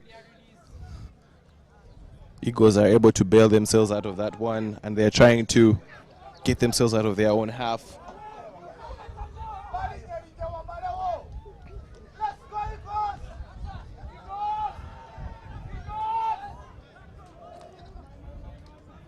Aggression at the breakdown there. Stallions showing the experience. But ball handling has been the undoing for the Stallions. The Stallions being able to get possession, but every time they get possession, the turnovers, the ball handling has been very, very poor. And that has brought Eagles back into the game. And every time the Eagles have gotten their opportunities, they have at least made something out of it. And that is why they're in the lead currently in this particular one. Yeah, the Eagles technical bench is very lively. Edmund shouting in instructions, and Arthur also exhorting his charges. And against Stallion, they found a level of rugby that they can match, and they're looking for their first win.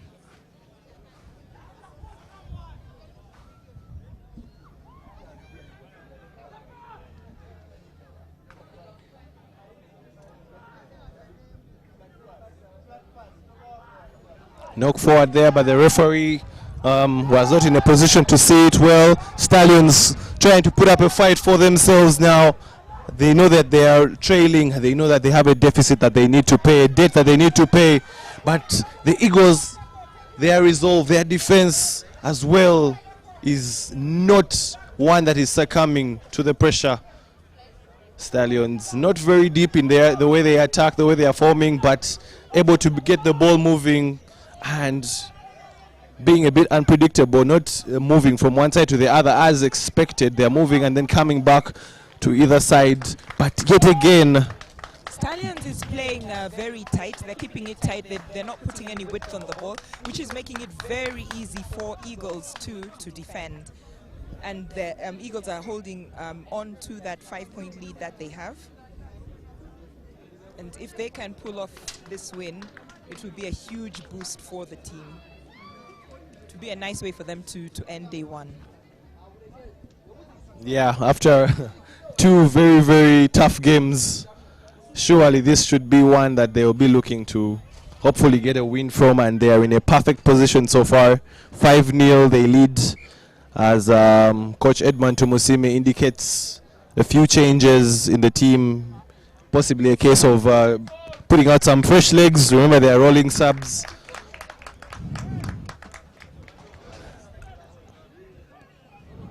An unstable scrum. Referee says hold up as he briefs them on safety and the proper technique on how to execute the scrum.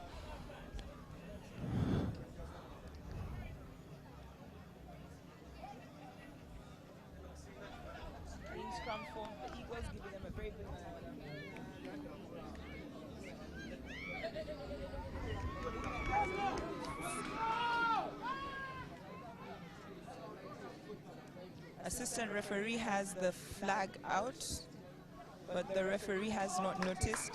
Okay. Referee now has noticed and goes to the assistant referee to consult. There must be some foul play that the assistant referee noticed.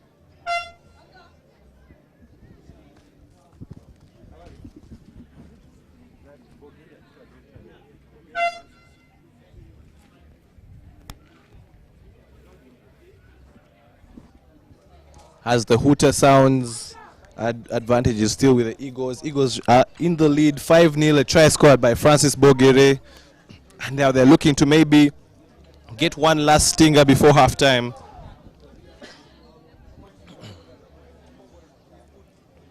Unfortunately, ball handling has not been at its best in this game. It has not been a very good advert for good hands in this particular game, but as halftime comes in, Eagles are still in the ascendancy, and it's a positive that they will take out of this particular game as we are at halftime.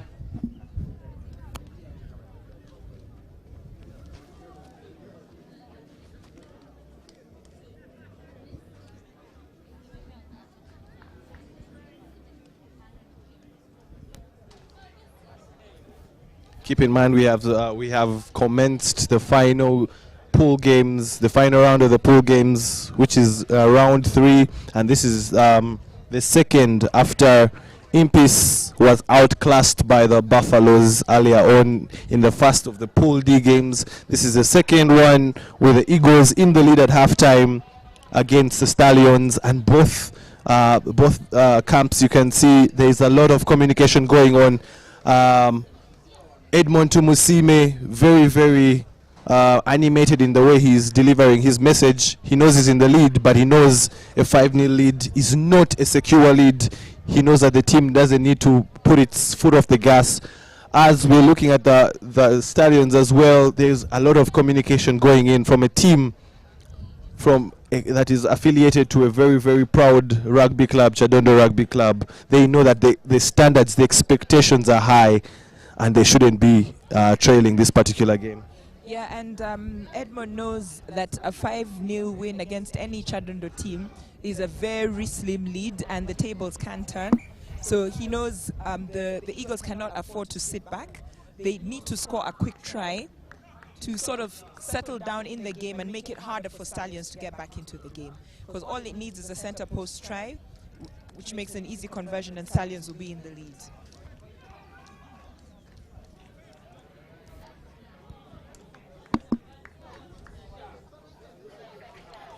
Eagles will be looking to feed their danger man on the wing, Francis Bogere.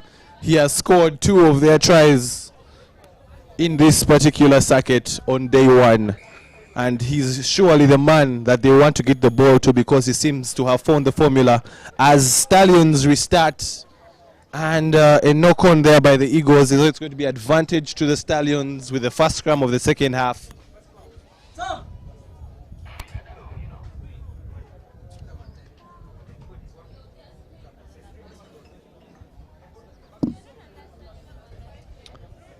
Scrum there for the Stallions. Can they be able to get a response?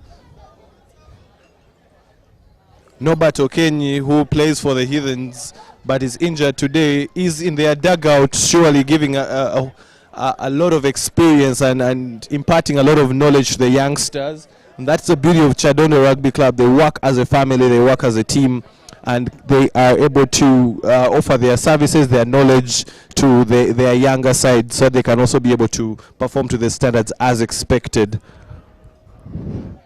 Eagles had studied Stallions well, and they were ready for the scrum half to snipe around the side, so the hooker broke very fast and covered well, tackled him into touch. They have the resulting line out, they just have to make sure they secure a good ball. Great one there. Ball moved out. A bit of a lack of focus there. Ball going through their hands and putting them on the unnecessary pressure on themselves. Eagles now defending their line. A bit of a loose ball there. The breakdown. The referee letting the contest happen, saying play. Whoever wants the ball, take the ball. Ball ripped out of the Eagles' hands. The Stallions have the ball. They have a penalty. Eagles were off their feet. Good step, and he beats his marker. Very, very beautiful skill there in the corner, dotting down for the 5-pointer. And the Stallions are back in this game with a conversion to come. So they'll have their heads up now. They have a try, and they know they're back in this game, and victory is just a few points away if they can hold the ball and move it to their danger players. You can say that momentum is now with the Stallions, And how will the Eagles react to that? This is where the wisdom of Edmond Tumusime comes into play. What does he do to enable his team keep their calm and maybe manage, maybe get a draw or maybe sneak a win? But that conversion was unsuccessful, which leaves this game at a draw. The Eagles needs to make the most of the fact that they are receiving the ball off this kickoff, build up the phases patiently, get the ball out to their speedsters, see if Bulgaria can get that ball in space so that he can score and get them back with their tails up. As we're seeing, the Stallions are having a couple of players warming up, ready to come back onto the pitch to impact. As we're seeing an attack there by the Eagles, and he beats the defense. Does he have the legs? Does he have the legs? Yes, he does. What a great try by Eagles, and the Eagles technical bench and the players have erupted. The joy on their We're seeing an attack there by the Eagles, and he beats the defense. Does he have the legs? Yes, he does. What a great try by Eagles. And the Been won. They celebrate it like it's a try, and there we are having Regan Kitara scoring for them their second try of the game. And the extras have been added, so they're up by 12 yeah, points to 5. 12 points to 5. But there's still plenty of time for Stallions to get back in this game. But having the center post try with the conversion now means the Stallions have to score twice. Yeah. So that puts Eagles still at an advantage. You just have to make sure if Stallions scores, they score on the outside to make the conversion harder and possible extra 2 points missed.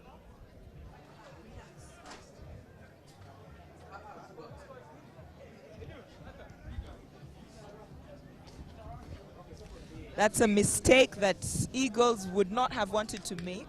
They've made it easy now for Stallions. They have a free kick in the center of the pitch, and they can build some a good attacking platform off this.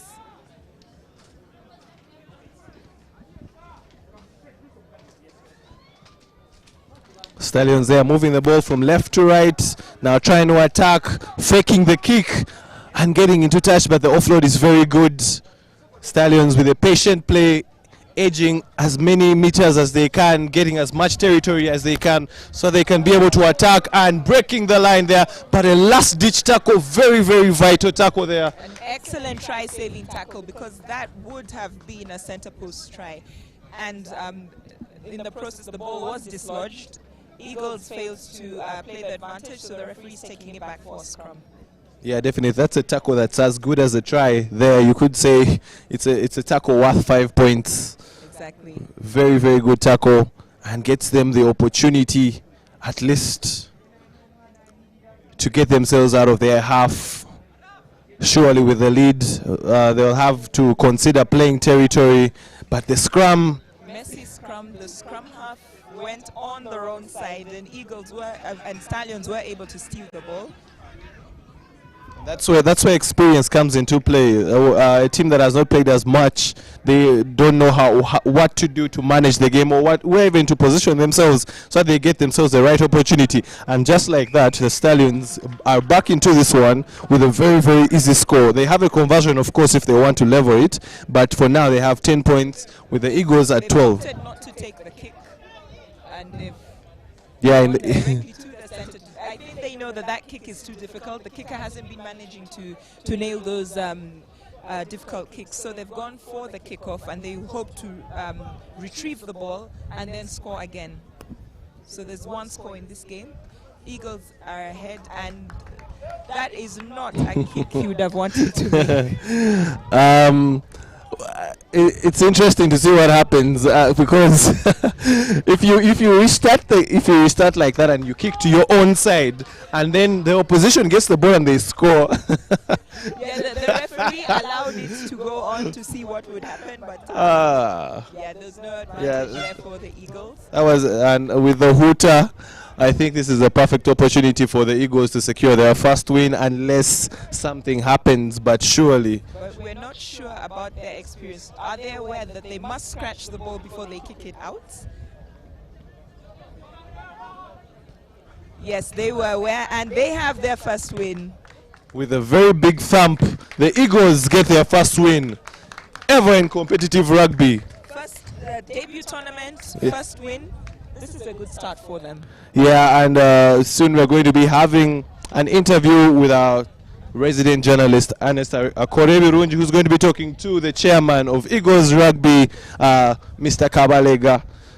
Just before Mr. Kavalega joins us, he's having a chat with his boys, with the Eagles. I think it's going to be a very, very jubilant mood for them. And I happen to have played some games with Kavalega while he was with us in Pirates and Sailors, and so there's that connection with him. But I am very excited that there's a new rugby club that has come up, and there's that story that we'll need to hear from him right now when he's ready. So just as the team, as the Black Pirates and the Warriors, I believe, get set in the tunnel once Kavalega is able to finish the congratulations with his boys and he's able to join us. We should be getting to hear the true story of the Andrews Eagles. Yeah, you can be sure that this is a very emotional moment for him. Yeah, I've had a chance to speak to him and listen to the kind of passion that he has for the dream that is Eagles Rugby, and to see it come into fruition, come into materialization, and then getting that first win ever is something that is good. And he's having a moment with his team where they're able to maybe share a couple of things, and this is a very good moment for him, and we shall probably be hearing from him very soon as we are waiting for the Pirates and the Warriors to come on. And this is we are in the Pool C, the two match of the fixture, I think, for both teams in Pool C. Yeah, we are concluding Pool C to see who's obviously Pirates is in a great position to top the group, and Sailors put themselves in a very good position as well.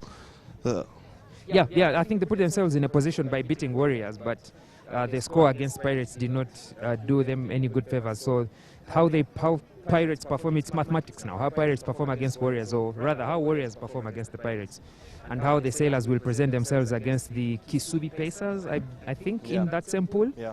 How they present themselves in these remaining fixtures will determine who finishes first or second. I, as a Sailor, forever attached to Sailors, I am hoping we are able to finish second in the pool, because we are sitting rock bottom in the series with just 7 points from the 3 rounds. So going into the main cup, as a bare minimum, finishing number 8, or if we are able to go all the way to the final and winning it, it's a dream. But if we're able to win it, it goes a long way in ensuring our stay in the series and getting out of the relegation drop zone. But at our hands, we have the Black Pirates and the Warriors in their last fixture of the game. A win that Pirates will need to make sure of and seal, but then Warriors will need to redeem themselves and pull one over to stand a chance of going straight through to the main cup quarterfinals tomorrow morning.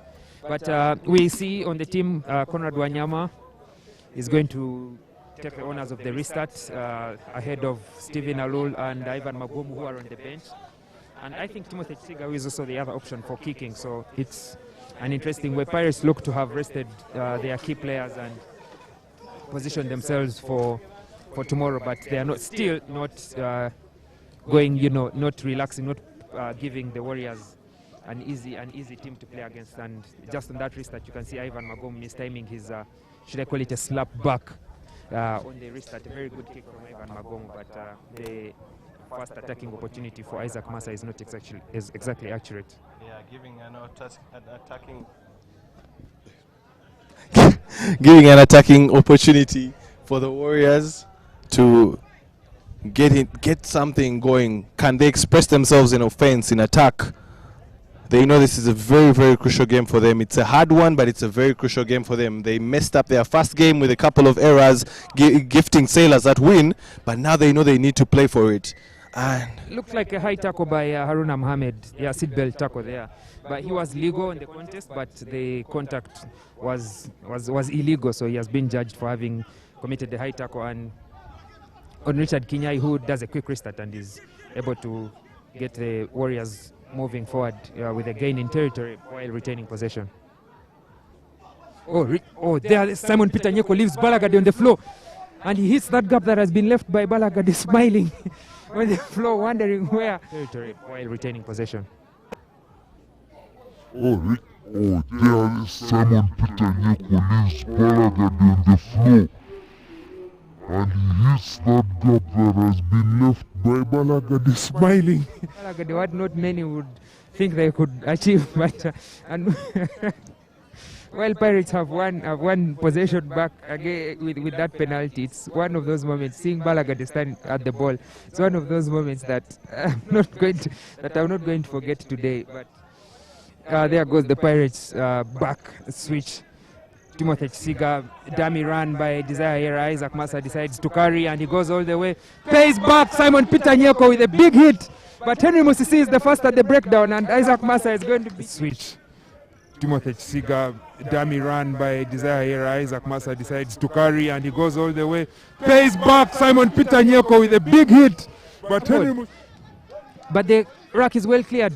And then now we move on to Gabriel Redo with a good chase. Is the bounce in his favor? Yes, it is in his favor, but the short Wanyama jumps higher than everybody else to regather. Pirates have got the chance to reset, but again, the Warriors are on the attack.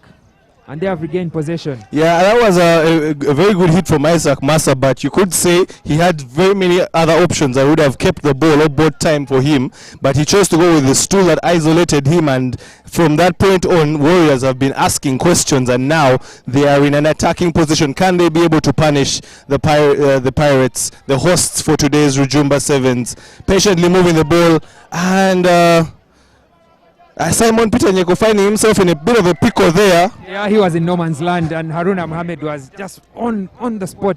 You know, tackles, releases, and contests for the ball, winning possession back, and that has called Rosenberg, you know, to talk to the two captains. Talk to your boys, talk to your players. I think what she's trying to tell them is arrival at the breakdown and how they are supposed to, you know, behave with the contest on both ends, both in defense and in attack. And we'll see Conrad Wanyama getting Pirates to start the attack. Plays a move that is familiar for Pirates on the restart. Haruna Mohammed with a long pass after that, dummy to Isaac Massa. Isaac Massa looks for Gabriel Redo, looks him in the face, fends him away, and fends Agaba away as well. The Warriors are contesting at the breakdown, and they turn over the ball, but they are judged for not clear release. And Kevin Balagade says, "I'll go myself." Looks Simon Peter Nyeko in the face and says, "Hell yeah, I'll go all the way for the try." And it is the first try of the game. No rugby here, it's just brute force, forcing their way through. And he passes the ball to Haruna Mohammed for the first try of this game. 5-0 to the Black Pirates under the uprights. Yeah, the Warriors had put up quite a fight, frustrating the Pirates. And sometimes when the very, very skillful moves or the strategy fails, sometimes you just have to go brutal and just run through a brick wall, and that is what Kelvin Balagade is for. When everything fails, sometimes he just needs to run through the defense. We are seeing Gabriel Aredo protesting something that the referee said at one of the breakdowns.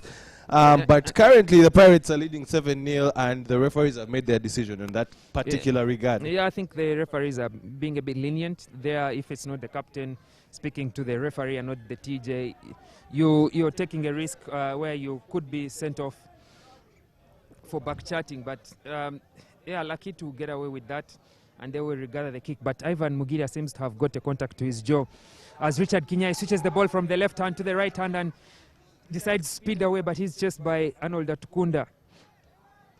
Warriors recycle, but I think they're playing on the offside advantage. Kelvin Balagade was still retreating with Isaac Massa. Carries into contact. Kelvin Balagade is the first man at the breakdown, but he's told to release. Warriors again. Gabriel Redo hits the gap between the two forwards. Or is it one forward and a big Ivan Magom with a fly half? Breaks the line. But the support is not close enough, so it is a slow ball for the Warriors, who are now playing with 6 men. As Emmanuel Dukui is on the floor, or is it Richard Kinyai on the floor, whimpering in pain. So Warriors are playing with 6 guys, and Ivan Magomu, Desire rather, forces his way over the Warriors' ruck and turns over the ball. Turns over possession for the Warriors. That looked like a knock forward. That looked like a knock forward on the floor there, but that hasn't been seen by the referee. And Arnold Atukunda, there aren't very many men faster than him in the series. So he's able to find the space on the outside, sprints all the way, jogs, and should be able to score for Pirates' second try of the game. But that was a bit. There aren't very Many men faster than him in the series. So he's able to find the space on the outside. Sprints all the way, jogs, and should be able to score. Yeah, the Cobs were put out of their element by the Rams. The Warriors have been able to disrupt the way that the Pirates would want to comfortably play. But then it goes back to maybe the individual brilliance and a bit of experience. Pirates having a couple of sevens internationals, and sometimes you have to grind out the result. Sometimes you have to grind out the score, and that's what they have done. They have not played their best rugby, but they have gotten 2 scores, one from Kelvin Balagade, one from Anula Tukunda, out of a case of a scramble for possession. But the Warriors have given it their all, but the Pirates just seeming to find that extra edge for them to put their dominance and show their dominance in regards to the scoreboard. Yep, and as the medics attend to Richard Kinyai, he is a very critical part of the Warriors backline with the and also with in their set plays on attack, being that pivot player, and in addition to that being their kicker for the restarts and for points.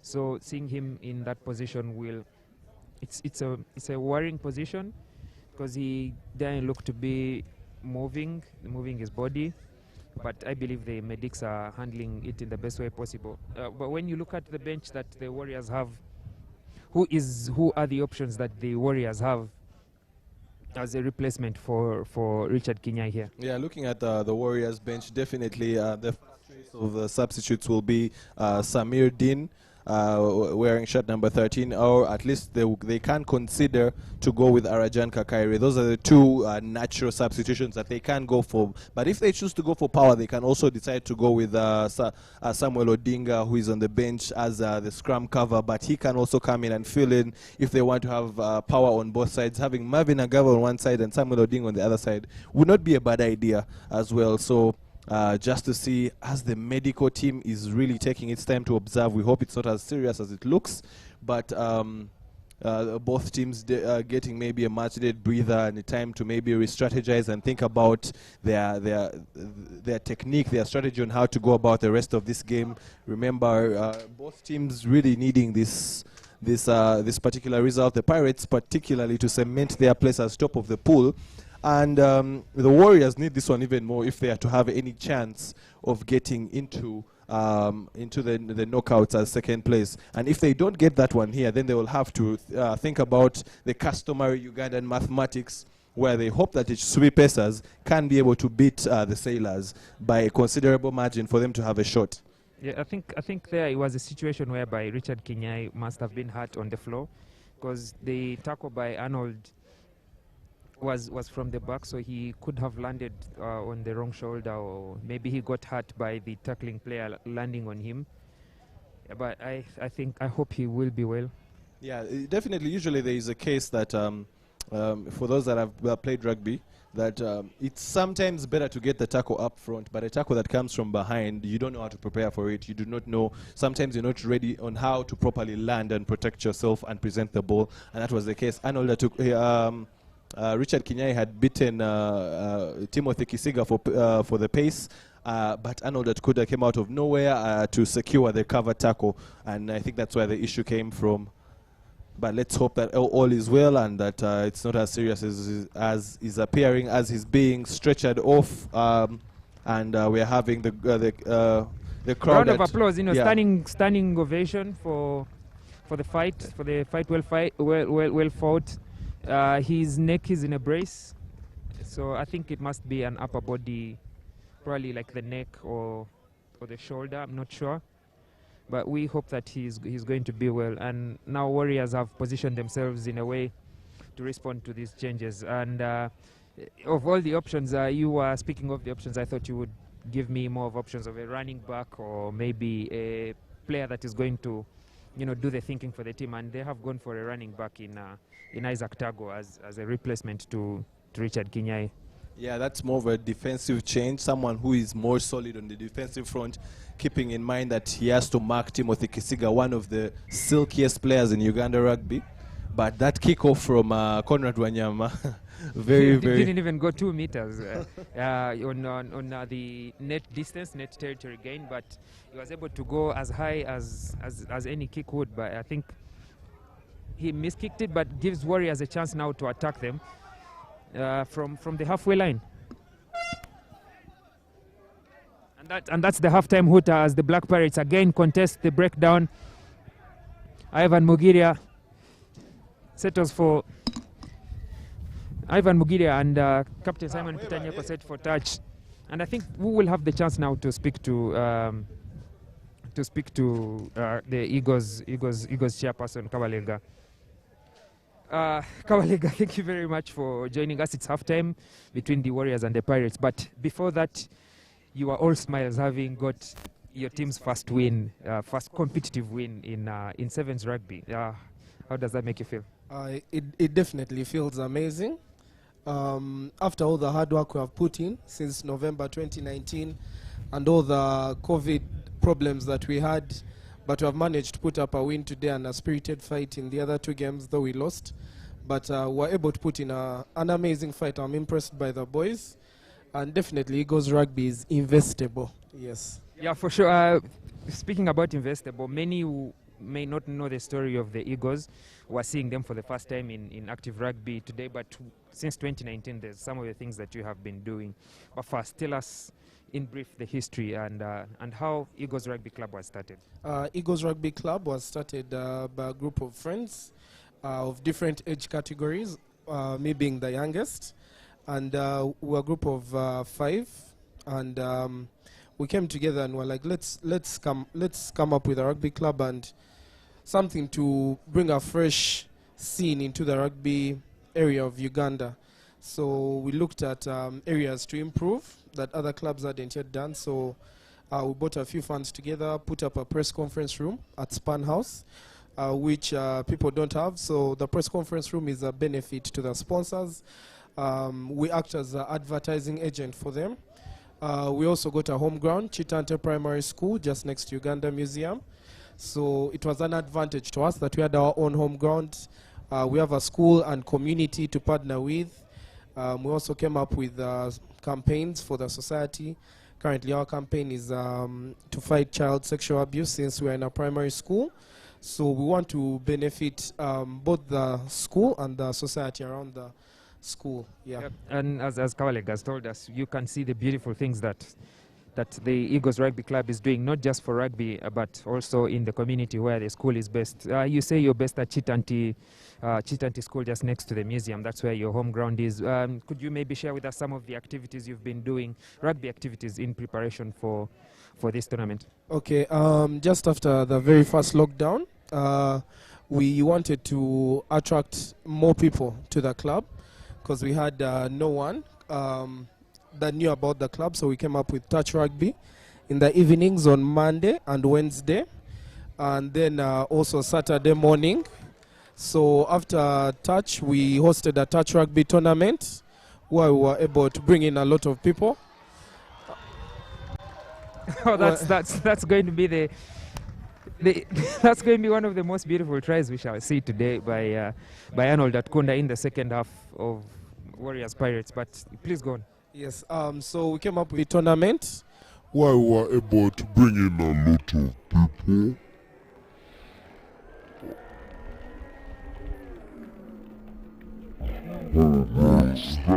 That's going to be that's going to be one. You see that the faces of Eagles are new characters. That's because they are mainly from northern Uganda, where we got all of our players from, so as to spread the sport across the country and just not only the people in the central region, but to get other people and expose them to more games. Yes.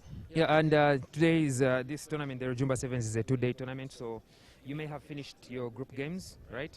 But there will be more action for you in the knockout phase tomorrow. So we look forward to seeing more of the new talent that you have brought on board, and hopefully you'll get some more wins that will put a smile and a boost on Eagles Rugby Club. Definitely. All right, thank you very much, and we are back in action for the second half of the Black Pirates versus Warriors. We saw a try from Arnold Atukunda, who has been subbed after that one sprint, but the restart again from Stephen Alud is not good enough, and Warriors get a chance to attack from halfway line. Desire Era contests at that breakdown, but he's slapped by his teammate Isaac Massa, telling him not to contest, let them win the ball, we will attack from a different front. And that's the replacement for Arnold Atkunda, another speedster in Joshua Engwao, catching the Warriors behind the gain line, and the Warriors will now have to reset and set up from the back. Again, Desire Era making the tackles count, forcing the Warriors to stay behind the gain line. The ball is swung out to Isaac Tago. Tries his luck against Timothy Chisiga, who is from the Safari Sevens. Timothy Chisiga makes the tackle, releases, and walks over the breakdown, leaving the ball open for Joshua Engwao, another Pirate speedster who will this time test Gabriel Aredo and find the whitewash in the far corner for Pirates to extend their lead against the Warriors. Yeah, at this point, I think even though the fitness level has come to play, the Warriors started off really, really pushing, but right now the Pirates are really dominating this one with their second try of the second half and really, really putting their dominance on this game. Conversion to come by Conrad Wanyama. I think also losing Kinyai has unsettled Warriors. He's a very key player for them, and it looked to be a serious injury. I hope that he will recover, but definitely losing him has been a big blow.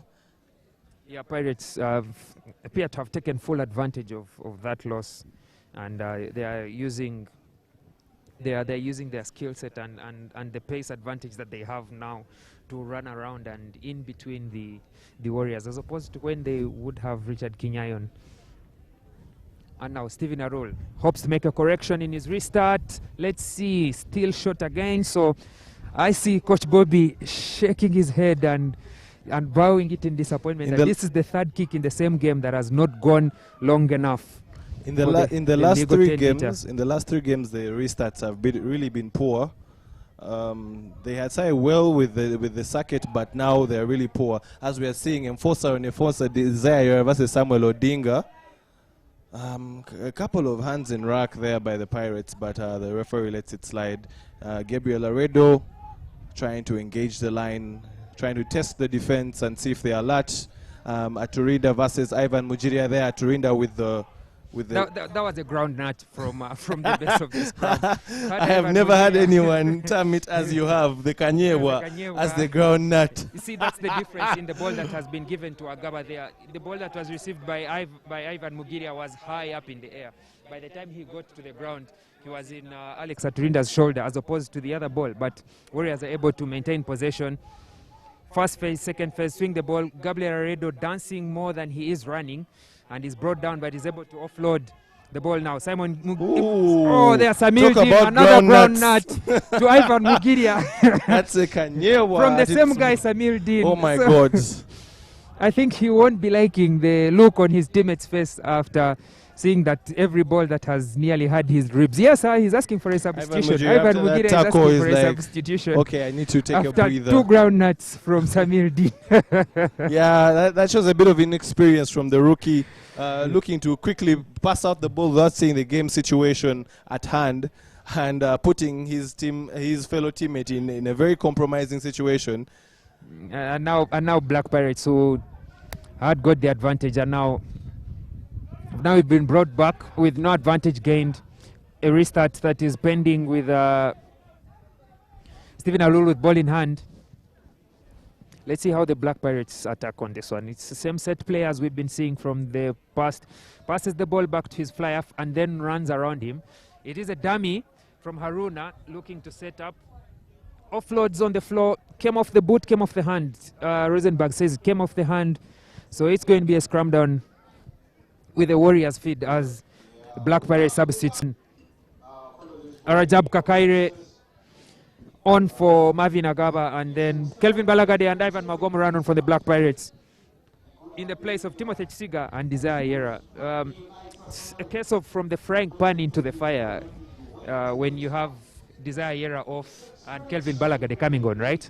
And I think this is what sets apart we could call them the bigger teams. The fact that the substitutions they make or the bench they have on offer is even sometimes better than who starts the game. That there is no change when they bring someone new on, that the same quality or even better quality comes on, and that is what keeps them fresh. The fact that they are very confident in the substitutions they make and that they are able to still perform at the highest level. Gabriel Redo flexing his muscles there with the Black Pirates. He's able to gain a few meters in possession, but then that dummy run, it looked like a pass that was intended for him. Henry Musisi looks to the blind side, hands the ball out Samildin, who walks into Alex Aturinda's shoulder. Henry Musisi decides, we have had enough. There's nowhere for us to go. I'll just kick the ball into touch and end our misery. And it is the Black Pirates who have walked over the Warriors, topped their pool in Pool C. Topping Pool C there. Warriors have to go back to mathematics. They have to rely on the Pacers in the next game to see if they can beat the Sailors by a considerable margin for them to have even a chance of getting into the knockouts. But otherwise, the Sailors have destiny in their hands. If they beat the Pacers, they'll be comfortable second place holders of Pool C and will be in a proper position for tomorrow's knockout stages. But as you can see, sports is all about gamesmanship. It's all about camaraderie. It's all about friendship. It's all about being a gentleman. And after all that battle on pitch, shake hands and appreciate each other's efforts.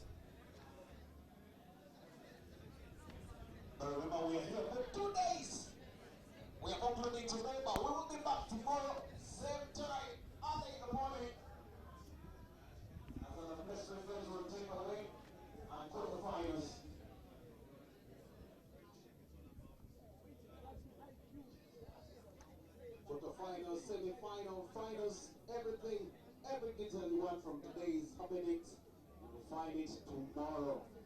So don't you make a mistake and miss coming tomorrow. It's gonna be bloody and interesting at the same time.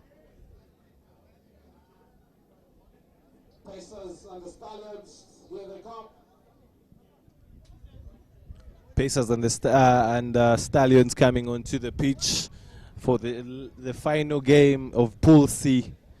Chisubi Pacers clad in their multicolored jersey with a bit of red, a bit of orange, a bit of yellow, a bit of white, and the Sailors in their green jersey. The second team, another of the home teams here at Kings Park Arena in Boyogere. So Warriors will be watching this game with interest. They'll be cheering for Pacers, of course. With a calculator as well. Exactly.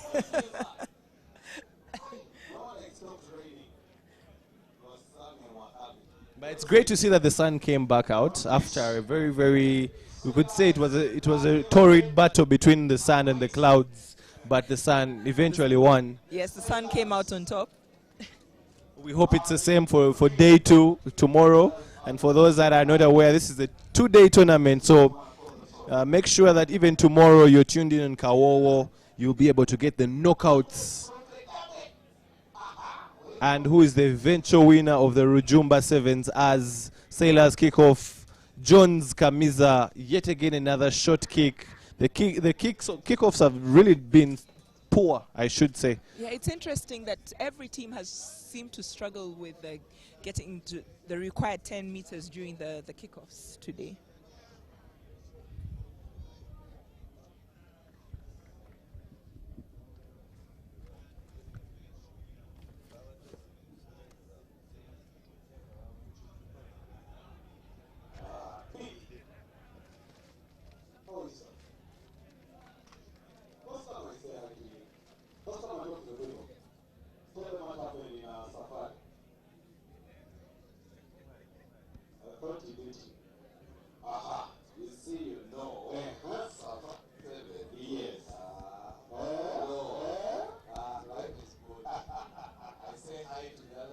Sailors with a short line out, opting not to jump but to send a quick one to the front.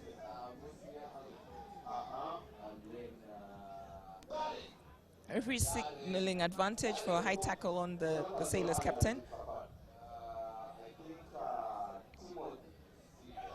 Big fend there. Big fend as a Sailor.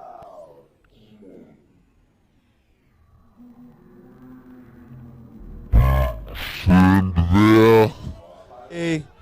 And the goose work, and the gap opens itself, but then closes as soon as it opens. Kamiza Jones, he has been very integral in the way the Sailors have been playing, and he passes to Marco Moding, who runs all the way to the center of the posts to get Sailors' first try. Not the way that the Warriors would want this game to start.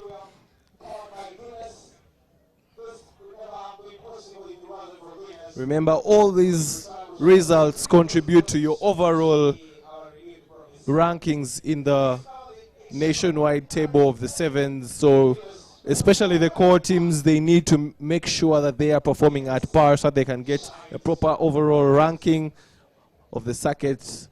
So these games, these pool games, and tomorrow's games are considered with high regard. Keep in mind there are also placement playoffs as well to make sure that teams are ranked according to their performance.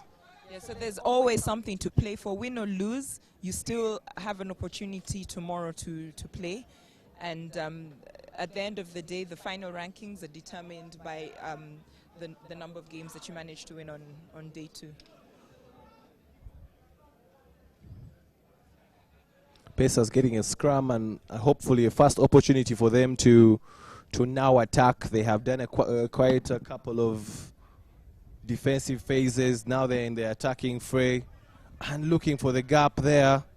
Coming back to the short side, but the Sailors being quite brutal in their attacks, and it's a very good pass there. But do they have the pace to go all the way? It's a bit of sports day from left to right, from right to left. What are they going to do about it? And yes, the Pacers are able to get a gap and be able to score near the post. To the celebration of many of the fans, the Pacers have scored a try in this game. 5 points for the Pacers against Sailors 7. Can they be able to combat and make this game a draw? Can they make it a 7-up?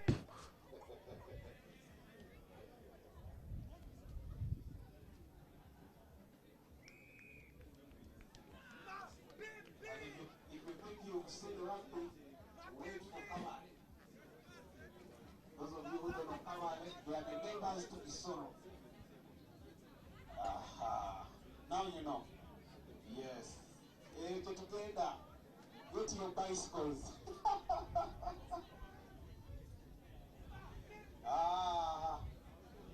The good thing we have Guinness to accompany us, really. Nothing can go wrong.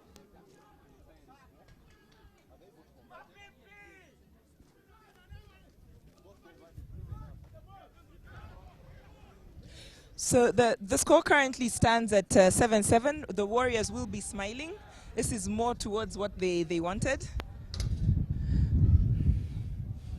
And this seems like it's going to be a very even contest between the two sides. Yeah, Kamiza Jones there yet again looking for his winger. And Jones, he receives the ball back. Oluport taking the ball out. And Marco Moding, who has been carrying so well. Once again, Marco Moding stepping up and scoring 5 points. A very easy conversion. This shouldn't be missed, which will take Sailors ahead. At the moment, it's 12-7. Yeah, Marco Moding scoring both of Sailors' tries. He's had a stint while he was studying in Kenya. He played in Kenya as well. Then he came back and he featured for the under-20 Uganda Rugby Cranes side in a tournament that was hosted here in Kampala. And now he's featuring for the Sailors, hopefully with an eye to see if he can get into the Pirates squad. But he is really showing and he's really raising up his hand for Coach Bobby to see him and to see his efforts. So the score stands 14-7 right now. Pacers will be looking to get back into the game. And that's a very good kickoff from Sailors, taking it deep into Pacers half and pinning them in their 22. It could even be on the 5-meter line.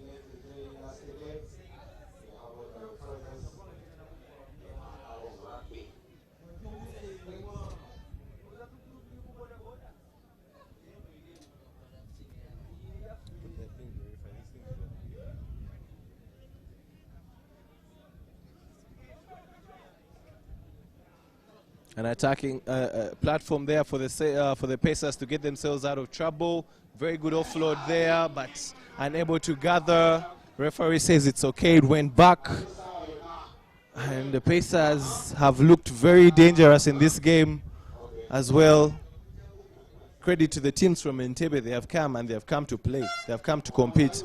As the hooter for halftime is being signaled, and it's a cross kick. Does it have the bearings that are required?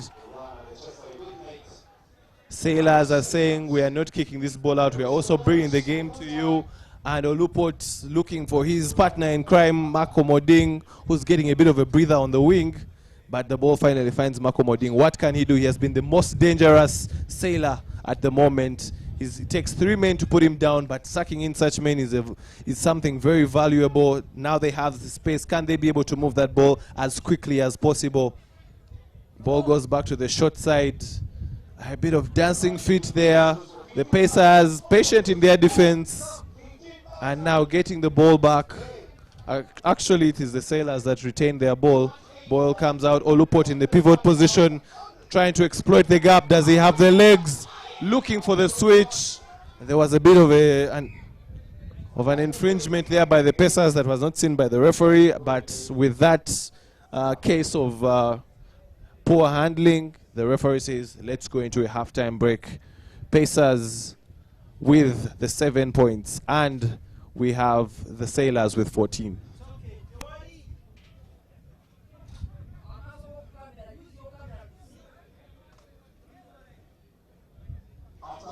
So 14-7 right now with the Sailors with the 7-point lead. It's still a very evenly poised game, and Pacers can get back into this. The teams are evenly matched, and at this point anyone can take the game.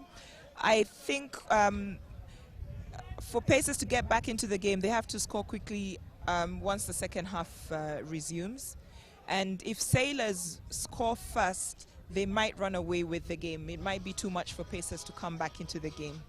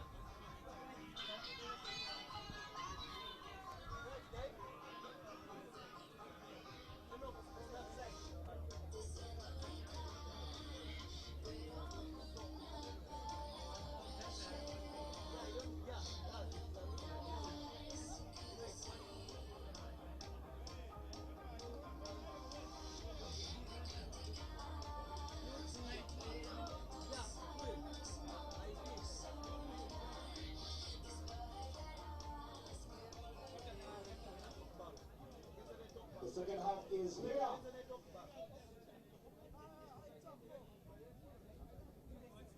First half had 2 tries. 1 for either side.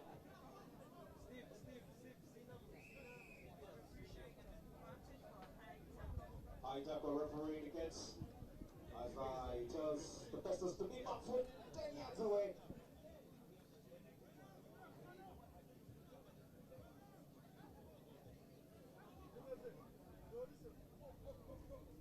Yamachoma is available. Please don't go home hungry. And let the hunger not be your excuse for not taking Guinness today. No.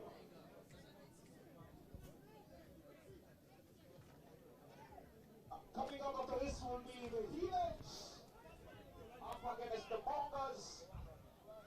The action will not stop like that. Still have plenty of action coming your way. Sludged the ball You that have just walked in.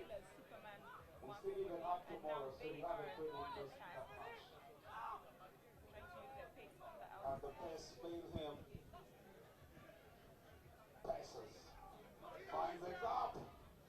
It narrows as soon as it gets into it.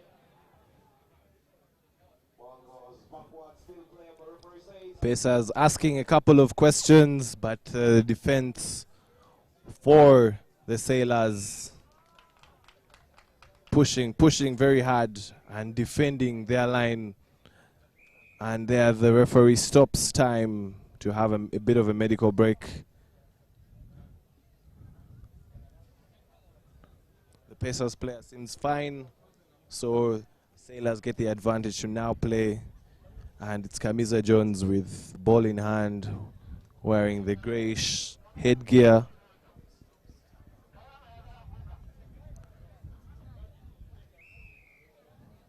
Sailors cooking up something, going for touch. The first time in this circuit we are seeing a team going for touch, and he finds good touch, getting a couple of extra meters inside the Pacers half, a good attacking platform for the team if they can be able to win there. Well, Oluport as well has been very good for the team, moving the ball from left to right. That coordination between Oluport and Kamisa Jones in that midfield, in the pivot role, has been very, very key. I think Sailors were concerned about playing in their half. They are well aware that they are only 7 points ahead. And so they decided to get themselves out of their half. Otherwise, it will be a longer way for the Pacers to get to the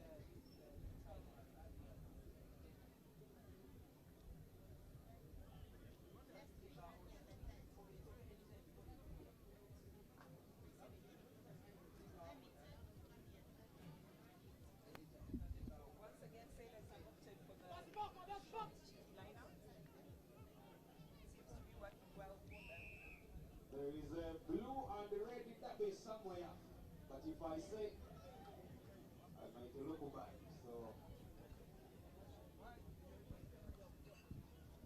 Pressure there by the Sailors, who get an attacking platform inside the Pacers half, and the ball moves to the wing. But a great tackle to match the attack. And there's a contest for the ball. The referee says ball was lost by the Sailors. Advantage to the Pacers. It's going to be a scrum to the Pacers. A very, very good defense there from the Pacers.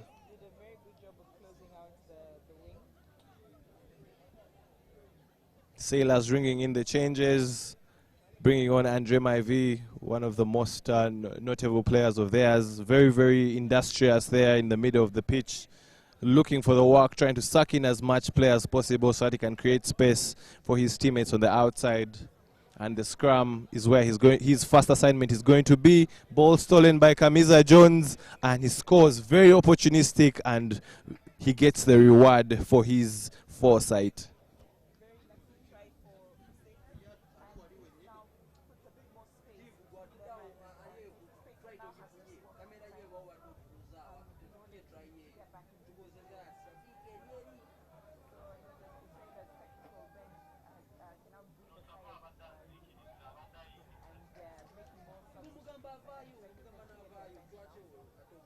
So that everyone gets an opportunity to play.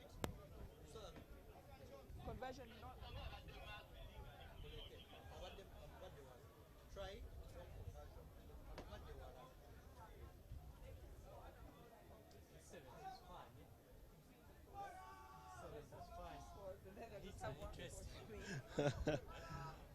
they seem like too many conditions. It's one thing to score, then another thing to score in between the posts. So, but let's see what happens. Anything is possible. Very good kick there by Jones Kamiza, who was led from the front, and Very good take as well. And I think it was the commentator's blessing because they have scored. wow, man. That's very interesting. Very good take at the kickoff. It was a very good kick from Sailors, but an equally brilliant take by the Pacers. And it was just straight running, sheer pace between the posts, and suddenly they're back in the game. They need to score once to tie and twice to draw the game. So it's game on. Very interesting game. Not yet over. It's never over until you hear the final whistle. Pressers! Make some noise for the pressers! I think the Warriors have brought out their counter. And make some noise for the Willing Pacers to score again. Make some noise for Kisoro. And not the right time for Kamisa Jones to be knocking on, especially in his own half. That could be a very costly.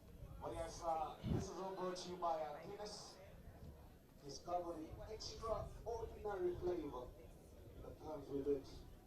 Guinness shines brightest.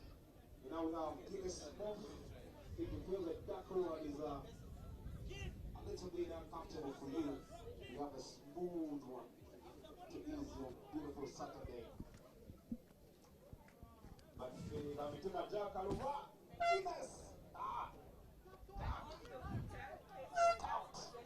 James Mwesiga there for the Pacers, giving ball away.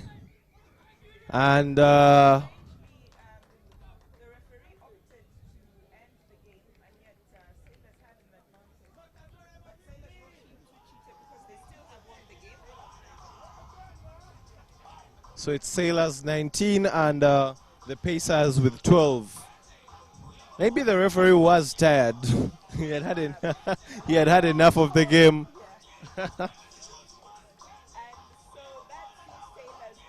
Yeah, Sailors as number 2 in Pool C. Yeah, both teams from Boyogeri have made it to the main cup knockouts, which is, I think, something worth celebrating for the Pirates faithful, for the Sea Robbers. So that is something that we can give kudos for.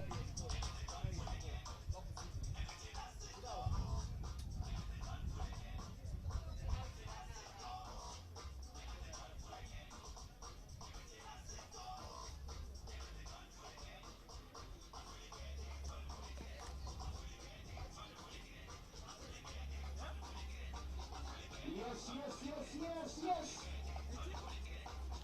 And now, you think you watched rugby the whole day? No.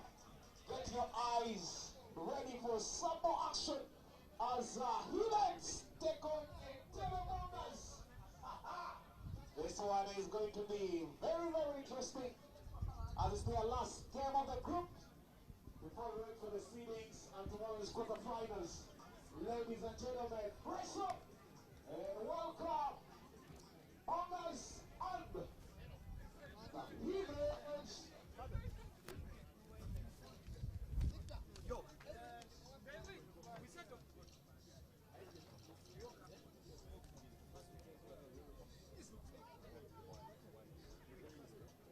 We're waiting for the match commissar to get the teams on pitch.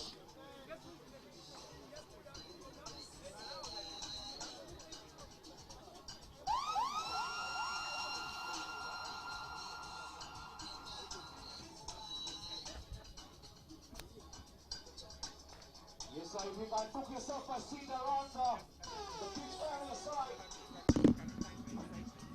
you are not supposed to miss. Yellow, come on, pitch! Mongers on the Heathens! Mongers in blue!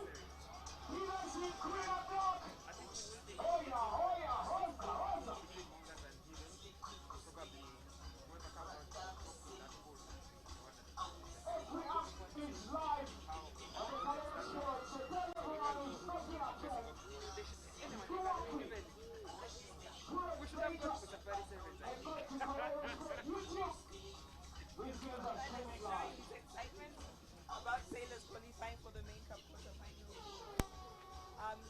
right now we have Mongers and Heathens basically.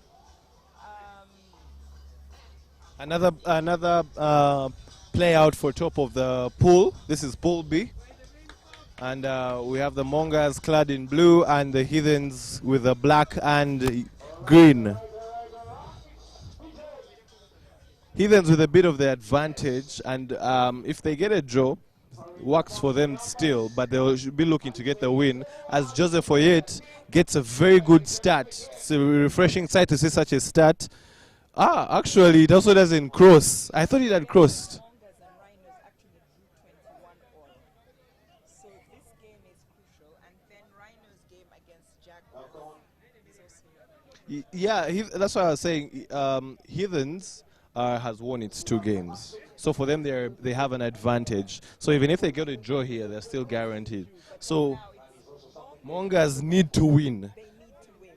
No ifs or buts. They need to win. They have to win by quite a big margin, and then Rhinos will also have to beat Jaguars by quite a big margin because it will go down 2 points difference. That's going to be a very interesting game as well. I can't wait to see it. As Lawrence Seboliba decides to put matters into his own feet. And Lawrence Seboliba has enjoyed playing in the middle of the park today. He has been leading and he's grown into the role as the day has. It's different from the traditional role that we see him playing on the wing, but here he seems to be more comfortable, and he's owned it. He's owned it today. yeah, definitely. He seems to have the game and be able to dictate it at his own terms. Usually when he's playing at the wing, there's a lot of the defense is drifting towards him and they're using the outside line to defend him, so he has to really do a lot of hustle. But here he has really understood his role. He has really attacked the gain line, and even on defense he has been impeccable. So he has been the standout player for the Heathens so far at the Rujumba Sevens. Defenders are in a dilemma when Seboliba gets the ball because they have to watch out for the wingers. So do they drift or do they take him on? And if they take him on, he's solid. He's a battering ram, and then he can use that to offload onto the waiting winger. So it's very difficult to mark Seboliba where he's playing today. And once again, we see the kickoff not going 10. Mongers being gifted an opportunity to.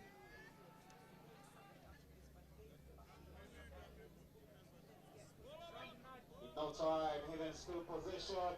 Yeah, and Mongers making a mess of the advantage they got, and yet again Seboliba in action there. Claudio Tema tries to clean up. Joseph Oyet takes the ball out. Nicolas Cato sending a long pass to Innocent Gokto.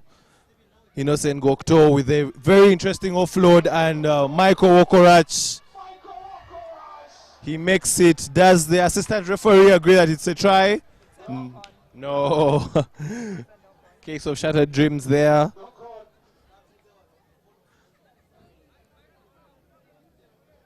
Mongers saving themselves at the death, being able to at least get themselves an opportunity to defend one more time.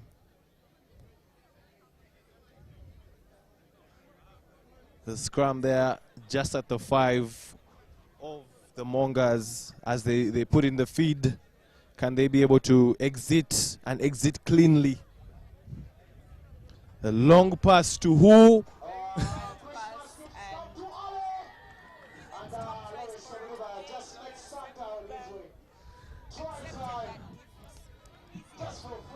That was very comical. That was very unfortunate. If you looked at the center there, he passed the ball. He didn't even look at where his winger was. He just threw the pass, assuming that this is where my winger is. And the winger had actually come in for a shorter ball. And Lawrence Seboliba, for all the work he has done, that's one of the easiest tries he'll ever score. 2 tries already for him in this game.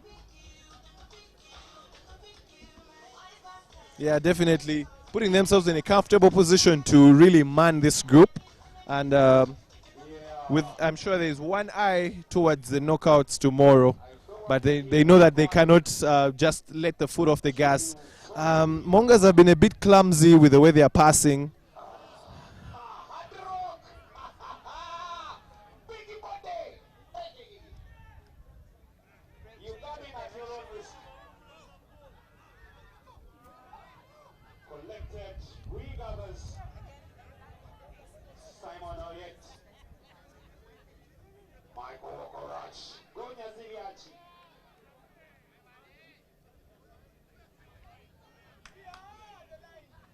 Patient play there from the Heathens. And Joseph Oye trying to look for some extra space, but he doesn't have the legs. Quick start there by the Mongers. Referee says play on. What questions can they ask? Another suspect pass. The referee says it went back. A little bit of a grabber, but they seem to be just giving away possession. And Innocent Gwokto gathers and sets up. Trevor Chan patiently looking at both sides. Cloud Otema getting the ball. Setting up. And Nicolas Kato looking at where there was no defensive pillar and racing away, scoring under the posts for Heathen's third try. Mongers will need to look for a gas line. They're being let down by the fact that they do not have speed on the team. They are able to move the ball, but when it comes to making those breaks, the referee is okay with the conversion too. Another one. And that is costing them. Yeah, and that takes the score to 19. 19 for the Heathens and nil for the Mongers, the team all the way from Entebbe, the beautiful city of Entebbe. If you are just coming to Uganda, that's one of the places you'd like to maybe have a visit around. So many things you can look at, a couple of beaches that you can visit and enjoy the sand, enjoy the water. But today they are in Kampala, Boyogerere, trying to defend their owner as Mongers, but so far not as good as they would have planned. They have, of course, part of their mind is thinking about the next game with the Rhinos playing against the Jaguars, so they know at least something needs to come out of this game. Maybe some extra points. Even if they lose, they need to lose with a respectable margin.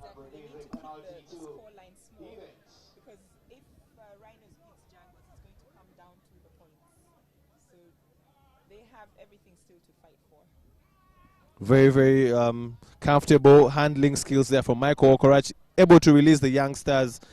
Innocent Gwokto. Ball comes to Lawrence Seboliba. He stumbles a bit there, but he sets up a bit of an open ball, but Heathens is able to have a comfortable play there.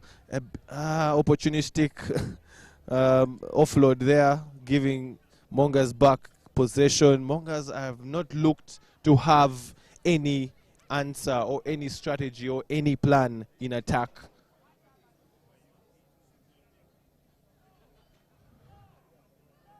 And they say, okay, let's go for halftime and maybe think about it and talk about what we can do next. It's a good idea because Heathens were putting them under pressure, and if the ball was turned over, they would concede, and they do not want to concede any more points. They're trying to avoid conceding as many points as possible, because they will have their eye out on the Rhinos and Jaguars game. Yeah, and you can also say as well, the Rhinos are paying close attention to this game, and you'd say they're in a better position because once they see what's in that game, then they have their workout out for them. They know what they need to do. So that is it. But they know that the Entebbe Jaguars are not going to be a walk in the park.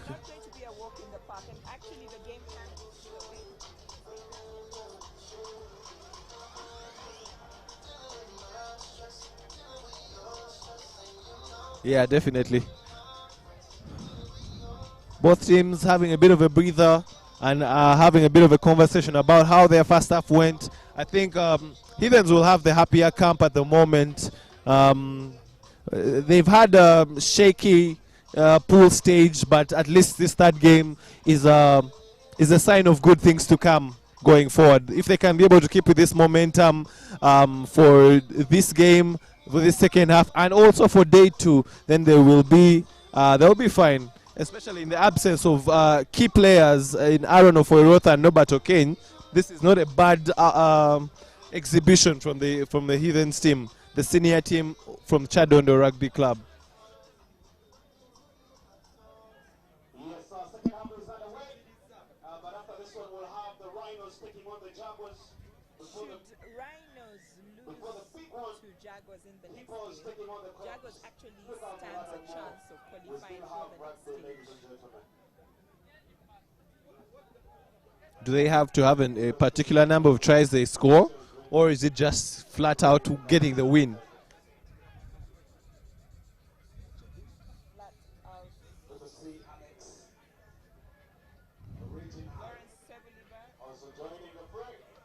Yeah, Sebeliba having a very good day. Is this? Yeah. The second game is having a hat trick. I'm sure he's in contention for top try scorer for the Rujumba Sevens. Definitely the Heathens top try scorer, but he is in contention for the overall top try scorer. Yeah.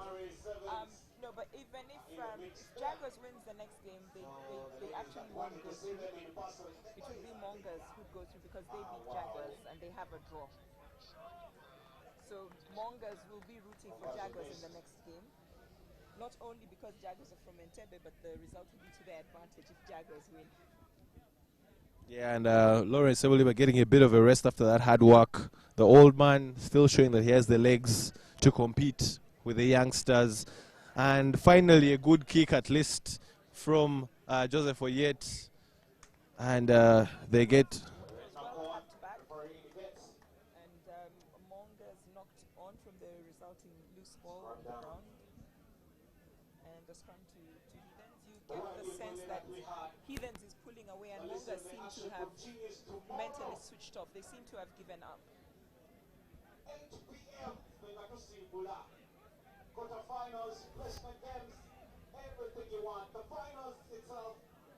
Claudio Tema now moving to center.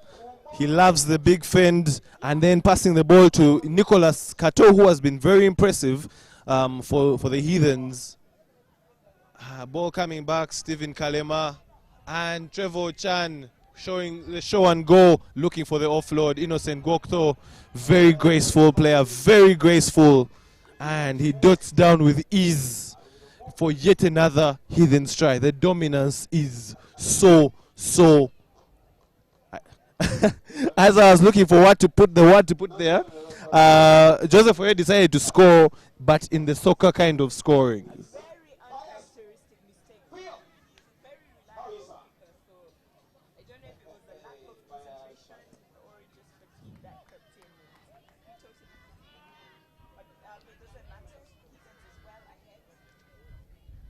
Yeah.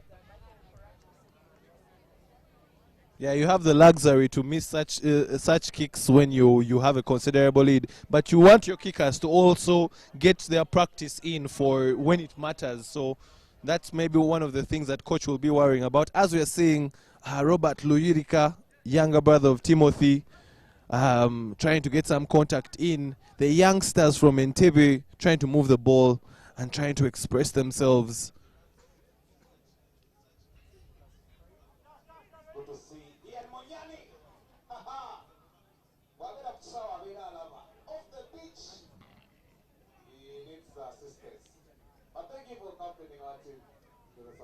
Mongers patiently trying to find a way to get out of their half, and they fail to protect their own. 2-on-1 passed early in my opinion, but they still have possession. Claudio Tema, does he have the space to make it all the way? He actually does. Suspect defending there from the Mongers, and I've lost count at this moment. So many tries for the Heathens, no try for the Mongers.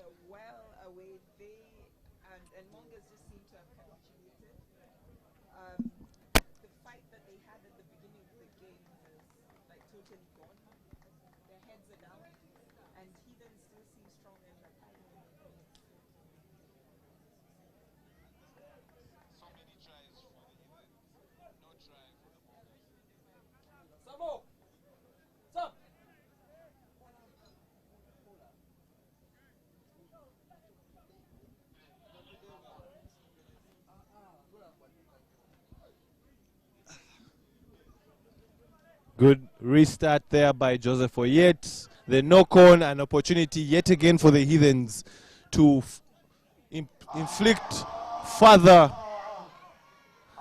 After a very good dummy there, and then you make a forward pass. It's so unfortunate. Very unfortunate because it was a brilliant dummy.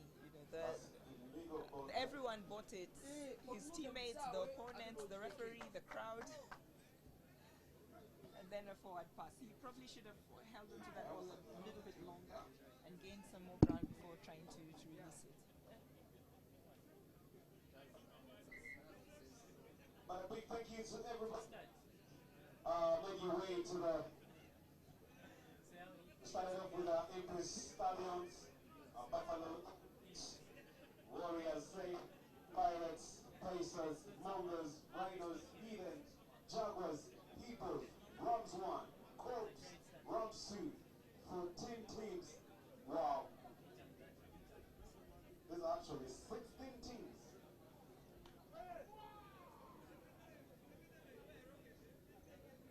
And to the hosts, thank you for such a beautiful day that you've given us.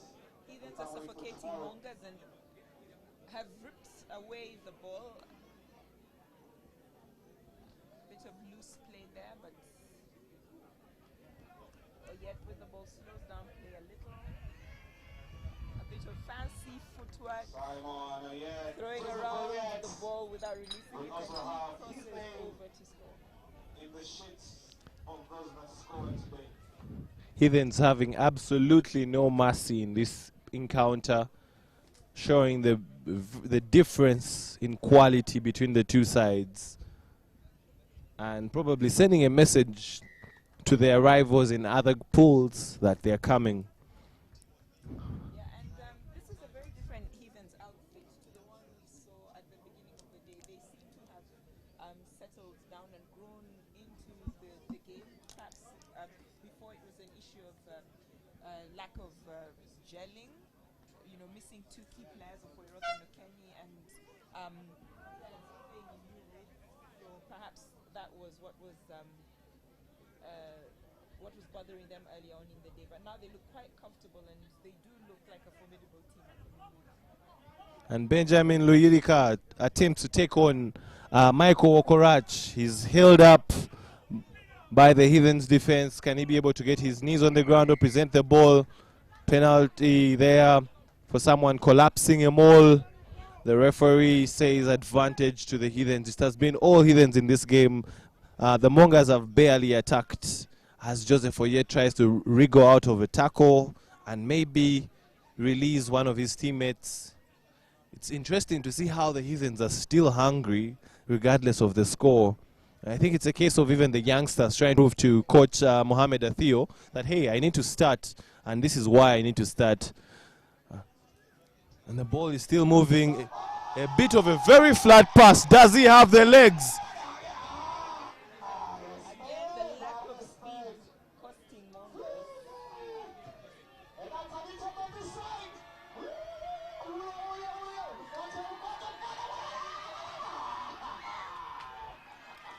That was comical, but I enjoyed it.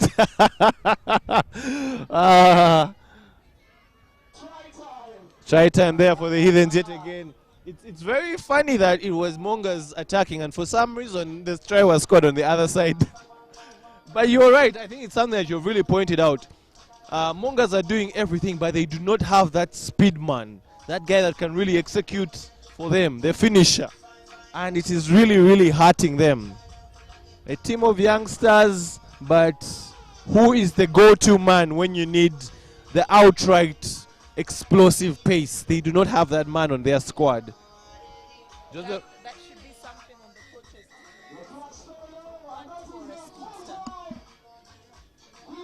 will completely change this Mongers team.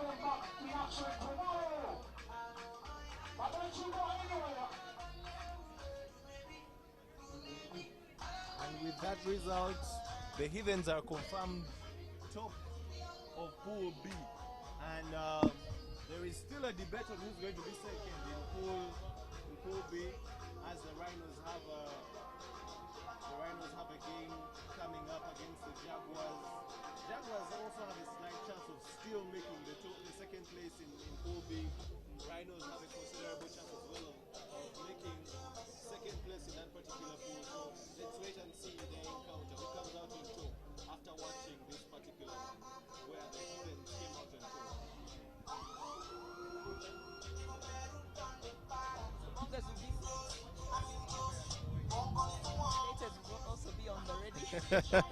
Yeah, the calculator business is really flourishing here.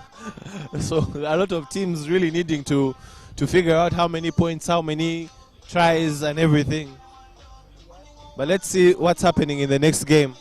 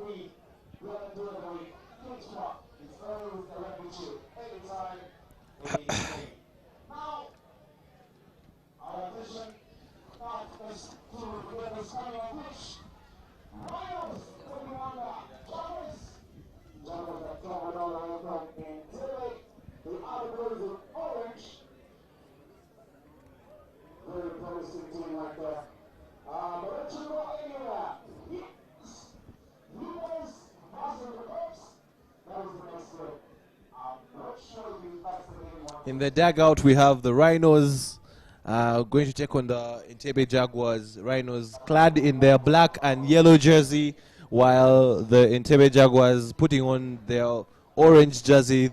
The Entebbe Jaguars were the favorites, the crowd favorites at the Guinness Sevens, and they are winning over a couple of fans today as well. Remember, they're not a core side, so they do not participate in all the circuits, but they are gracing us with their attendance and their performances for this particular one, and they have a lot of youngsters that we are to look out for in the future. So let's see what comes out of this game. This is a game that might seem like it has advantage to the Rhinos, but it's not as easy as it looks on paper, because the Jaguars are a very, very fierce and brave side.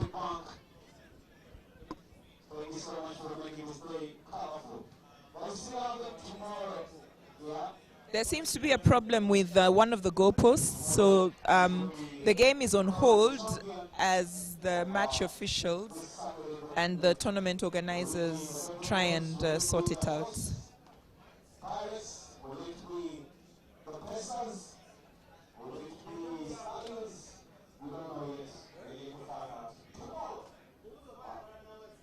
Black, it's not dark, it's bright.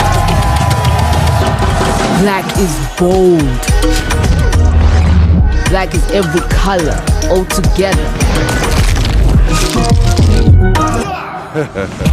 My thing, your thing, our thing mixed together.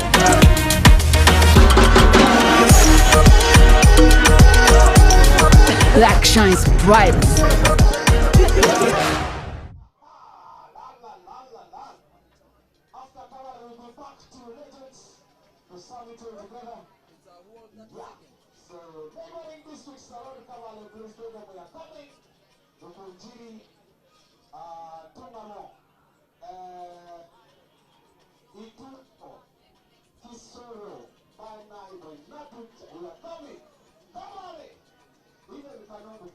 Which teams are those? Jaguars, Rhinos. You cannot afford in a transport, please, but you are bicycle on the road by now. You should be on the road by now. But not today.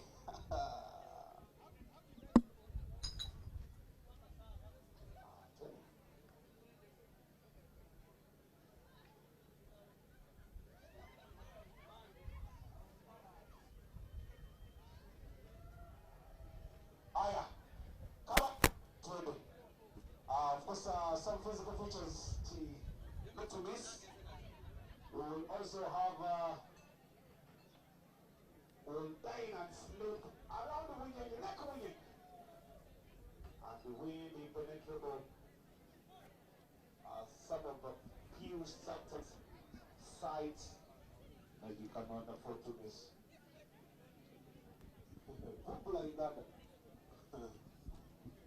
Good to see the president, Mr. Godwin, of course,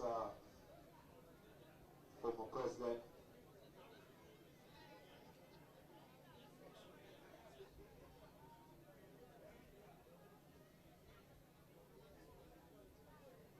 DJ, play something as we're waiting for the match commissar to get us underway.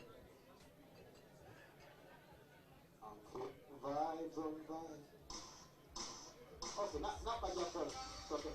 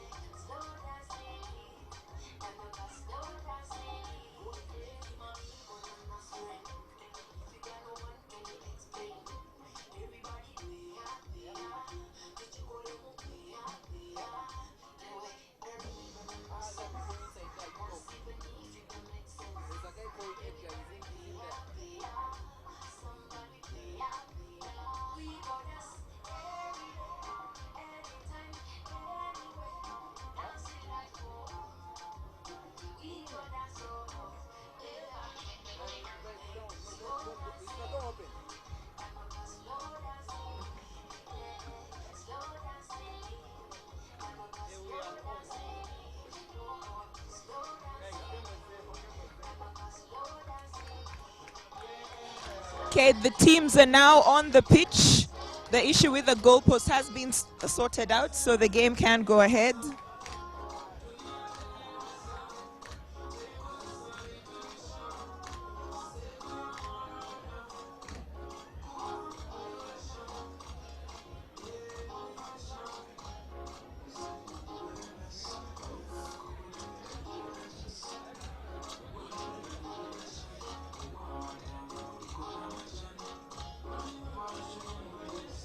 Rhinos needs to win this game against Jaguars by a large margin in order to qualify for the main cup quarterfinal. Rhinos drew earlier with they drew earlier with Mongers 21-21. They lost to Heathens, while Rhinos beat Jaguars by 12 points to 5. And lost heavily to Heathens.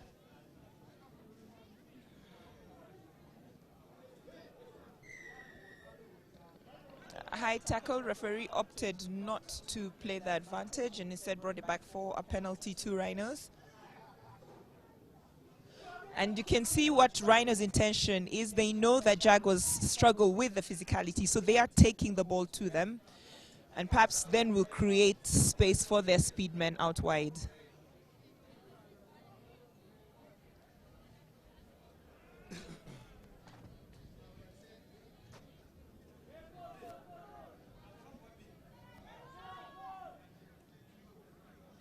Rhinos trying to move the ball from left to right, setting up patient play.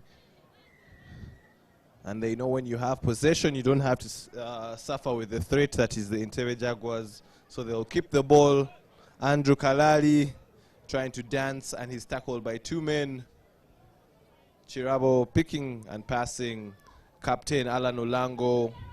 And the Rhinos asking a lot of questions now inside the Jaguars half considerably and going for the short contact They're very spaces. patient and just building slowly, patiently, and they have scored the first try. If they keep up this patience and starve Jaguars of possession, they will be able to win this game and they will be able to score tries. And it's important for them to use their physicality, because we've seen Jaguars struggling in every game when at the contact points and at the breakdowns.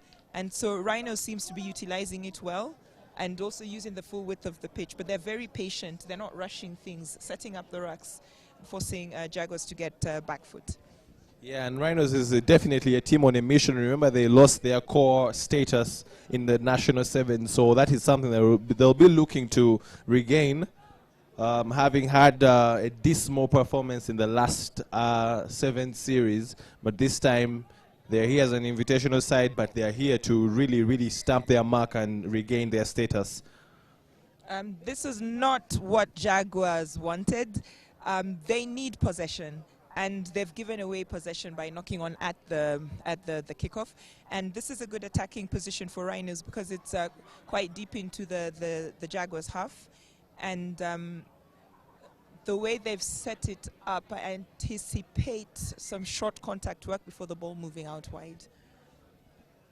Yeah, the way I'm looking at it and the way I'm seeing the body language of Andrew Kalali, who's standing at the fly-half position, it looks like it's going to be a short ball to the center, Captain Alan Olango, who is a very, very hard runner, but Ivan Chirabo choosing to first take a few meters short.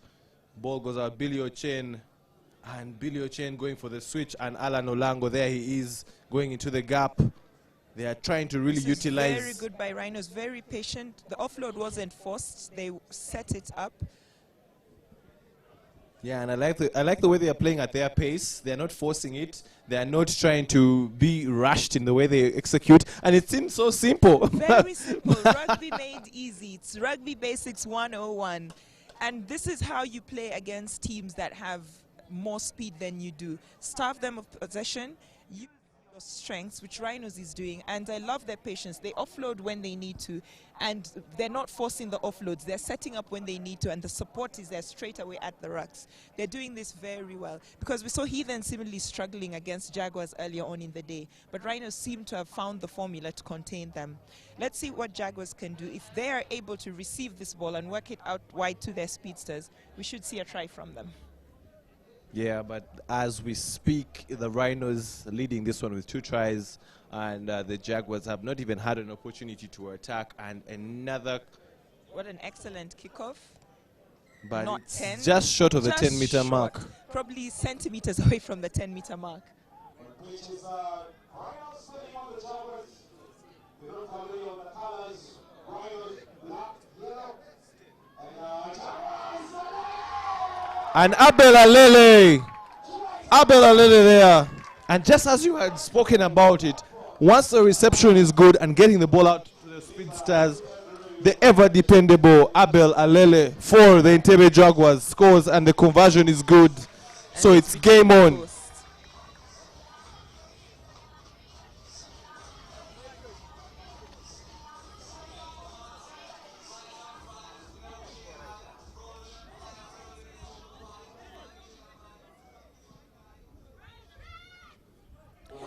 So Rhinos lead by 12 points to 7. So they have one conversion that was good. And Rhinos have started making mistakes, and Jaguars are going to punish them.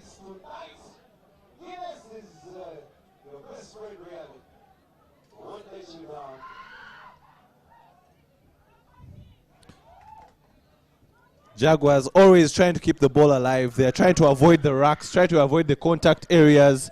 They like to play the free-flowing, continuous rugby. And very good defense there from the Rhinos.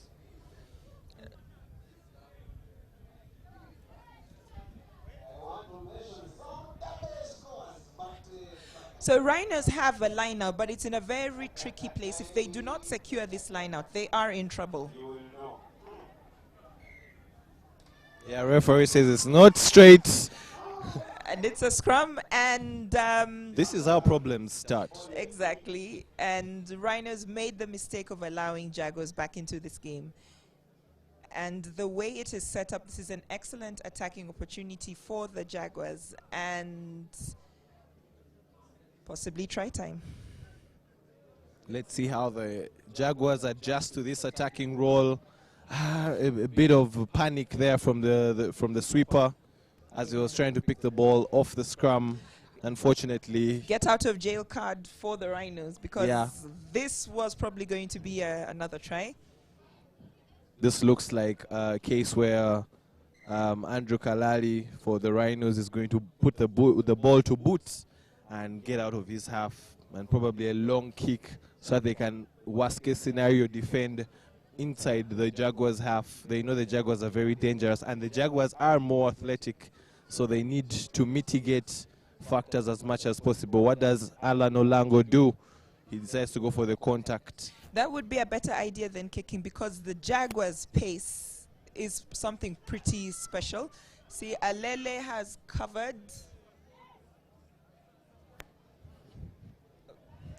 It's a high tackle there by the Jaguars, and it's an opportunity for them, and surely a last warning for the Jaguars about their high tackles, dangerous tackling there, and an opportunity for the Rhinos to get something out of it. Another high tackle there, seatbelt tackle. Referee hasn't seen this one, but Rhinos have got out of their half, and they're now in the Jaguars 22. And like you say, they just keep it short, and the switch has gotten them very many meters, considerable. And that's Ivan Chirabo for the long pass. This surely has one winner, and it is Alan Olango, captain, scoring yet another try for the Rhinos. Yeah, so the Rhinos know what to do. They just have to starve Jaguars of possession, because when they have the ball, they are a threat, and they've got a lot of pace on their team, and they can attack from either wing. Yeah, conversion good there, which extends their lead. That puts it at 19. Yeah, 19 for points the to 7 Rhinos. at the halftime break. So the Rhinos go into the halftime break with a 12-point lead. Jaguars need to regroup. They need to quit making the mistakes, knocking on the ball, handing possession back to the Rhinos. When they have the ball, they are very dangerous. They're dangerous with ball in hand. And if they're able to secure the ball more in the second half, they can turn the tables on this Rhinos team and win. If Rhinos can keep up with their patient rugby, playing their phases, taking on the Jaguars physically, then they will be able to win this game and qualify for the quarterfinals. At the moment, my money is on the Rhinos. They seem to have found a formula in how to win this game, and they seem to have the patience to pull it through. So the second half to still be an interesting affair. Yeah, one of the factors that's going to come into play in the second half is fitness and the legs. Who can be able to go the full second half or the entirety of the game without being fatigued? The more fatigued side will definitely suffer, and we have seen that the Jaguars actually have the fitness, but can the Rhinos show that they have the fitness to match the Jaguars? Because that's what's most important. You have the lead, but how are you able to see off the game? And that's what's important. Second half coming up. Rhinos, Jaguars. Pool B. Action.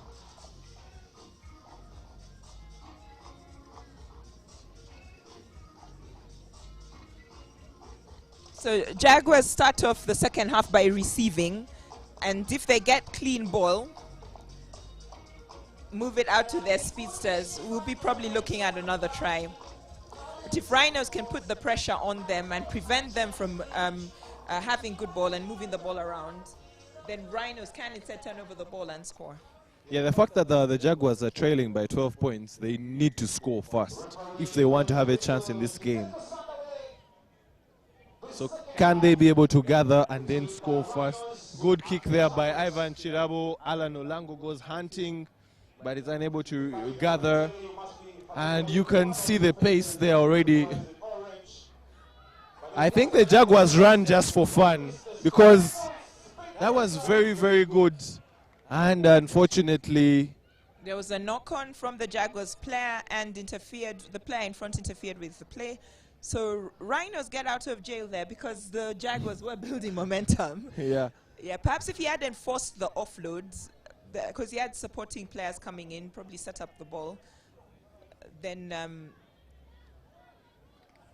Ooh.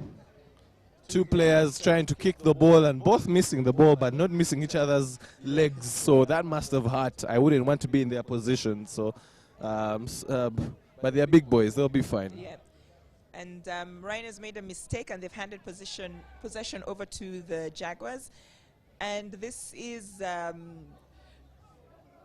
on the halfway line, only 50 meters. I say only 50 meters because Jaguars have plenty of pace to burn.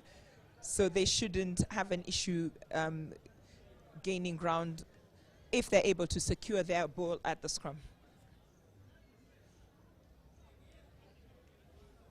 Short break for shoelaces to be tied and the game is back on.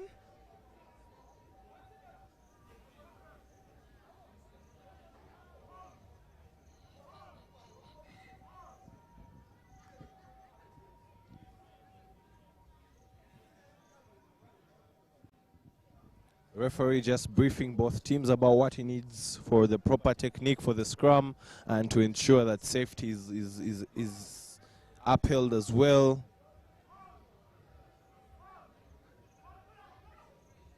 Scrappy ball, but Jaguars managed to retain possession.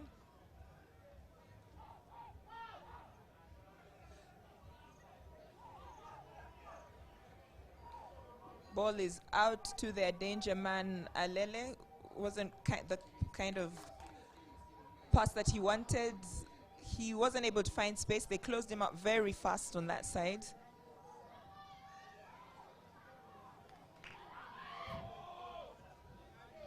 Jaguars looking to hurt the Rhinos. A case of two animals from the wilderness. What can they be able to do? Mistake by Jaguars.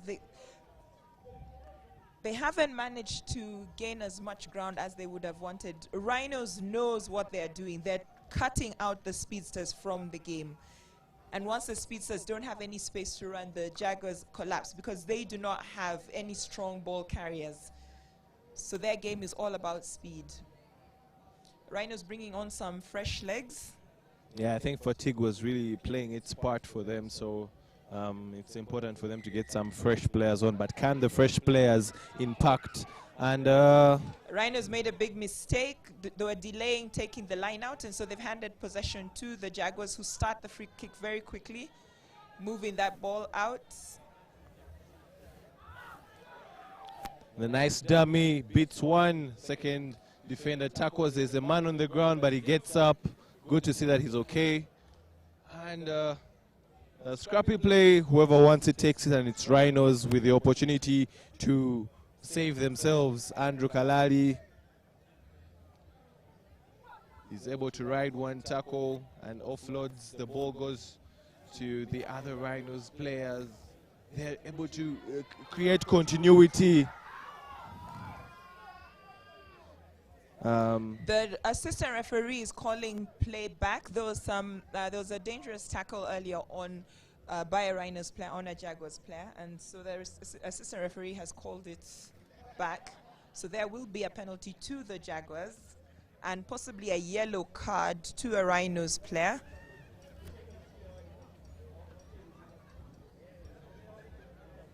Yeah, it was a tip tackle. Referee's having a few words. And yes, he's reached into his pocket. So he will have to come out to the sin bin and think about his sins. Yeah, the Rhinos will really have to work for this win if they want to get anything out of it. It's not going to be handed to them. They are leading, but now they're a man down. So gives the Jaguars a perfect opportunity to strike. This is the right moment, and the ball is in the hands of their most dependable man, Abel Alele, and the switch goes, and it's just stopped inside the 5-meter area. But that was excellent scrambling back to make the tackle and to make the steal. Again, Rhinos get out of jail. Started a quick one. Jaguars were guilty of not being back 10, so it's still Rhinos' ball. Referee has slowed down play. And there will be a yellow card. Oh no, he's not reached into his pocket. So Jaguars are fortunate, so they remain 7. I think right now what the Rhinos really need to do is just go through the phases and keep the ball. They don't need to really be too ambitious. And just as you say that, there's a knock-on. Yeah, and the Rhinos player was guilty of pulling back a Jaguars player when he didn't have the ball. The question is, does Jaguars have the appropriate time to be able to come back in this game? They should have struck with all these opportunities, and they haven't yet done that. Especially when Rhinos are down to... Abela Lele looking for the offload. And there's a knock on there. Referee said play goes on. Jaguars has failed to take advantage of the numerical advantage that they have. Some fancy footwork from Rhinos and an offload.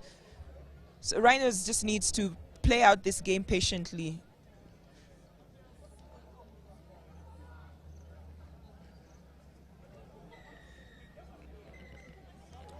Penalty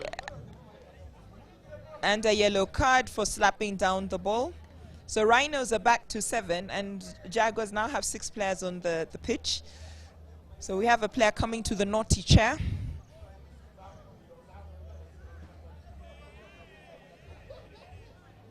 Reminding you after this one, we'll have Bet Records taking on Ginger. That was a brilliant tackle, thumping tackle. We have rugby, ladies and gentlemen. Don't you even move an inch. Very good defense there, but I think there is not enough time for the Jaguars to make a comeback in this one. Surely the Rhinos have secured a very, very important win for them that puts them in the perfect position to, actually puts them in the right position to secure second place in Pool B as they move the ball out. Ball stolen by Rhinos at the line out.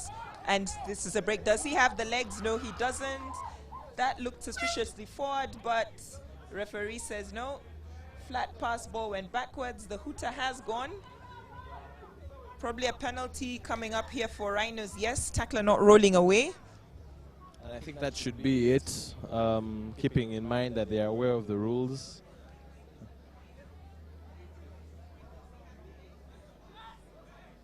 Oh, they've opted to play on. Oh, okay, this is interesting. One last hurrah. Knock on. Unfortunately. But game over, and Rhinos take it. And when you look at the points difference in the Rhinos Heathens game and the Heathens Mongers game, I believe Mongers conceded more points against Heathens. And then also there's a bigger points margin in the win that Rhinos has had against Jaguars than Mongers had. So Rhinos should be through as number 2 in this pool. Yeah, they've really fought hard for their results, and at least they get a win, a much-needed win, and it will be a sign of encouragement for them and for their management team as Pool B comes to a close for the day, for day 1, with Rhinos getting the win over the Jaguars and securing second place, with Heathens taking top place. And now we get into the final group, which is Pool A. Pool A having the defending champions, the Betway Cobs, who are coming on next. We're yet to see who their final opponent is going to be in their group. But we are remaining with one pool, and then we shall be set for the pool stages. We shall call it a close for those ones, and then we shall wait for tomorrow.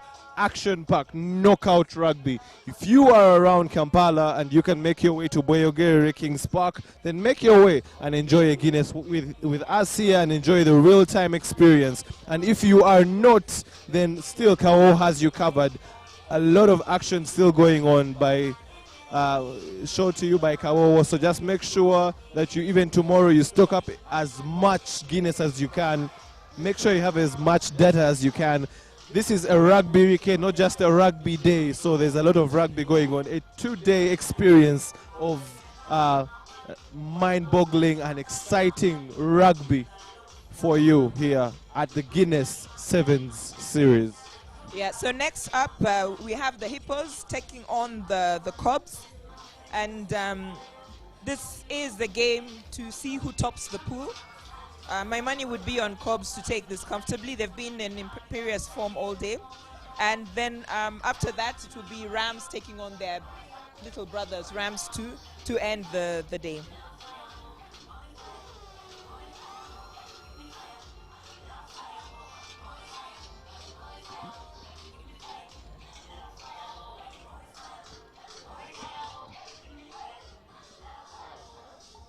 Black, it's not dark, it's bright. Black is bold. Black is every color all together. My thing, your thing, our thing mixed together.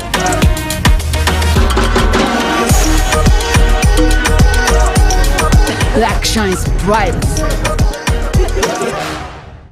Black, it's not dark, it's bright. Black is bold. Black is every color all together. My thing, your thing, our thing mixed together.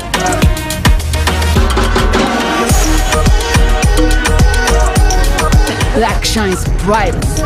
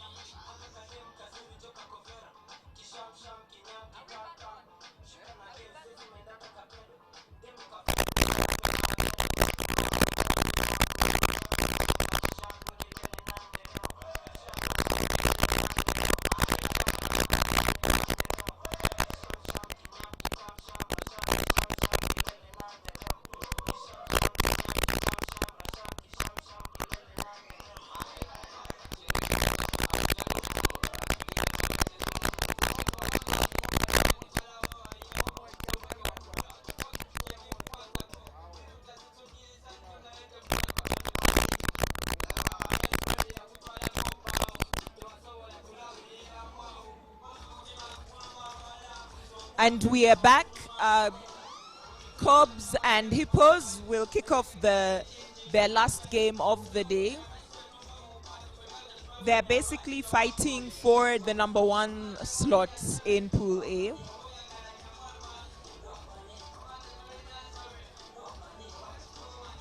Cobs has been strong all day, and they are the current table leaders, while Hippos will be hoping to pull off an upset. We wonder how realistic that would be. Hippos in their final game started putting together some really good play, and we were able to see their danger players more with ball in hand. And if they can bring that form into the Cobs game, they should be able to score some good tries.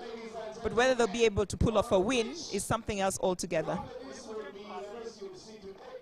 I'm not so sure about that, but it is Ginger Hippos taking on the Cobs. Are you ready? This is a good one. The champions, Hippos the contenders, the challengers. Who will take it today? That's why I can see.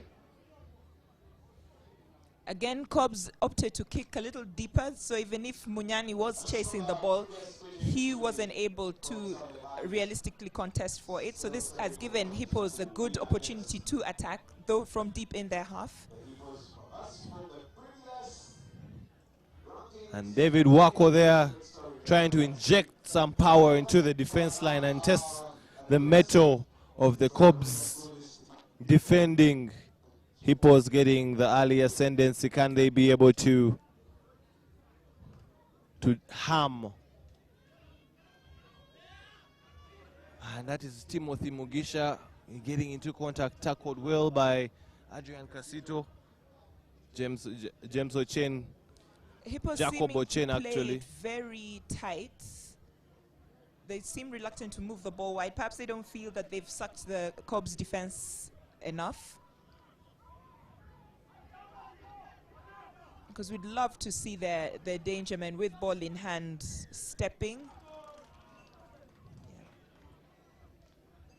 Tackler not releasing there, and after very good defense there by the Cobs, they get an opportunity now to attack. Joseph Aredo starting it. Ian Munyani sending a long pass, and Pius Ogena the tap tackle, but still doesn't stop him from scoring, and just one attack like that, and the Cobs are on the score sheet. 5-0 with a conversion to come. The Hippos. I think Hippos made the mistake of playing so tight for such a long period of time. They didn't stretch the Cobs defense at all, so it was very easy for Cobs to commit numbers to the breakdown and contest for the ball. And that's how, in the end, they ended up putting Hippos under pressure, and they went off their feet at their own ruck, and so it resulted in a penalty to Cobs, and it was very easy. One huge pass from Munyani out wide to Pius Ogena, and they have 5 points on the board. Hippos needs to play to their strengths. They've got such silky runners, players with such excellent footwork. They should make use of that rather than playing such a tight game where they're not putting Cobs under any pressure at all.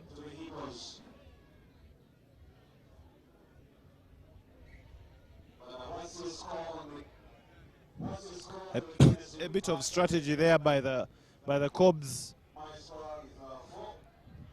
and some early changes there by the Hippos. Very, very surprising. After the first phases of play, the coach says maybe there's something that needs to be changed. Maybe there's a bit of an injury. This time the Cobs go for the shorter kick, and very good gather there by Jacob Ochen.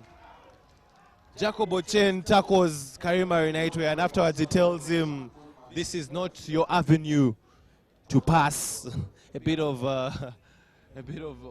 talk, trash talk we should say, after the tackle. Yeah, but how good has Munyani been at chasing those kickoffs and regaining possession? Yeah, if understanding the assignment was a person, it would be Ian Munyani. He has really done his role to perfection. Every time he has been called upon with a short kick, he has been able to gather. Ball not straight there by the Hippos, and it's going to be a scrum to the Cobs. Not the territory you'd want to give Cobs advantage from, a team that has just scored 5 points on you. Hippos is a team that, as you said, has very silky players and is very gifted, especially in sevens, but they have not achieved full potential in the sevens, and there's a bit of early engagement, I think, and it's a mistake by Cobs on their own scrum put in.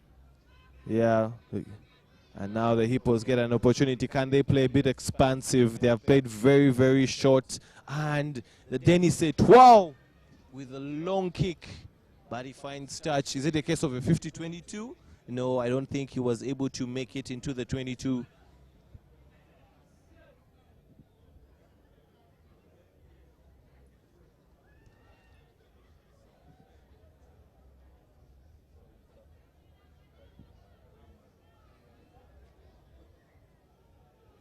Yeah. Of course, I will stop saying thank you to everyone that made. It was just outside the 22, like mere centimeters. It would have been a brilliant kick if it had just been a few centimeters on, but it would have been Hippos put in at the line out. As it stands, it is Cobs line out. Yeah, but the way we've been seeing the set piece going, the line outs have been a bit shaky, so anyone's line out can be the other team's line out. Yeah, and And Casito that's- made a mistake. He dummied at the line out and A case of the commentator's blessing, we should say. And Hippos now have an opportunity, and the switch! and there we Brilliant! are. Brilliantly done. Wow. Silky as you please. And this is what Hippos needs to do more of. That's a beautiful improvisation there. They are expecting Hippos to go out wide, but the switch and the short ball, woo! And no one was able to see him coming. And the conversion is good, which puts them ahead. Yep. They're Seven- 7 points to 5. Yeah, 7-5. Beautiful play there. Hippos showing their intent. If Hippos win this game, this will be the first loss that Cobs has had all In the Yes. entirety, Yes. in the entirety of the circuits, this is our 4th circuit, Yes. and that would really bring a lot of news. So we can't wait to see. And they have chosen to go for a very deep kick, gathered by Joseph Oredo. Long ball there to Faraggio Dugo. The And tackle there on pressure. Adrian Casito. What a bit of spots there. Pius Ogen is a big man, but he also has the legs. But he's facing equally fast individuals there as the Hippos are able to regather full advantage there. Hippos have the Cobs have a penalty. That's a very, very silly thing to do. And just when Hippos was getting back into the game, they are now going to be out. They'll be down to 6 players for the next 2 minutes. And You don't do that against a team like a Cobs. man of Dennis Etwao's experience. Why would you do that? It was very unnecessary. And Cobs exploits that and scores. And they're back into the lead. That was very unnecessary, and that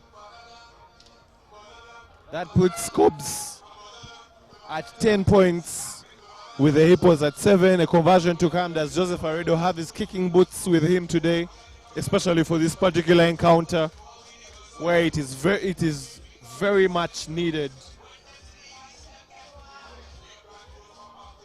He misses that one, so 10-7 at halftime in this very, very good game. A game that Hippos, you feel like Hippos have been the cause of both the tries they have conceded. The first one playing a little too short for too long, and then the second one, a very silly tackle. Instead of getting back and organizing yourselves defensively, the sweeper would have covered in that particular instant, but the sweeper is the one who got the yellow card. So it's just unfortunate.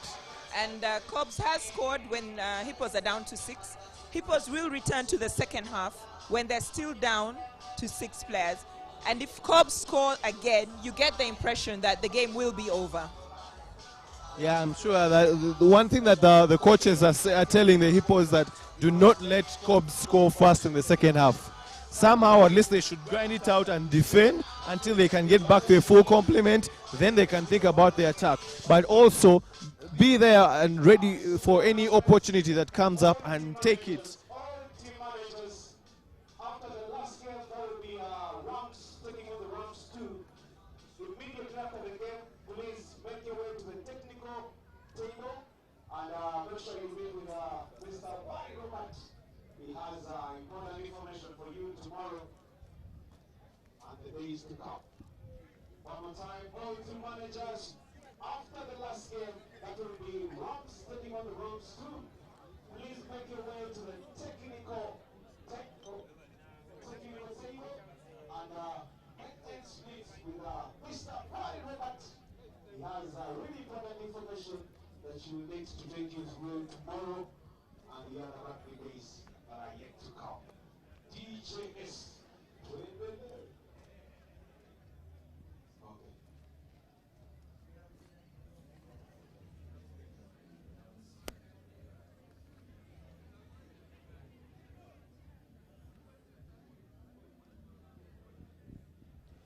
The referee has given the captains a few seconds to talk to the teams. I guess it's about game management, probably at the breakdown and also during the penalties.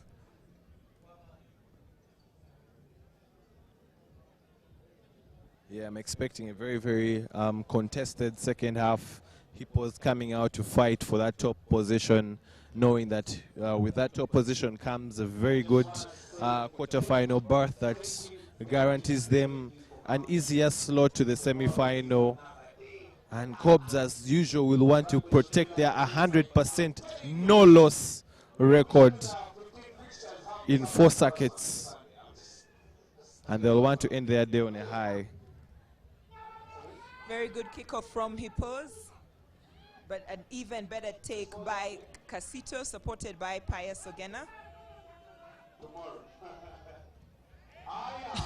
And boot to ball by Haji Manano. The chase is on. It looked to be like it was on the white line, and yes, assistant referee Rosenberg says no, it's not a try. The consultation is still going on, but from where we stand, we could see the chalk coming up, so it could be a case of being in touch, but the referee is the sole judge of fact, and it's a try. Try awarded, and I keep saying he's raising his hand, then he's making the X like it's not a try, so it's confusing. 22 dropouts. And they have chosen for the referee signals were very confusing in that instant, but it's a no try. 22 dropout to Hippos. Again, Hippos player off the feet at the ruck.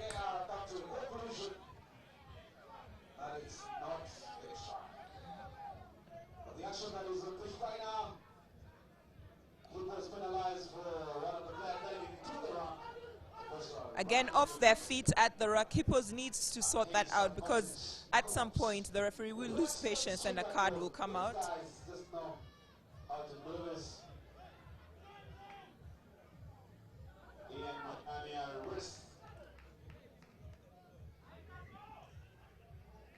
What does the referee have to say about that in particular?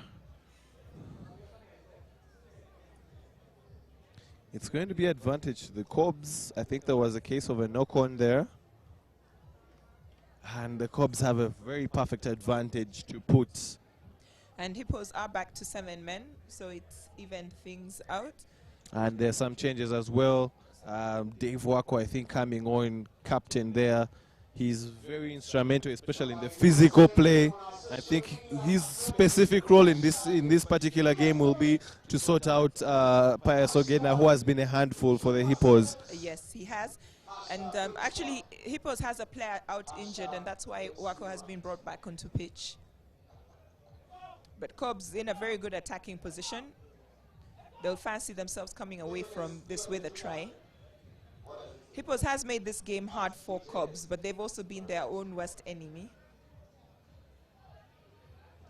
Joseph Aredo taking the short ball, pumping, and the ball goes out wide. Does Karim have the expertise to finish?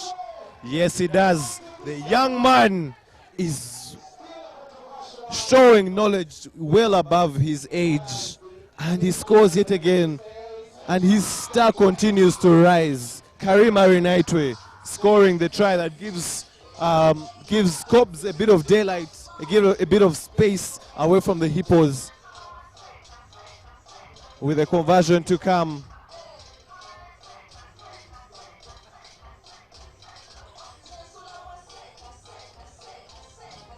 Cobs, after that early scare, they are able to actually show their dominance and actually maintain their dominion. And some changes made by the Cobs as well. James Jongat coming on, Joseph Aredo getting a much needed rest. Can the Hippos have a response to that? At this point, Hippos are playing now just to, I guess, sort out their structures, their defense, their attack as well. Again, Munyani was excellent, but the referee is not happy.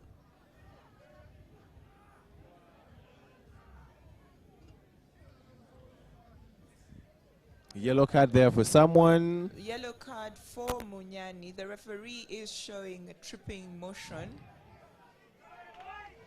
Yeah, yellow card for Ian Munyani there. So the Cobs are down to 6 men.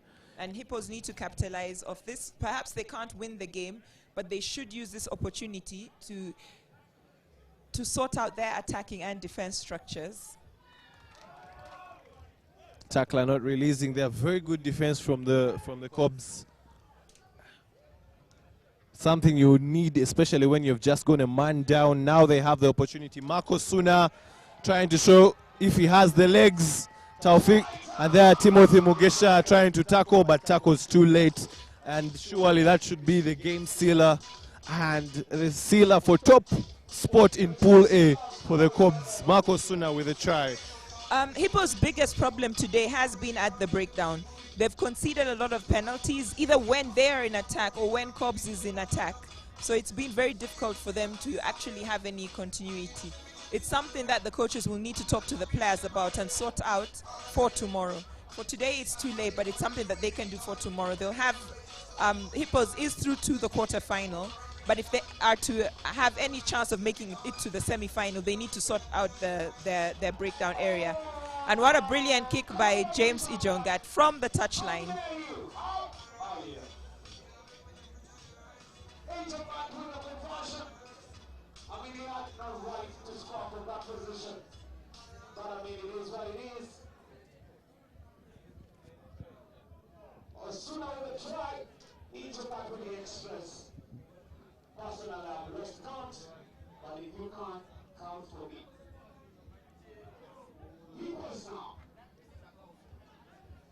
High tackle there from Pius Ogena, referee playing advantage.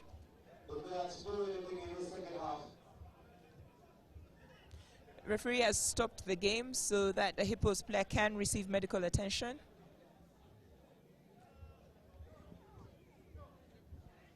Jacobo Chen there, seemingly needing medical attention.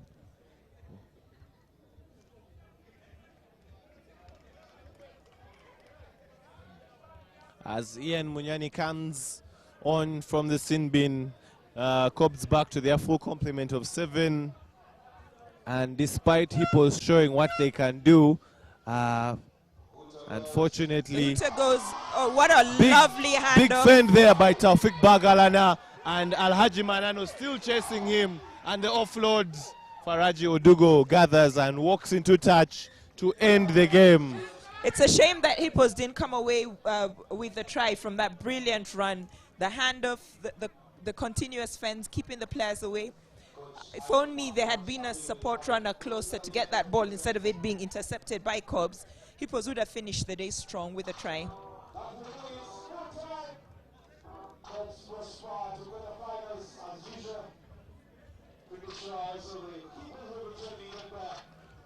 And we're remaining with one more game for the pool stages, and that is going to be Rams against their junior side, the Rams 2.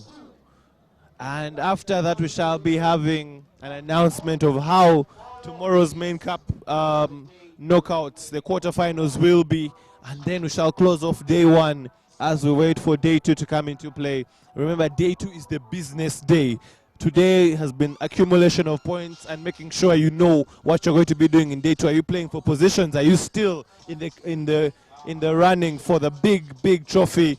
And if you have made the main cup, then tomorrow you have to play 1 win, go to the next round, 1 loss, and you're out. You're playing placements. And remember, placements are still also as important as any game because you have to consider your overall rankings, and that is what is important.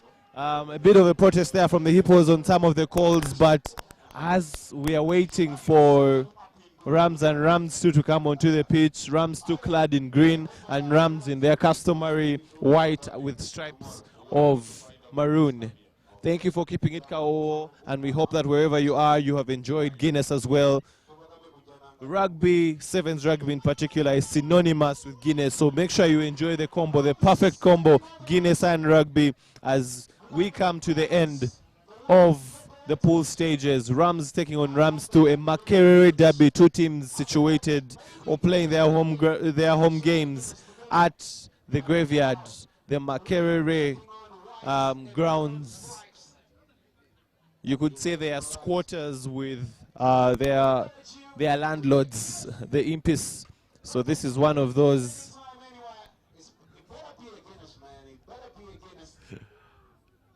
Rams and Rams 2 getting prepared to duel it out.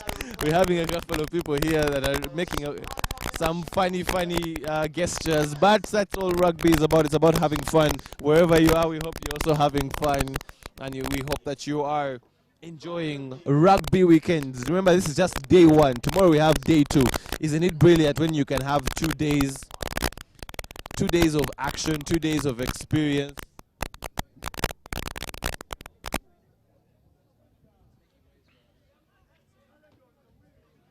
Rams were able to have an early shocker there with the Cobs, but were not able to follow through. Cobs maintaining their 100% record, haven't yet lost in 4 circuits so far.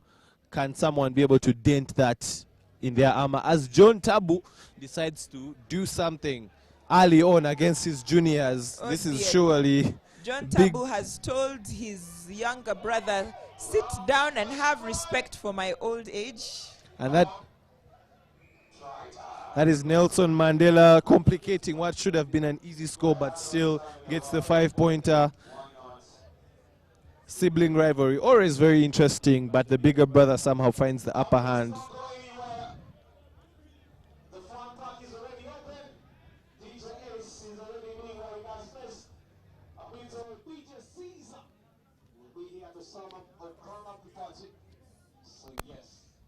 It's going to be a good Saturday together.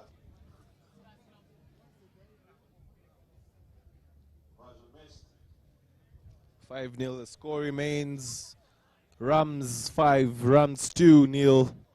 A couple of players on that Rams 2 team will want to prove to their coaches that, you know what, we should be putting on the white and maroon stripes. Remember, next weekend we are in Kabale. So for those that can travel, start your preparations for the travel and hopefully start the travel on Thursday so that you can have a whole weekend's experience. And for those that can't travel, Kawowo Sports has your back. Rugby traveling across the country, courtesy of Guinness, courtesy of Kawowo Sports. And there we are seeing Rams 2 moving the ball diligently, trying to see what they can do against their bigger brothers. And Rams 1 trying to hold onto the ball. Ball goes loose. Ball goes onto the side of the Rams. But the referee says there's a loose ball. Whose advantage is it going to be? It's going to be Rams' advantage. Ball lost in contact. So that is going to be an opportunity to attack.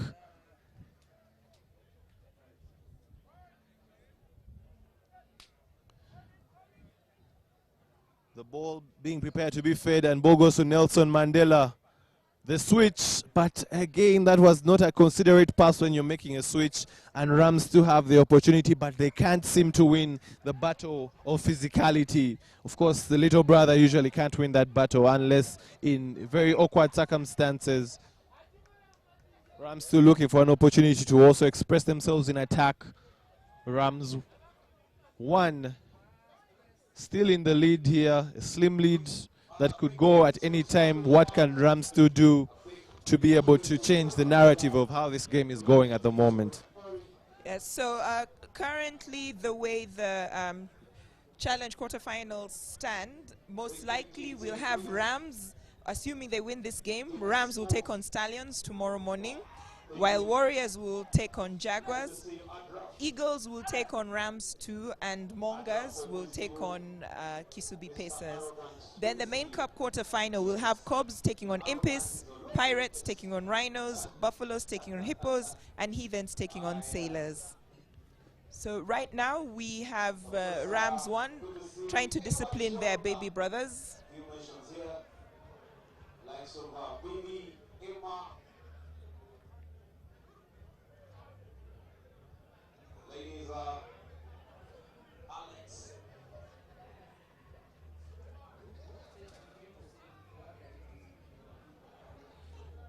Another try for Rams.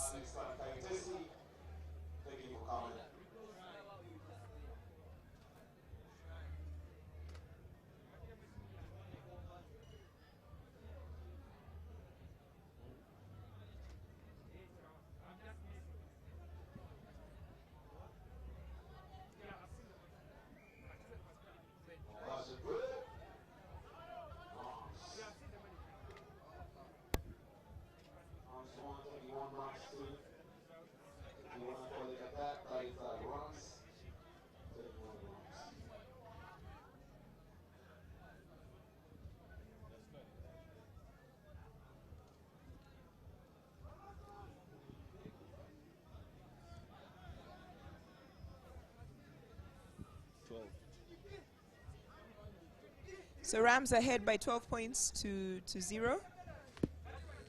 Rams 2 still trying to fight to get some points on board. If they score a try, it will be their first try of the day. Yeah, they had very tough games against Cobs and Hippos earlier on today.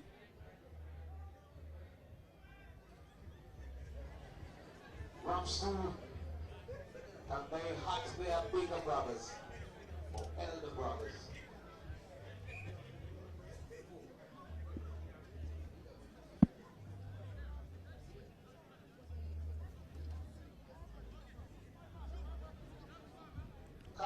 We are coming.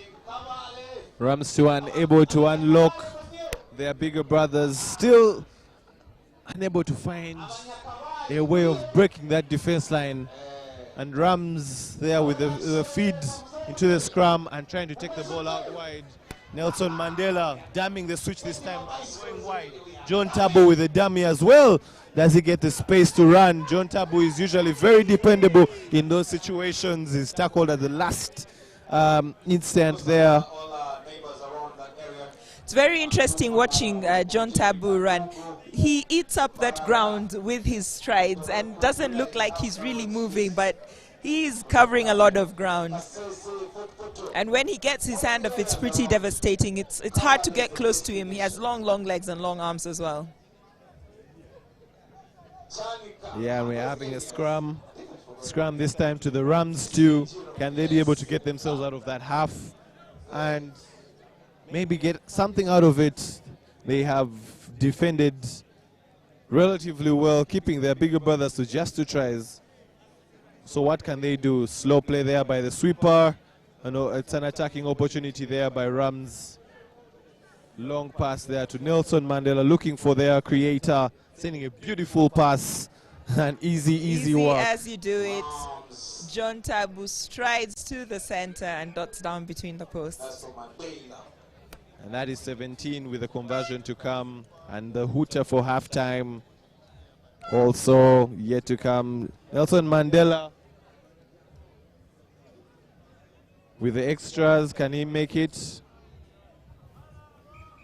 No, he misses. And that is 17 for the Rams. And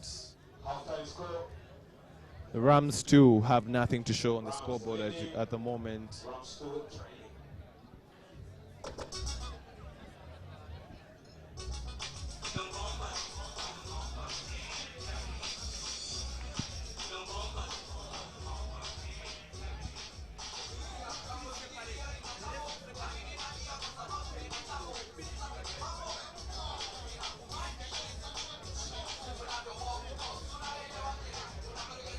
Okay, so just to confirm tomorrow's quarter-final action, we start with the challenge quarter-finals, and they will kick off at 8 a.m., where we'll have Rams taking on Stallions, followed by Warriors versus Jaguars, Eagles versus Rams 2, and Mongers versus Pacers.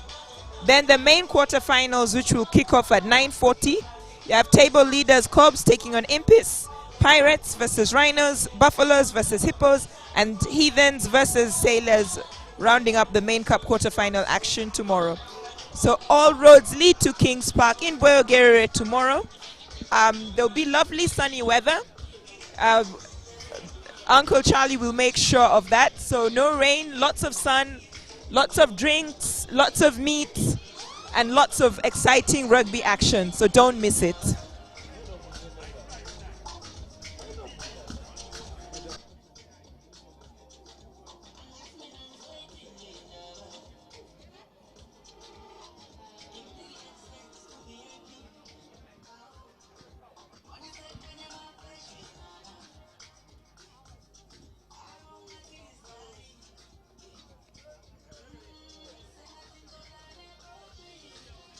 As we come back for the second half, Rams 2 taking on Rams 1. The Makere Derby, Rams 2. Rams comfortably leading this one, 17 points to nil.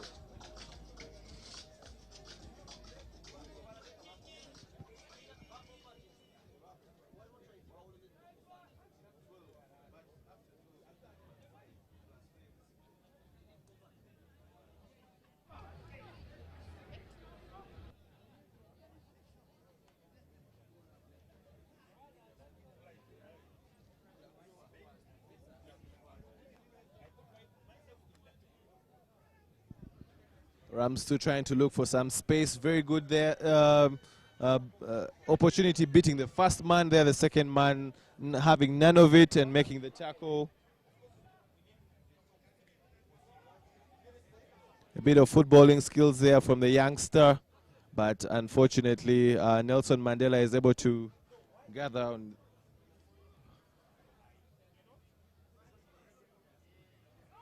Goose step there, and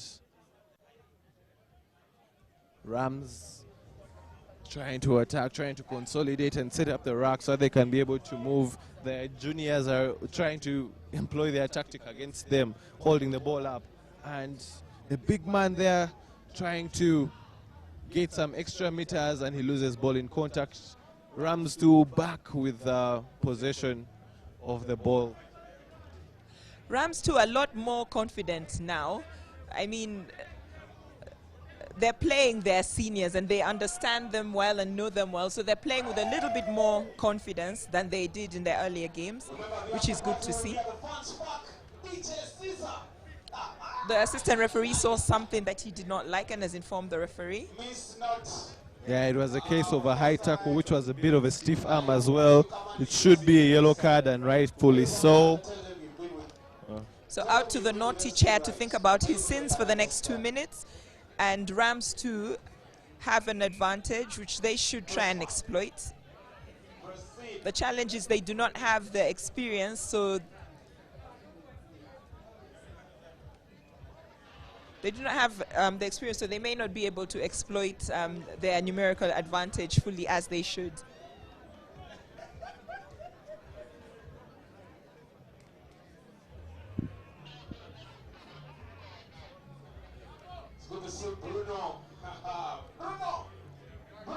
Rams to not dilly-dallying, as we can say.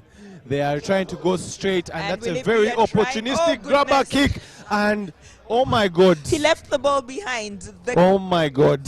It was a brilliant kick through. The ball sat up nicely, but he overran the ball, and Rams were able to scramble back and clear their lines. Very unlucky for Rams too. They would have scored their first try of the day and would have had 5 points, possibly 7 points at this point in time. That was very unfortunate for them. But it's a sign of encouragement that they can do something against a core side, a core 7 side, like their big brothers. Yeah, and this is another opportunity for Rams, because for Rams too, Rams did not take the 22 dropout properly. So the referee has awarded a scrum down to Rams too.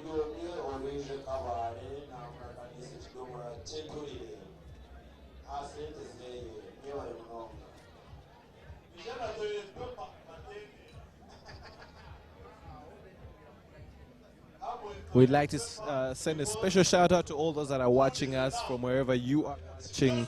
Thank you for all those on the YouTube channel that are leaving comments and letting us know about their experience, sharing with us their remarks, whether it's positive, whether it's negative. We still appreciate the criticism.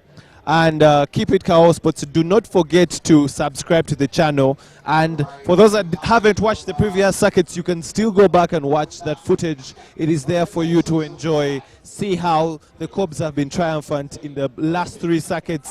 And will they be triumphant in this one as well? What do you think? Who do you think is taking the Henry Rujumba Sevens? Remember, the Cobs are the defending champions of the Rujumba Sevens. Will the Pirates, the home team, have something to say about that?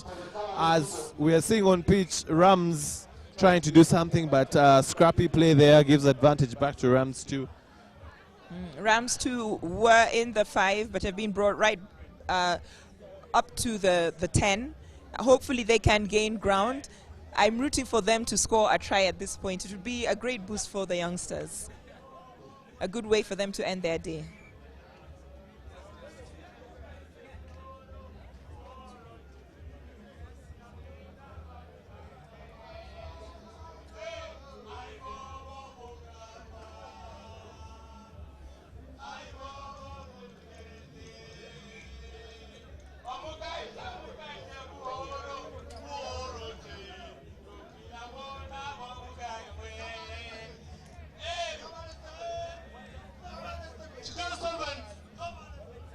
this game has had quite a number of breakdowns that has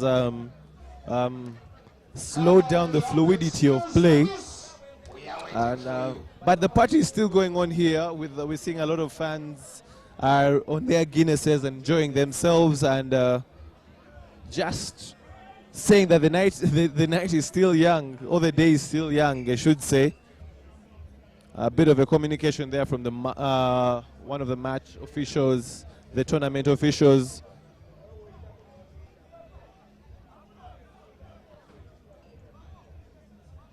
A bit of Rams still having more than 7 players on the pitch, and finally that's rectified, and the ball is fed. But again, the sweeper is quite slow. But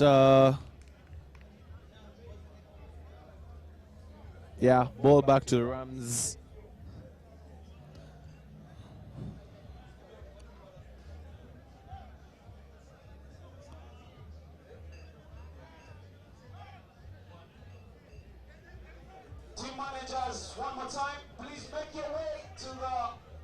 Ball moves out. Rams trying to do something. Ball goes out wide. Kinyera Jordan, we haven't seen a lot from him in this particular game. What can he be able to do against his junior side? And much more information about today and tomorrow, so that we can really clear that space as well. Show and go is not bought by Rams 2, but they're being sucked into the defense. If a ball comes out as quickly as possible, then it could be a case of an overlap. A pass to whoever it may concern, but Kinyera Jordan, very good step. Still going, Kinyera Jordan, he's looking for that try. He's one of those guys that scores for them tries, whether it's in the 15s or the 7s, and he's always hungry to put in a 5-pointer. An easy overlap, but Rams has fluffed it with the poor passing. Very, very loose passes there from Rams. Probably not taking their younger side as serious as they should be. Very, very weird way of racking the ball there. He sat on the rack, literally. And advantage goes back to Rams 2. Very good play, one-on-one there. Again, another loose pass. I think Richard Lumu has a lot to work on with both these sides, especially in regards to the movement of the passes, the commit and the pass, and the ball handling in general. So many penalties, so many breakdowns in this one, as we hopefully approach the end of this second half and to close day one.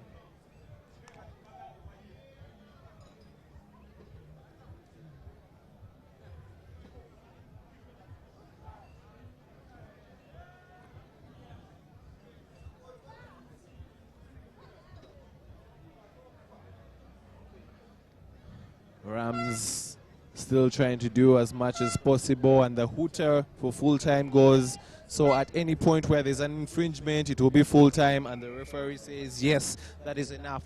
Rams getting the win against their juniors, and unfortunately their juniors not having any points coming from this. So day one has happened. Helen, what do you have to say about day one? What is your overall experience from what you've seen from the teams and just the general environment, their general atmosphere? Day one hasn't had too many surprises, except perhaps Sailors making it to the main cup quarterfinal at the expense of Warriors. But it was straightforward for Cobs, Heathens and Pirates. They made it into the quarterfinals as expected. Rhinos was able to make it through a superior points difference at the expense of Mongers. I see it will be very hard not to have Cobs, Pirates or Heathens in the semi-final. The fourth semi-finalist is kind of perhaps up for grabs. Yeah, but that was it's been a very, very beautiful day, and the weather has been kind as well for most of the day. So we're just now looking at preparing ourselves for day two. action-packed day to knockout stages, and for those that didn't make the main cup, they will be playing in the Challenge Cup as well. So we are sure that most, if not all, your teams have a lot of action going on tomorrow. So Sunday is also a rugby day, and that is something that you should put on your calendars. Cancel everything that you're planning to do. If you're around town, you come to Kings Park, Boyogeri. If you're not around town, just get yourself a couple of Guinnesses, call over the friends or share the link with anyone. Kawowo Sports has you covered. As Ernest, our resident journalist, is going to have an interview with one of the Uganda Rugby Union officials to let us know about the Rujumba Sevens. Keep in mind that Cobs has so far won 3 of the 4 circuits that we have had, the past 3 before the break. And if they win this one, they'll be all but confirmed overall series winners. So that is something that I'm sure the other teams will not allow, especially Pirates, who will not want to see Cobs succeed at their home ground. Remember, Cobs are the defending champions of the Rujumba Sevens, and the Pirates will definitely have something to say about that. So we're going to hand you over to Ernest and let you know about what else he has to say. It has been a beautiful day, hasn't it? Very, very beautiful day. We're waiting the meeting from between the tournament director and the team managers as he confirms the knockout fixtures with them, and after which he will share with us the details. We had actually already announced the tentative ones, and we hope they're the right ones, but we are going to still be announcing what the real fixtures are, which team is going to face the other. And remember, who do you think is going to win the Rujumba Sevens? Let us know who your prediction is. Is it Hippos? Is it Pirates? Is it Heathens? Is it Cobs? Will Cobs continue their dominion? Remember, Cobs has not lost a single game thus far in all the circuits, and that is a very, very alarming statistic for all the other teams.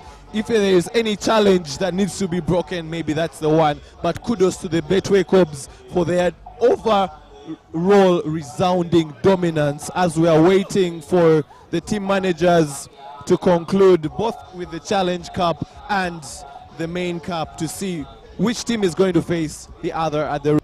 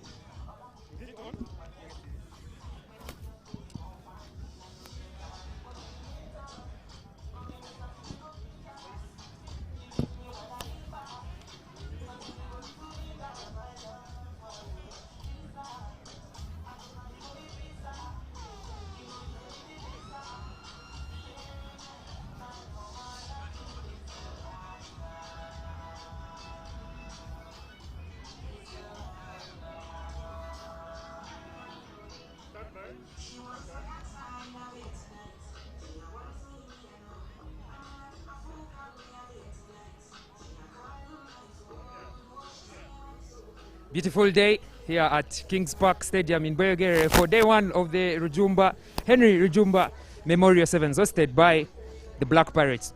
We are joined by tournament director Mr. Robert Boiley. Once again, we have been doing this from the start 6 weeks ago with the Mileke Sevens, on to Gulu and then Soroti, and now we are here at Kings Park in the Central Region. Let's dive straight into it. We would like to know from the official mouthpiece who the quarterfinal matchups are, both in the Challenge Cup and in the main cup. Thank you very much, and thanks Kawowo for streaming us live, because some of our fans are not here and they have to get this live. Diving into the challenge quarterfinal, we're going to have Rams versus Stallions, that is at 8. Then we shall have Warriors versus Jaguars at 8:25. Then Eagles versus Rams 2 at 8:50. And then Mongers will play the Pacers at 9:15. That is the Challenge Cup quarterfinals, and those are the people who have come third and fourth in their respective groups. And then we go for those that have come first and second. We have A1 as Cobs, who will take on D2, Impis. Then C1 Pirates against Rhinos, which is B2. Then D1, which is Buffaloes, will take on A2, which is Hippos. And then B1, which is Heathens, will take on C2, which is Sailors. those are the teams which finished number 1 and number 2 in their respective pools A up to D. I would like to ask you one question, Mr. Bwali, that is on the minds of very many people. After today, will the title have been sealed depending on the results? What's the mathematics that Cobs need to make sure that by come rain or shine, the title is theirs? The title is not yet decided, because if you see the points, they are not. It's not a big margin. Even if they win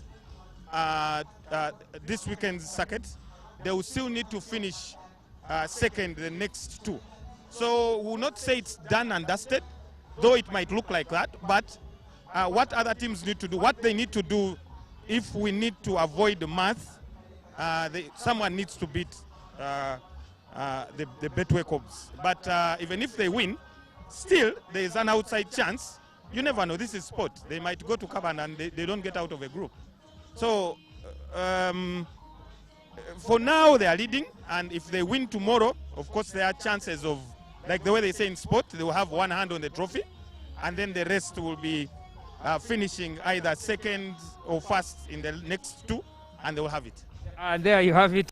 No mathematics as yet. Betway Cobs need to continue performing well, and other teams need to perform better than them to deny them the chance of winning the trophy. We will be back here tomorrow morning at 8 a.m. as you heard from Mr. Robert Bwali for the knockout phase of the Henry Rujumba Memorial Sevens.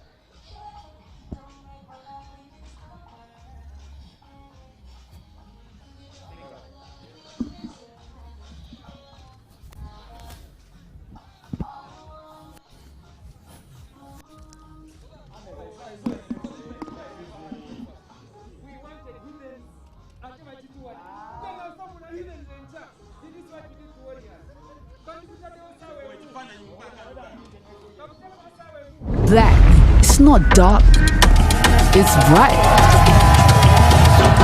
Black is bold. Black is every color, all together. My thing, your thing, our thing mixed together.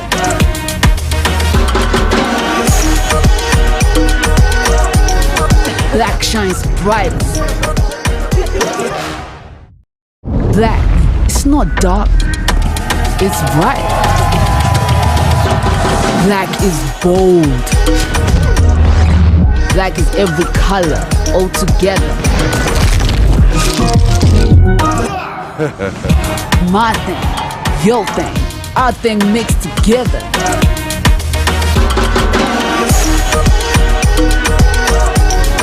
Black shines brightest. Black